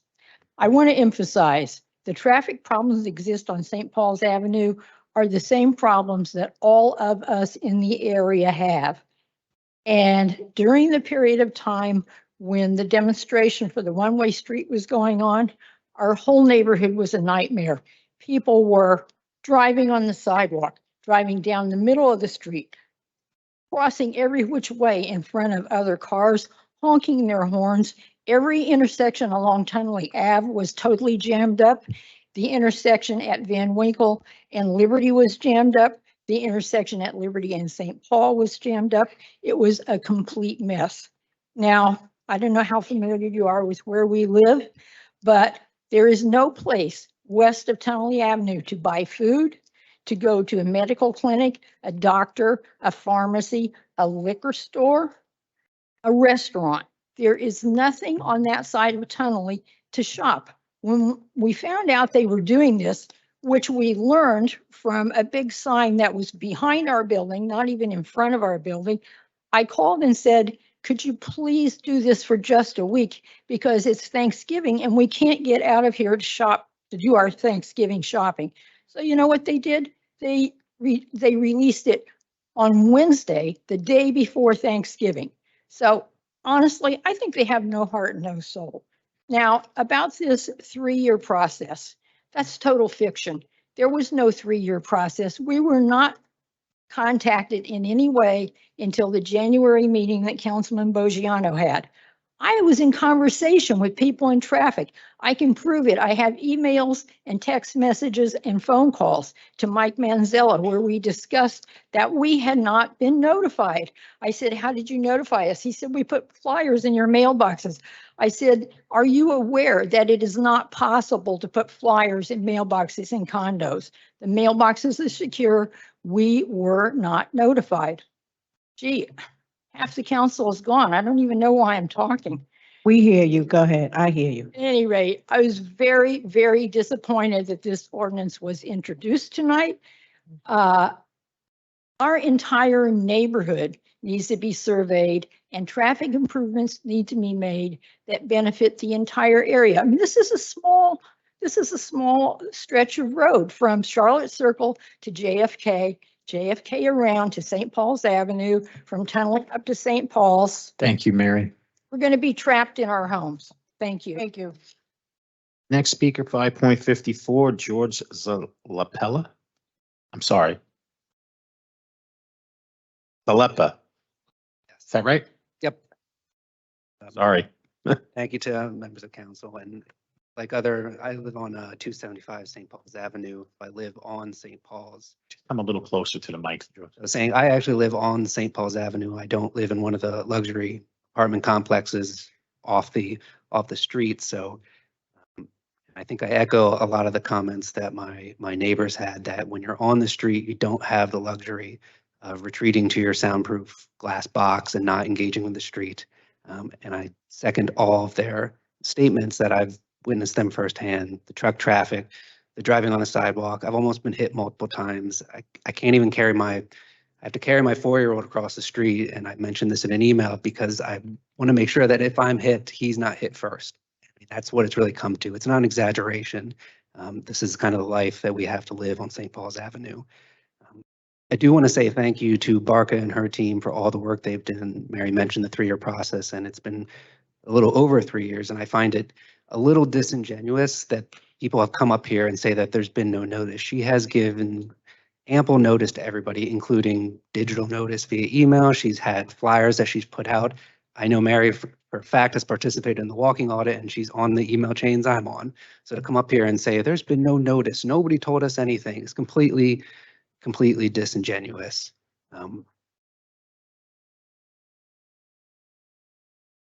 Let him speak. Let him speak. Raj, you're not gonna do that, please. I'm not gonna Let him speak. I'm not going to repeat everything that's been said. I think it's very clear. You can come down to St. Paul's and see the traffic. It's a nightmare. And it's not the residents. They're not the ones driving crazy. It's people from the suburbs, people from the city. We were featured in Bloomberg as a cut-through street. And it was specifically saying Jersey City is taking all this action to make this a better street, and nothing's been done besides some comical speed bumps on our street. And I'll just say one thing with the last minute is that I know this is a traffic ordinance, and traffic's always a hot button issue in Jersey City, but it's not just about traffic flow, it's about public safety. And it reminds me, I mean, I know I'm quite young looking, but I'm old enough to remember when, you didn't have to wear seatbelts in cars, and they passed that law. And I guarantee you, if they passed it by survey and they asked every resident in the state of New Jersey, what do you think? Do you like seatbelts? Do you think it'd be cool to wear a seatbelt all day? You'd have the same argument here. People would be saying, no, this is inconvenient, it's uncomfortable, I don't want to wear it. But what the state did was they looked at the evidence, they trusted the experts that said that this will make things safer, and that's exactly what's happening here. So I'd ask the council to consider that, in 2 weeks. Thank you. Thank you. Next speaker, 5.55, Jimmy Lee.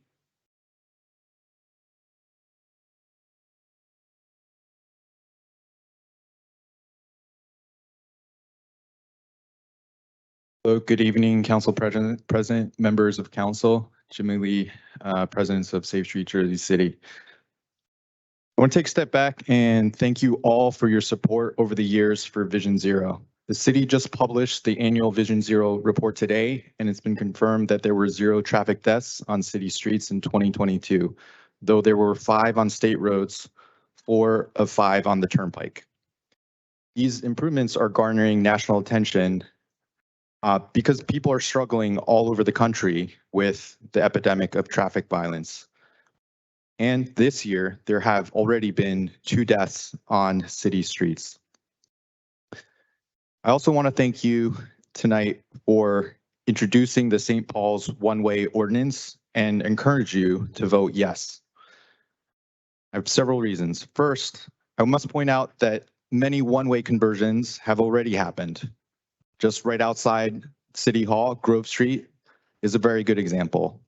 The improved safety has afforded the ability for increased opportunities for people to walk to their destinations instead of driving, for outdoor dining, and the street has increased liveliness. Right across the street from the St. Paul's Ave proposed conversion is also a fairly recent conversion in 2015 of Brooks Place and Huron Ave. I do want to just briefly read what the concerns were at that time. In a letter from the city to the county, because it is adjacent to Kennedy Boulevard, the city said these changes will restrict cut-through traffic turning onto Brooks Place from Kennedy Boulevard to access St. Paul's Ave and Route 139. As a result of these changes, there will be increased pedestrian safety in the area. In addition to the school, is the location of a large senior citizens building north of St. Paul's Ave. And so I find it, we've done many one-way conversions to the benefits of the residents, the schools on those streets. And I find it very disheartening that, I think it's disheartening to hear that perhaps one school that received a one-way conversion that made it safer for their children might oppose the increased safety for a school that it faces. And I believe, I think PS 31 deserves a safe street in front of their school, and the children and the community there deserve a safe street there, just as the community at Golden Door Charter School does as well. And I think this is something that we can do. We shouldn't think of it as Hunger Games and zero sum. Thank you. And that all deserve safe streets. Thank you. Thank you. Next speaker, 5.56, Emmanuel Morgan.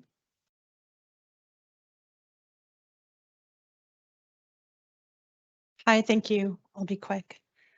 My name is Emmanuel Morgan.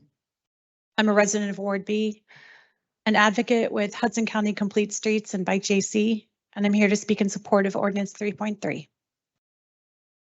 For those who don't know, Complete Streets is a philosophy of street design that ensures our public streets are accessible and available to all road users.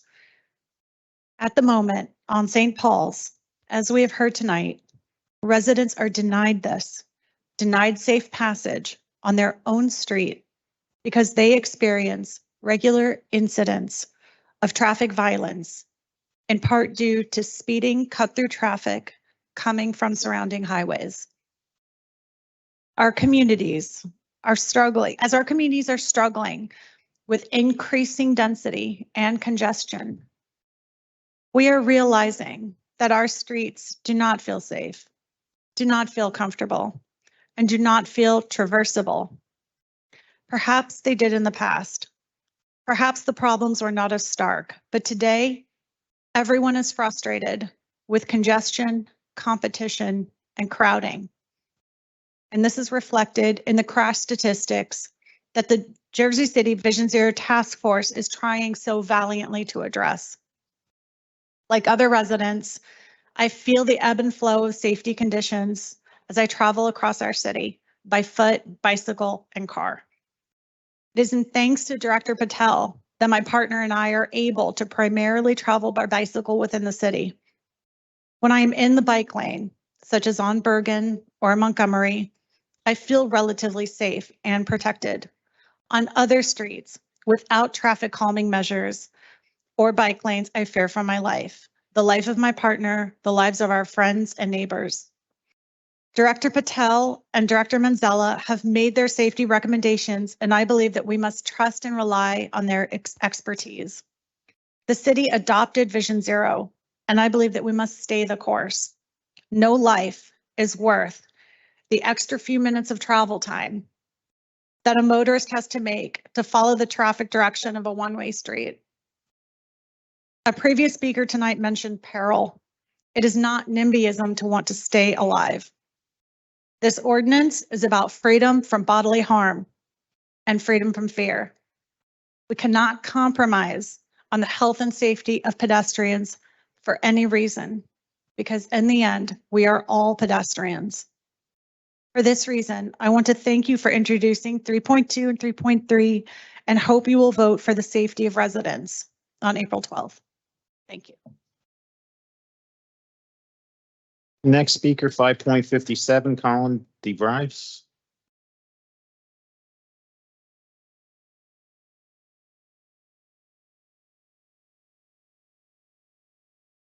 Hey there. We have a hit and run epidemic in this city with at least 10 documented cases having occurred in Jersey City since the start of 2023. We need to use every tool, every idea, everything we have control over to break this pattern of violence. As evidenced by the city's Vision Zero annual report released today, the city's hardworking team of traffic engineers have done a great job doing what is within their power to reduce deaths to zero on city streets in 2022 for the first time. And serious injuries dropped from a high of 36 in 2021 to just 8 in 2022. This is tremendous progress. We cannot let up. To sustain that progress, we need to keep moving forward. I call on you to trust your talented infrastructure team. They've proven that they can make a difference. Now let's take a step forward, not backward. Approve Ordinance 3.3 to convert St. Paul's to one-way westbound between Tunnelly and Liberty. We need to break the pattern of cut-through traffic that uses that route to speed through a residential neighborhood toward the Holland Tunnel. Drivers who live nearby will undergo a period of changing routines that will be disruptive. Change can be hard, but it is necessary to save lives. In the end, we will see that that block will become a safer place to live, which is what we all want for our communities. If we have to do it one block, one ordinance at a time to make that happen, let's do it. And I hope you will help be part of the solution and not part of the problem. Thanks so much.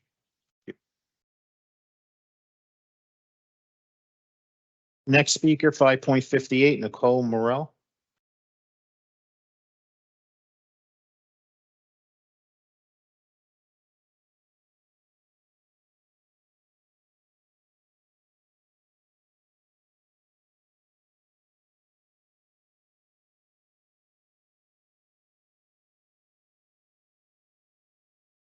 Good evening, Council.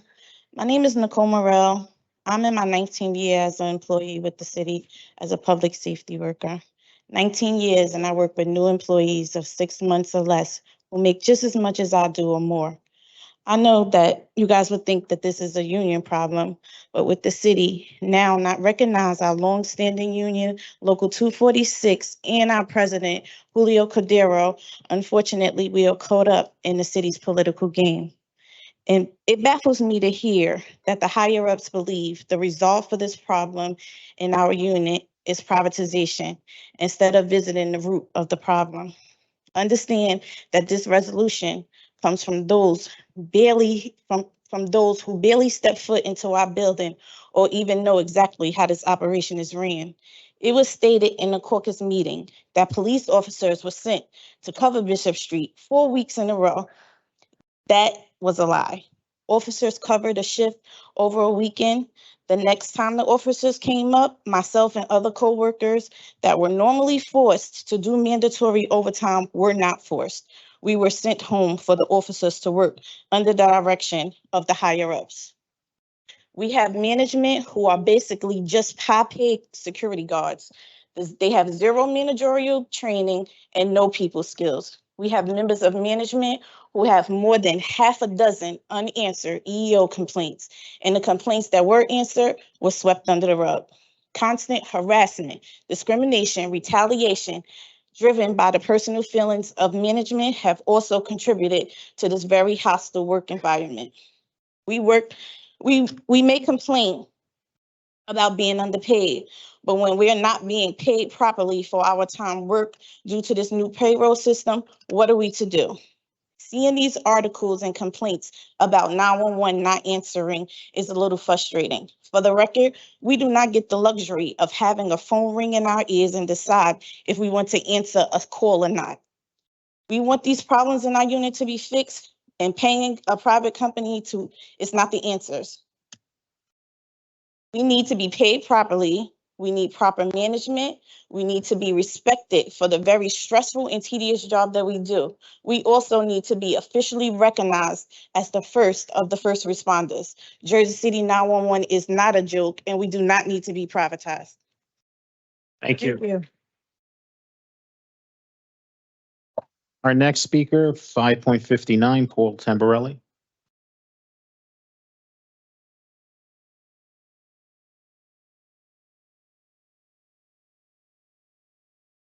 I'm Paul Tamborelli. Good evening, Council President and members of the City Council.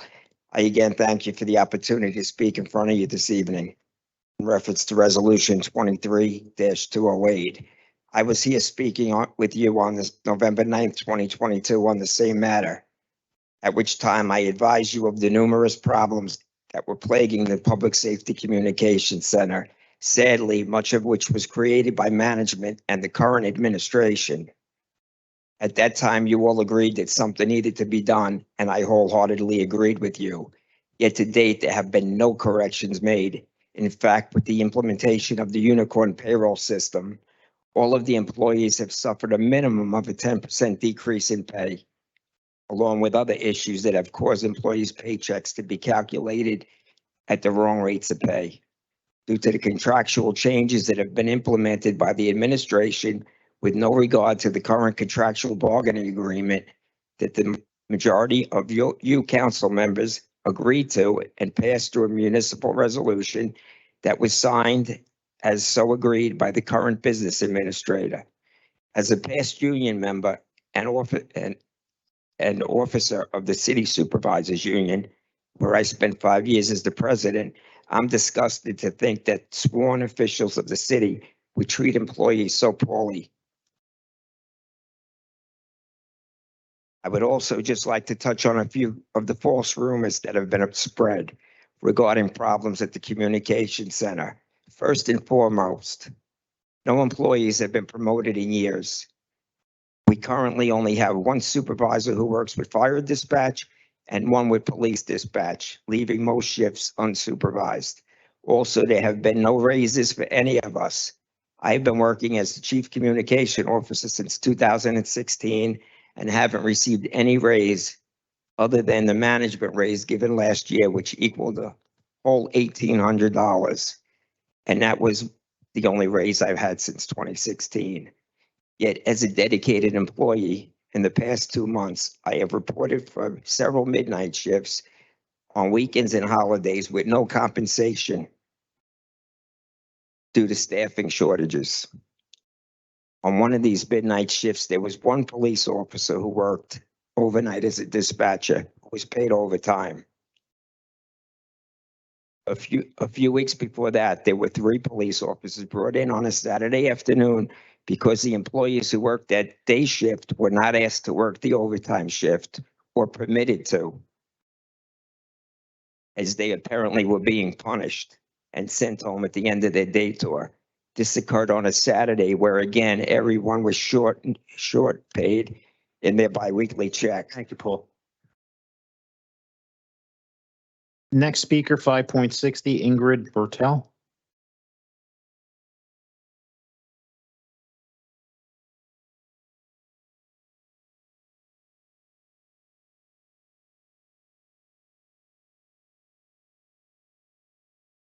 Ingrid? Just come closer to the mic and raise the mic a little bit for you. We can't hear you. You got to raise the mic. Ok, buenas noches. Mi nombre es Ingrid Boitel. Estoy aquí para apoyar para que no quiten la despensa de la escuela Lincoln, porque los pobres necesitamos ese esfuerzo que está haciendo la pastora para subsistir muchos hogares que somos pobres en Jersey City. La mayoría de las personas no tenemos trabajo, la mayoría. En este caso voy a hablar. Mi esposo está enfermo. Yo no estoy trabajando hace 5 años. Es una inmensa ayuda que nos están dando. Ahora mismo los taxes están muy altos. La renta está increíble en Jersey City. Por eso estoy aquí apoyando que no nos cierren esa despensa, porque yo soy una persona ya de adulta, o sea, necesito medicina, necesito comida y no en el hogar a veces no la tenemos. Necesitamos que nos dejen esa despensa abierta. Buenas noches. Gracias. Next speaker, 5.61, Biana Menendez. Good evening, Jersey City Council and the Mayor. My name is Bianca Mendes. I'm coming over here for the Lincoln High School food. The tax in Jersey City to expense, the rent too, the medicine, no money. It's, the food is very, very expensive. No clothes food in the Lincoln High School. The pantry food, please, no clothes. It's not in the school, it's outside. It's in the parking. I don't know what happened that people say clothes. Over here, a lot of people go pick up food because the food is too expensive. I don't know. My English is very good. I'm talking Spanish. Thank you. Thank you. Next speaker, 5.62, Samir Nozier. Good evening, everybody. I feel like terrible because these people, they stop to give the people a food, but because the people is poor and they need the food. And why they doing this? Because the people they work in job and they get a lot of money, and the other people they are poor and they stop them to give him the food. This is terrible. Believe me, this is terrible. And I feel like this country is better than our country because they take care the people for living. I don't know, believe me, I like to, this program is gonna be continuous, not stop like that. Thank you. Thank you. Thank you. Next speaker, 5.63, Nagy Hakim. 5.63. Nagy Hakim. 63? That's him. Okay, no, is that him? Oh, that's him. Okay, go ahead. محتاجين المكان ده عشان ناخد منه. محتاجين المكان ده عشان ناخد منه.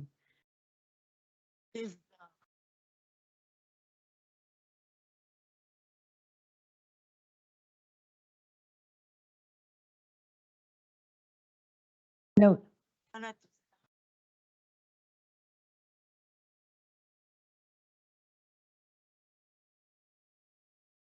Speak in the mic too. We can't hear. That's. Yeah. Speak English, that's why I speak to you Arabic. Understood. Okay. But we couldn't hear you before. That was why. Oh, sorry. That's okay. Believe me, God bless America. That's right. Thank you. But we know he's upset. He don't want the pantry to close, right? We don't want to, yeah, ban to Yes, yeah. No. Okay. Okay. All right. Thank you. Thank you. God bless America, America, America. Believe me. She take care of the persons Okay, to live. Thank you. thank you. Okay, our next speaker, 5.64, Sylvia Ellen. Good evening, gentlemen, councilmen, and ladies.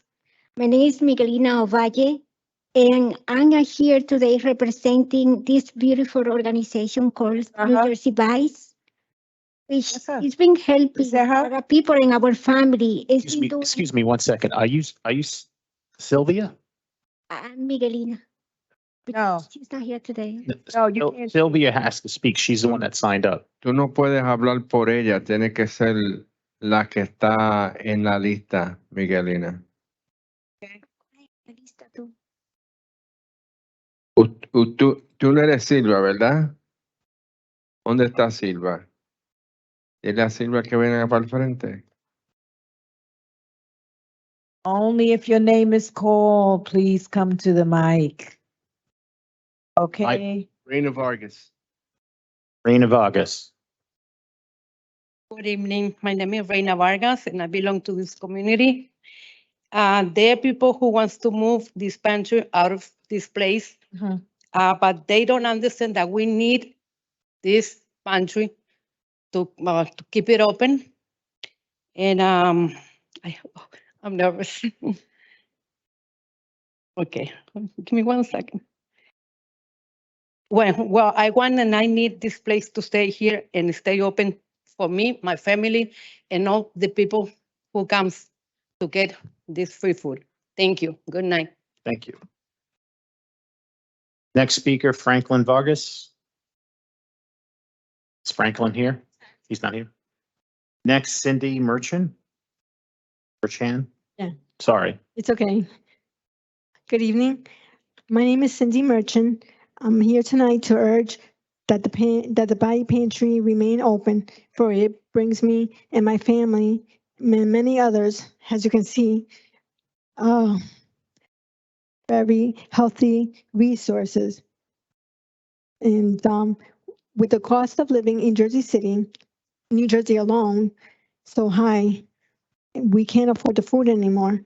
Along with medication, I myself am disabled. My father has cancer. We need to have healthy food, which the pantry provides. They give us what we need and everything else that my home may need. And I want them to still remain open. Thank you. Thank you. Thank you. Next speaker, Yvonne Delgado. Good evening. My name is Yvonne Delgado. I'm here supporting this organization, The Bite, which has become my family. I'm a mother of a college student. Not only I lost my husband, but my employment of 30 years as well during the pandemic frame time. That's when I started receiving resources from this organization. I don't know how I would feed my household without their support when prices, taxes, and bills are sky high. We need this organization to remain open so families like myself could survive. Thank you for your time. Thank you. Next speaker, 5.69, Iris Rivera. Iris is not here. Okay, 5.70, Tony Bruno. Tony? Tony, you could just raise the mic. Oh, the mic, is that better? Okay. Hello. I just here to tell you to please leave the bite open. They help us with the food because food is so expensive now. Thank you very much. Thank you. Thank you. Next speaker, 5.71, Michael Coleman.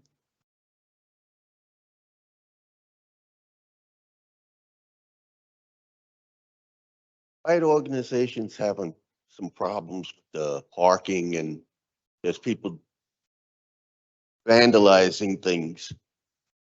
I'm the driver. I do the pickups and stuff. They really do a lot of work. There's a lot of working people that are starving. You have the rent control problems, but there's also, they have to eat. And that's what we're doing. We work hard. And we try to do it without causing problems. You know, but there are people in the neighborhood that are. Just 1 minute. Could you please step out so we can hear them? I know kids is gonna be kids. Can you hear me now? Yeah, go ahead. Okay. So what we need is a bigger place, really, but we're making do with what we have. Mhm. So appreciate whatever you can do to help. Thank you. Have a good night. Thank you. Next speaker, 5.72, Carol Soto. Not here. Next speaker, 5.73, Guadalupe Aguilar. Buenas noches a todos. Mi nombre es Guadalupe Aguilar. La comida la necesitamos en casa. Tengo 8 personas en mi casa y muchas gracias. Thank you. Thank you. Next speaker, 5.74, Evan Lee Smith.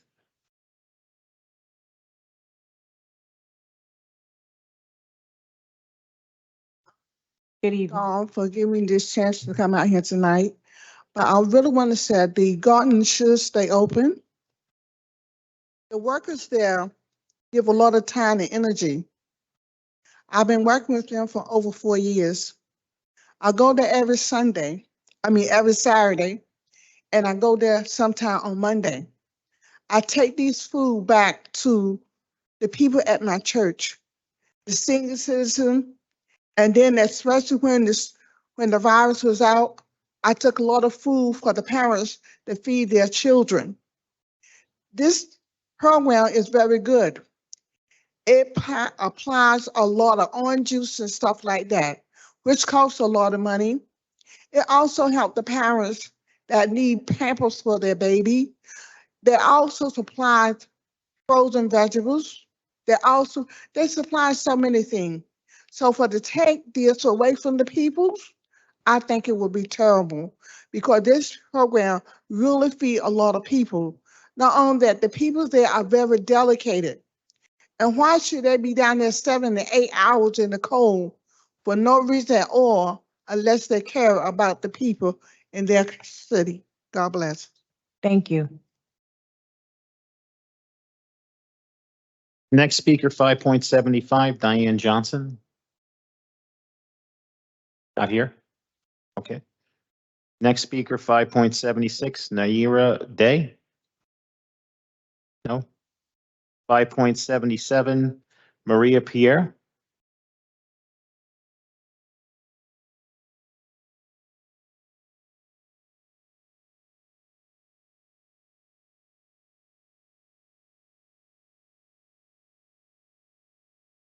Good evening, everybody. My name is Marie Pierre. I'm coming to speak on behalf of the BITE organization with the food pantry. You know, all I'm asking you to keep the BITE food pantry open so the community can be fed because they're doing a great job. Not only with the food, even for the babies and the adults, they have diapers, they have formulas, so everything is so expensive these days. So you have to put your feet in their shoes to understand what's going on. You know that. Thank you. I hope the vote is they're voting for you, but you become their voice to speak out for them. Thank you. Thank you. Next speaker, 5.78, Mariana Chahoy. Try you one. Working on it. Good evening, member of the council. I'm here to ask, I'm here to advocate, so to speak, on behalf of the BITE organization and urge you to either help us keep this location open or help us have the community garden or find a solution instead of just closing it. Yeah. We really need it. Everybody that goes there, don't go there we all swallow our pride, you know. We all need to feed our family. We have sometimes to make choices between buying food, medicine, paying rent, etc. So we all just need a little help. And like I always say to people, we all, including y'all, sometimes one paycheck Right. from being homeless. So we all really need to work together and trying to find a way to make a way. Thank you. Thank you. Next speaker, 5.79, Rosa Velez. Good evening, City Council. I am Ines Felix. I am here because I say thank you, the Pastor Blaine, because everybody doing good job. The city need food. The city need pamper. All children need milk. A lot of people very, very hungry. I am pastor too. Thank you, Miss Blande, because she helped you me and everybody go to my church. The people very, very, very poor. He need food. And a lot of people coming because very, very hungry. Please don't close the pantry. Thank you. Thank you. Thank you. Next speaker, 5.80, Anna Mercan. Is Anna here? Same. Anna? No? Okay, thank you. 5.81, Jeremiah Sanchez.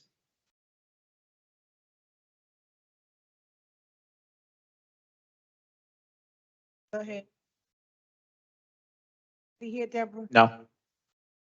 Next, 5.82, Javier Sanchez. Good evening, City Councils. My name is Javier Sanchez. I'm here to support the pantry at Lincoln High School. I see God in Miss Blend, the pastor actions. It's hard to believe, but there's hunger. It shouldn't be hunger in this country, the richest country of the world. I think those people who want to close this pantry, they act in selfishness because we are poor people. We eat out of this pantry. And some people are jobless and other people are sick. Remember, some people forgetting already about the pandemic. And this is a source of food and a good source of other items that are necessary at home. Thank you very much. Thank you. Oh, let them finish. Let them finish and then we'll Okay, ask yeah. them. Next speaker, 5.83, Jacqueline Sanchez. Jacqueline here? No? Next, 5.84, Maria Velez. No? 5.85. It's a Councilman. Beverly's Gibbons. Nope. And me again, Councilman. 5.86. Graciela Sanchez. Jazia Rifku.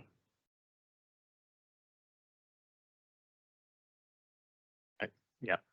Okay. Good evening. My name is Shazia Rafiq, and this man, Ferdal Hernandez Rosa, was was sent to court on March 26, 23 for putting hand on Vera Bland. A lot of people come to see justice. He still harass and all workers in pantry. Our community need food and this man is guilty again. He's in court again, so please help us keep Bite safe. Thank you. Thank you. Thank you. Next, 5.88, Rondell Royer. Good evening, council. Good evening. I'm here from the base of the Lincoln Pantry. I mean, it's real. Get your mic closer, sir. Bring it up a little. Up there you go, sir. Yeah, it's real simple. We're talking about food. We're talking about people. We're talking about post-pandemic. We're talking about people who cannot work now, cannot find enough money to feed their family. Eggs are $5. This is not good for anybody. If you're talking about children, wanting to feed the children to make them grow, you're talking about families that can't support themselves on their own, they need help. And by closing or moving this pantry from Lincoln High School, it's not a good thing for anybody, including the children. And if anything you want to think about is the children getting their proper nourishment, getting the proper food that they can get. And this pantry supplies that for them.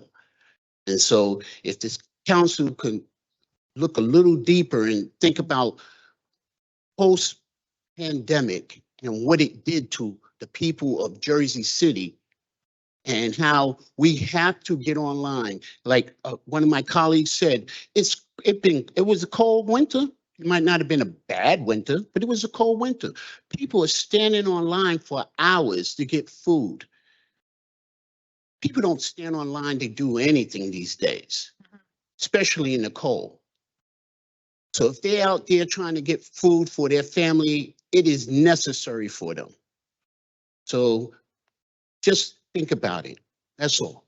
Thank you. Thank you. Next, 5.89, Shirley Edwards. On in their respective place. Earlier, I heard you speak about retirement. I am a retiree. High taxes, high public service, insulin dependent. And then now the food pantry, you go there to get something to eat and they're talking about closing it down. So I thought when I retire, it's going to be time to enjoy my retirement after working 35 years, 2 jobs. So for the food, please don't let's have to fight for everything. I'm already fighting for everything. Don't let me continue fighting. So please, please, at least let me eat.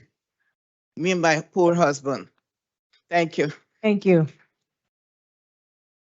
Our next speaker, 5.90, Maggie Branch. Good evening, City Council. Good evening. My name is Maggie Branch. I live in Jersey City. I own my home in Jersey City and I pay taxes. I'm here in support of the Bite Food Pantry and Distribution Center. And I would like to see Bite remain open. You have senior citizens that are juggling with paying their rent, buying food, or buying medication. And to close this pantry would really be a disaster. And you're also speaking of children. You have children that parents are not making enough money to put the food that's needed on the table. Those children are falling behind in school because they don't have the nourishment that they need in order to grow. If you close the food pantry, what's going to happen? You're going to have a disaster. You're going to have people fighting for food because they don't have jobs already. They've cut back on jobs. They don't have the money they need to put, like I say, to pay the rent, put food on the table, and buy the necessities for their children. If you close the food pantry, you're going to have people fighting in the street for food because where are they going to get it from? if they can't afford to go to the supermarket to buy it and you close Bite down. It's true. I'm also in support of opening the Astor Garden. Thank you. Thank you. Next speaker, 5.91, Deborah Alston. Good evening, everyone. Good evening. We hear everybody talking about keeping the Bite Food Pantry open, which is very important for our community. I would like to thank my councilman, Frank Gilmore, for helping us with the parking situation on that Zoom meeting, because we had like 7 neighbors complaining. Instead of they coming to us with the how we get a solution to the problem over the parking. The parking is a Jersey City problem, not the Bite Pantry food problem, because we always obey the law by getting those signs every week from the parking authority. The parking authority now putting the signs up for us.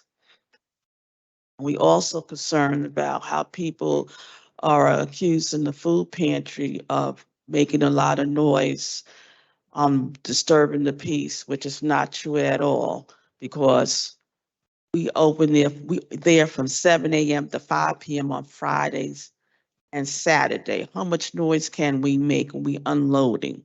We are not making any noise at all. We very respectful for our Lincoln High School area where we have our food pantry at.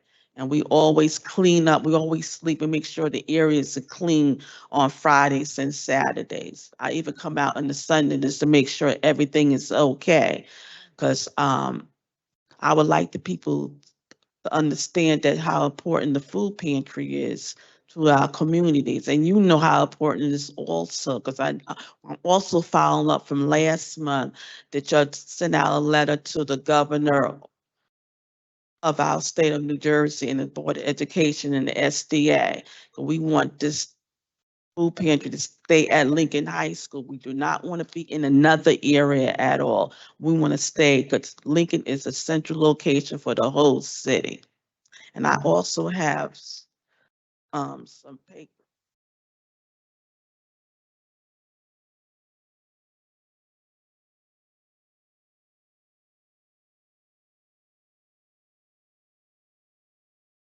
It seemed to really help us out a lot on the Zoom meeting, putting Zoom meeting together.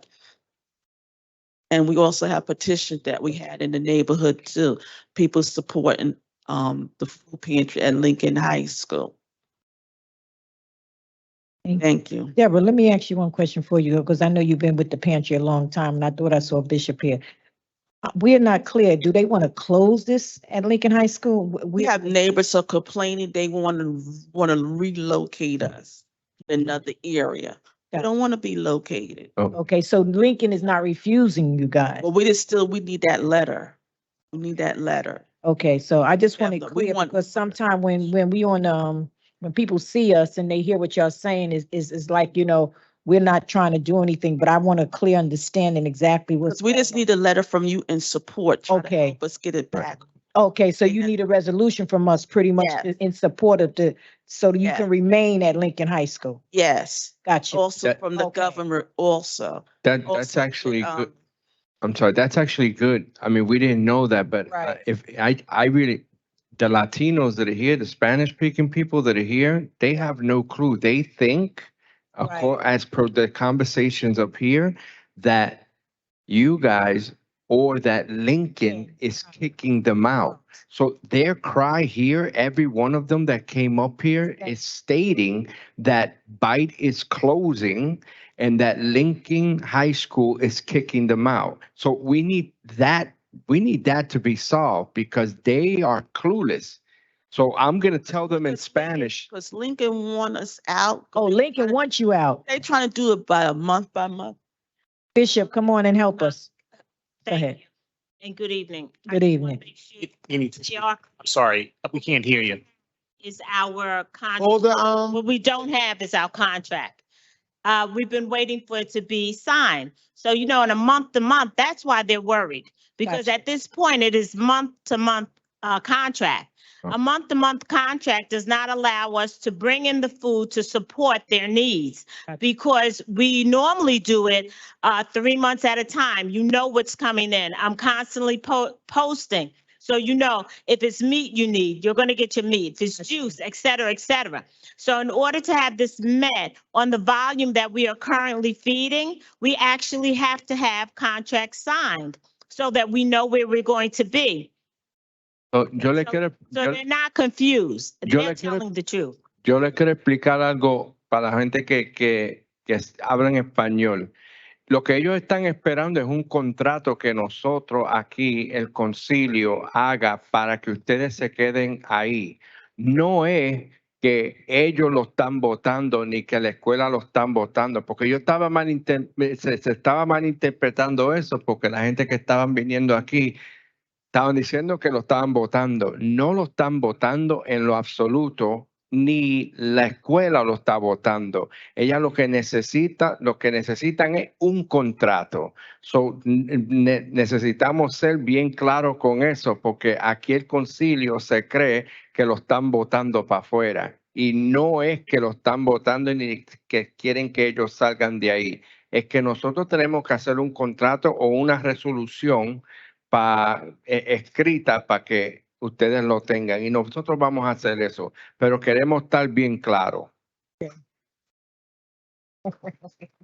That is not necessarily true because they are at these meetings, so they hear what they're saying. Right. Without the contract being signed, we are not there because month by month means at any time it is closed. So So that's as right. they stand in the cold, in the snow, in the rain, without bathrooms, they know what they're talking about. They told you this out of their own mouths. I don't want to give them false hopes because without a contract, we're not going to work against the law. And That's who what- has well, to that's- sign the I'm sorry. contract? Board of Ed. The contract is signed by The Board of Ed or is it contract the at school? Lincoln High School needs to be signed by the president and supported by the board. Got you. The contract of the garden needs to be negotiated with our state. So el contrato que necesita estar firmado tiene que estar firmado con el board de la escuela. Entonces, segunda resolución tiene que estar firmado por el Estado. No sé. So she's asking why they haven't signed it, but that's a different story. That's a different story. Yeah. Yeah. Okay. So Porque you no need es a resolution no from es el us. concilio pero nosotros vamos a hacer una resolución para ustedes. So you're doing a resolution for them. Thank you for making it so simple. Thank you. Thank you. Thank you. Okay, and our last speaker, 5.92, Jonathan Davis. Is Jonathan here? Okay. We'll be patient.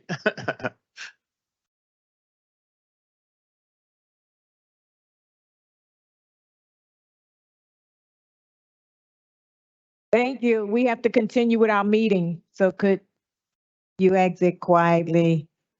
We still have a couple of speakers to get, we have one speaker to get through, so if we can just exit quietly, everyone respected you when you were speaking, so please respect their current speaker. Thank you.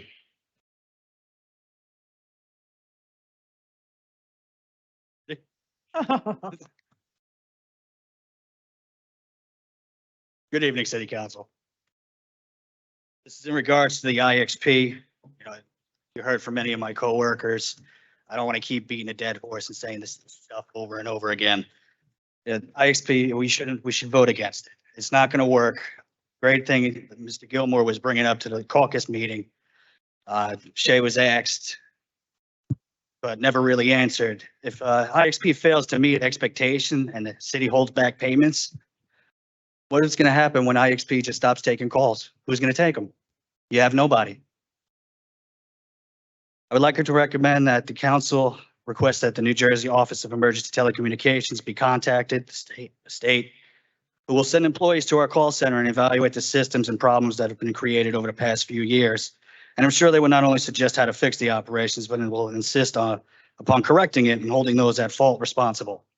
Director Shea, Director Moody, and Director Baker all need to go. Eric Deshay stood up here and lied, saying that there was 4 directors within 10 years. I've been here almost 8. We've had the same director. That there was cops in dispatch. They purposely put them there and told us to go home. They're trying to sabotage us. Another person that was standing here lying about our pay was Mr. Metro.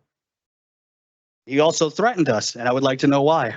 Don't point to him, just speak to the council, okay? All right. You're here to speak to us. I thought I was allowed to speak to everybody. No, I no, apologize. just us. But I would like to know why a business administrator is threatening city employees for reaching out to you guys.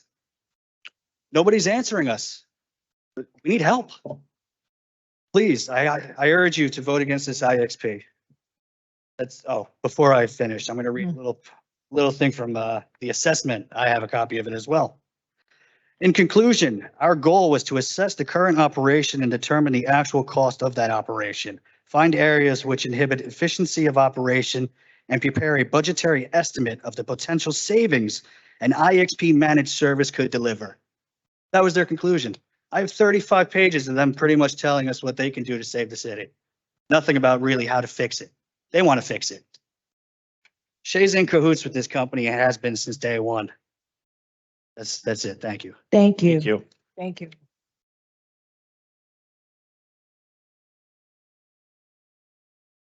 Okay, that concludes our public speakers.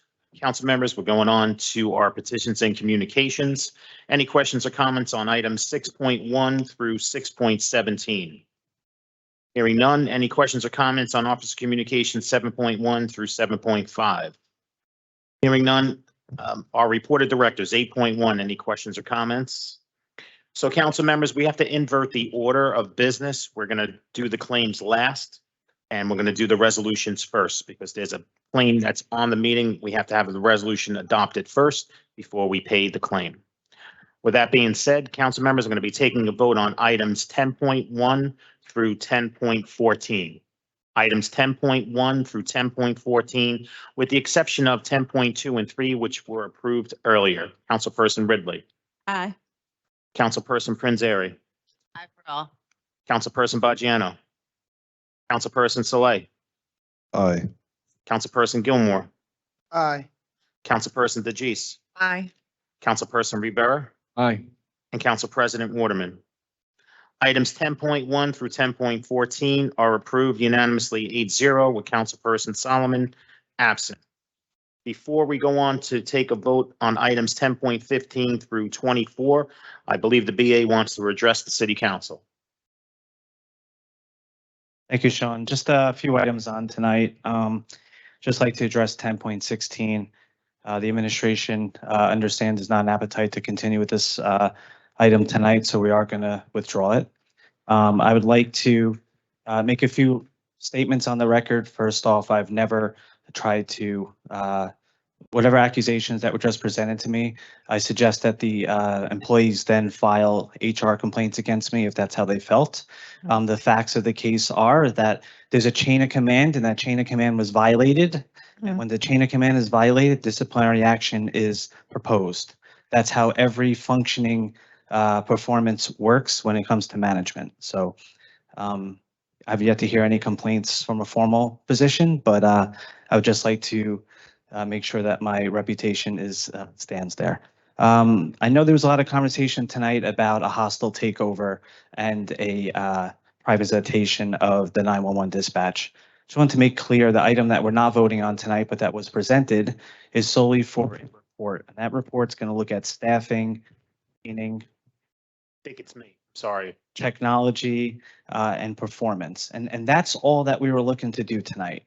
If there wasn't a second step in which we were going to proceed with outsourcing, let's be the shirt. That would come back to council and we'd have this whole parade again. So, that's a separate thing. And if we do, come back and consider this report again, Don't yell out. Come on now. We at the end I'll of the continue night. to be respectful, as I wish others would. But the 2018 report that everyone's citing is a $30,000 report. It was not a comprehensive report. That's why this report is almost 8 times that cost, because this will look at every intricate part, including as we move to a new building, we need technology for the 911 system, and that will be facilitated in this report. So that's why it's more expensive. That's why it's more detailed. It's why it costs more. I know there's some conversations about talking to the state about having them do the report.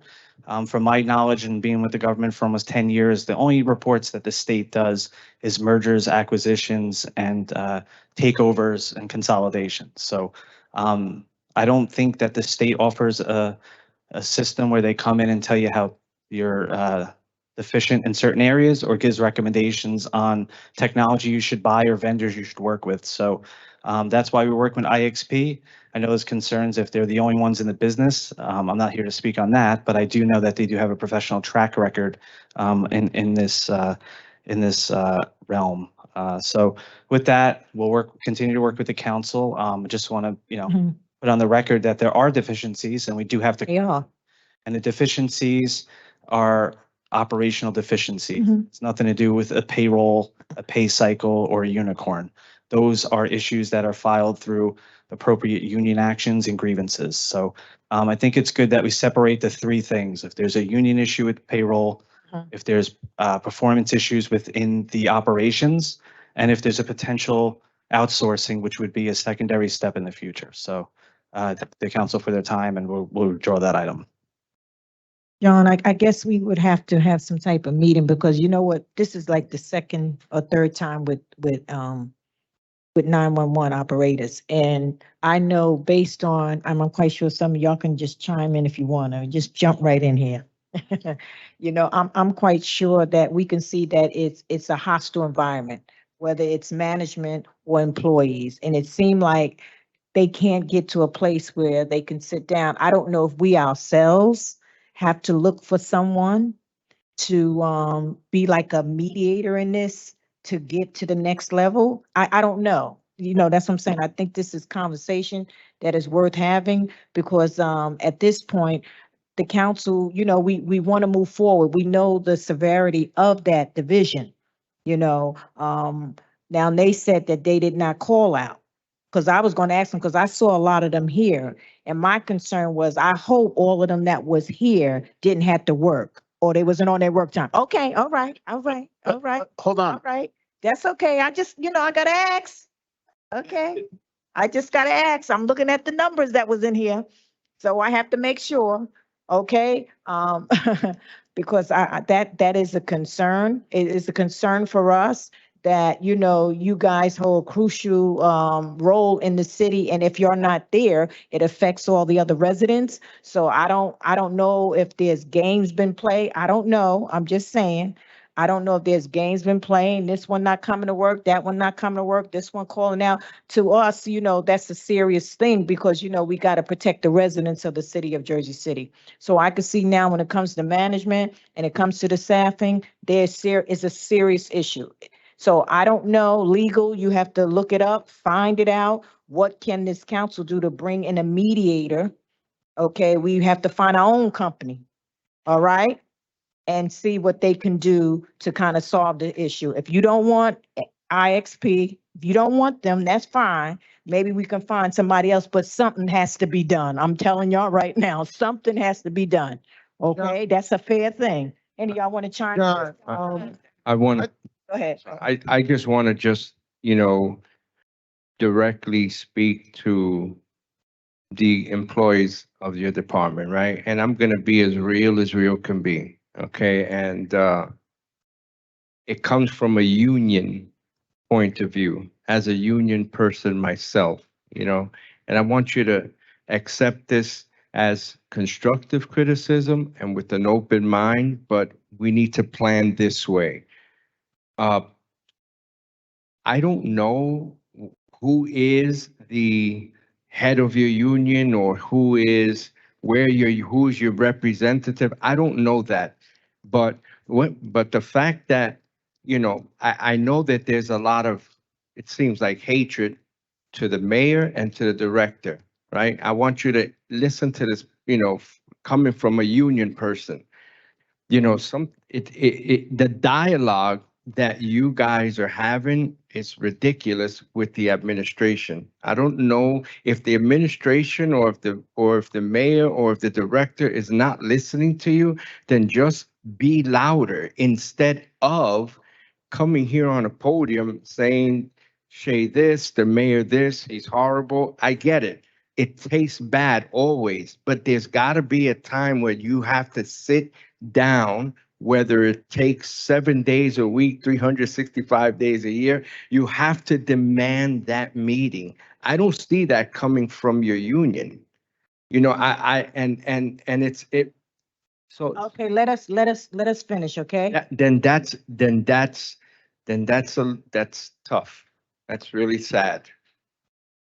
Hey, Okay. So Go ahead. I just want to say before we continue, council members, everyone was very respectful when you guys were up here speaking, when the council's speaking and addressing members of the public, we have to be respectful for them as well.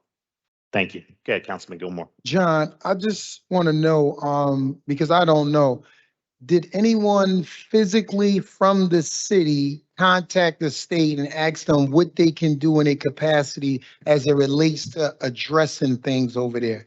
Did anyone physically do it? I would have to ask the director in charge, Jim Shea. He's not here to speak on it tonight. I know I didn't because You did or didn't? I did not, because it would be Okay. the purview of the director. Okay.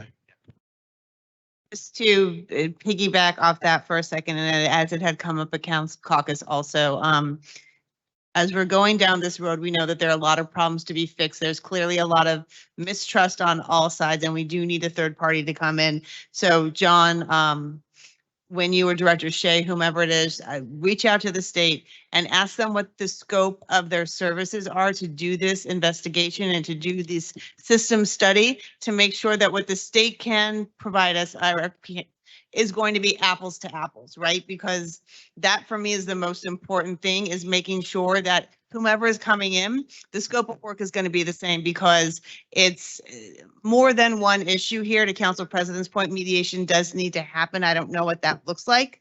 I know that when my father-in-law had the teachers union, they had some very difficult conversations. And oftentimes the only way that they could get even close together was bringing in that mediator. So again, that's not council purview, but please do that is my recommendation and that is my request, that when they do speak to the state, to find out what scope of services are provided. Because if they're just coming in to tell us that we need to consolidate or we need to do something that we already know, that is not fixing the problem. And then in the meantime, if there is another company that can do this, I do think that that should be explored. Yeah, absolutely, Councilman. I think that we could share the scope of work that we're looking to perform here with the state and get some feedback on it. As I mentioned a little earlier, not to reiterate, but it was kind of broad view overview. What they take a look at is like the merger in Princeton, right? Like 3 townships together and how they could work together on the same system. But I'm not saying they can't do it, so we'll take a look at it. John, why don't you ask them why we're the only major city in the United States of America that doesn't have a real police chief? We have a civilian running the police department. Oh, Councilman, I'm not going to answer that, but I think this is a civilian issue at this point. Okay. All right, we pretty much gonna go. Okay. So council members, I'm going to be taking a vote on items 10.15 through 10.24, with the exception of 10.16, which has been withdrawn. Councilperson Ridley. Aye. Councilperson Prinzary. Aye for all. Councilperson Bajana. Aye. Councilperson Slay. Aye. Councilperson Gilmore. 10.15 through 10.24, with the exception of 10.16, which has been withdrawn. Thank you. Councilperson DeGise. Councilperson Rivera. Aye.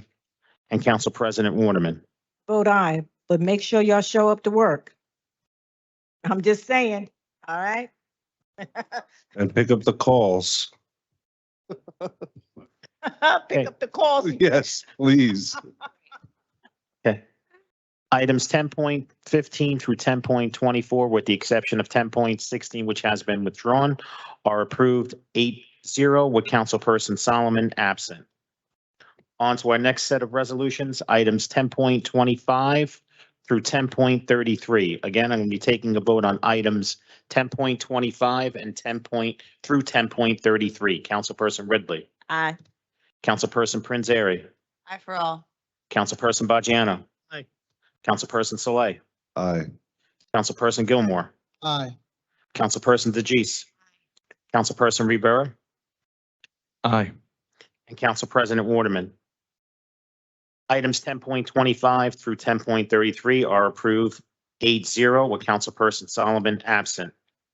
On to our next set of resolutions, items 10.34 through 10.43. Again, that's items 10.34 through 10.43. Councilperson Ridley, Abstain on 10.40, aye on all the rest. abstaining on 10.40 and aye on all the rest, correct? Thank you. Councilperson Prinzary, Aye for all. Councilperson Bajano, Aye. Councilperson Saleh, Aye. Councilperson Gilmore,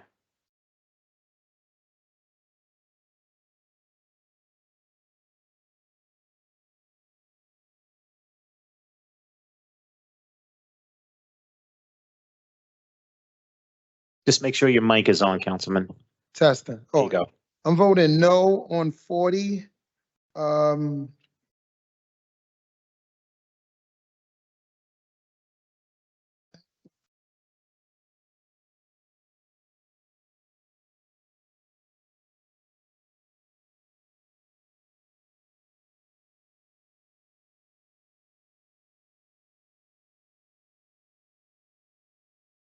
That other, the tax man was on here? I think it's further down. Oh, it's further down. Yeah, we're going from 1034 through 10.43. Oh, okay. Yeah, so I'll vote no on 40 and I'll vote aye on the rest. Thank you. Councilperson DeJeece, Councilperson Rivera, Aye. and Council President Waterman. Okay, if you can just allow me to recap. Items 10.34 through 10.39 are approved 8-0 with Councilperson Solomon absent. Item 10.40 is approved 6-1-1 with Councilperson Gilmore voting no and Councilperson Ridley abstaining. Items 10.41 through 10.43 are approved 8-0 with Councilperson Solomon absent. For the balance of our resolutions, items 10.44 through 10.50, actually 10.44 through 10.49, 10.50 was approved earlier. Councilperson Ridley, Aye. Councilperson Prinzary, Oh. Councilperson Bajano, Councilperson Saleh, Aye.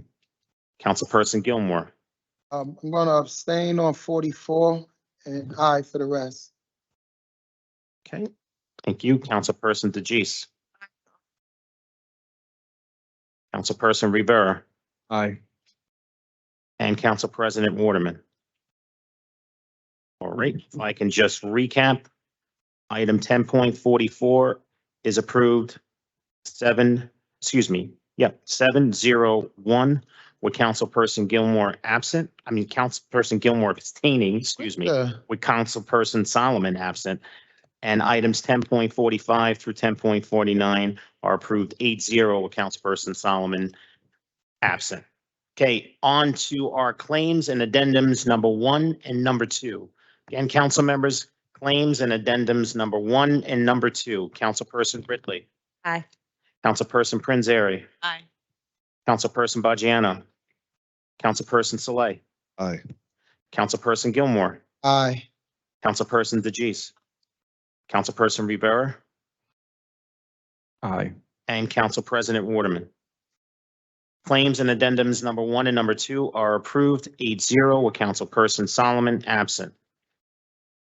And may I say the magic words? May I have a motion? Adjourn at No. 10:32 PM. Motion. The motion was made by Councilperson Saleh, seconded by Councilperson Prinzary. On the motion to adjourn at 10:32 PM, Councilperson Ridley, Councilperson Prinzary, Councilperson Bajano, Councilperson Saleh, Aye. Councilperson Gilmore, Councilperson DeJeece, Councilperson Rivera, and Council President Waterman. We are adjourned at 10:32 PM. Thank you so much, everyone that was present and still present now. And everyone watching at home, remember, teamwork makes a dream work. Have a great night. Stay safe. And the motion carries 8-0 with Councilperson Solomon absent. Have a great night.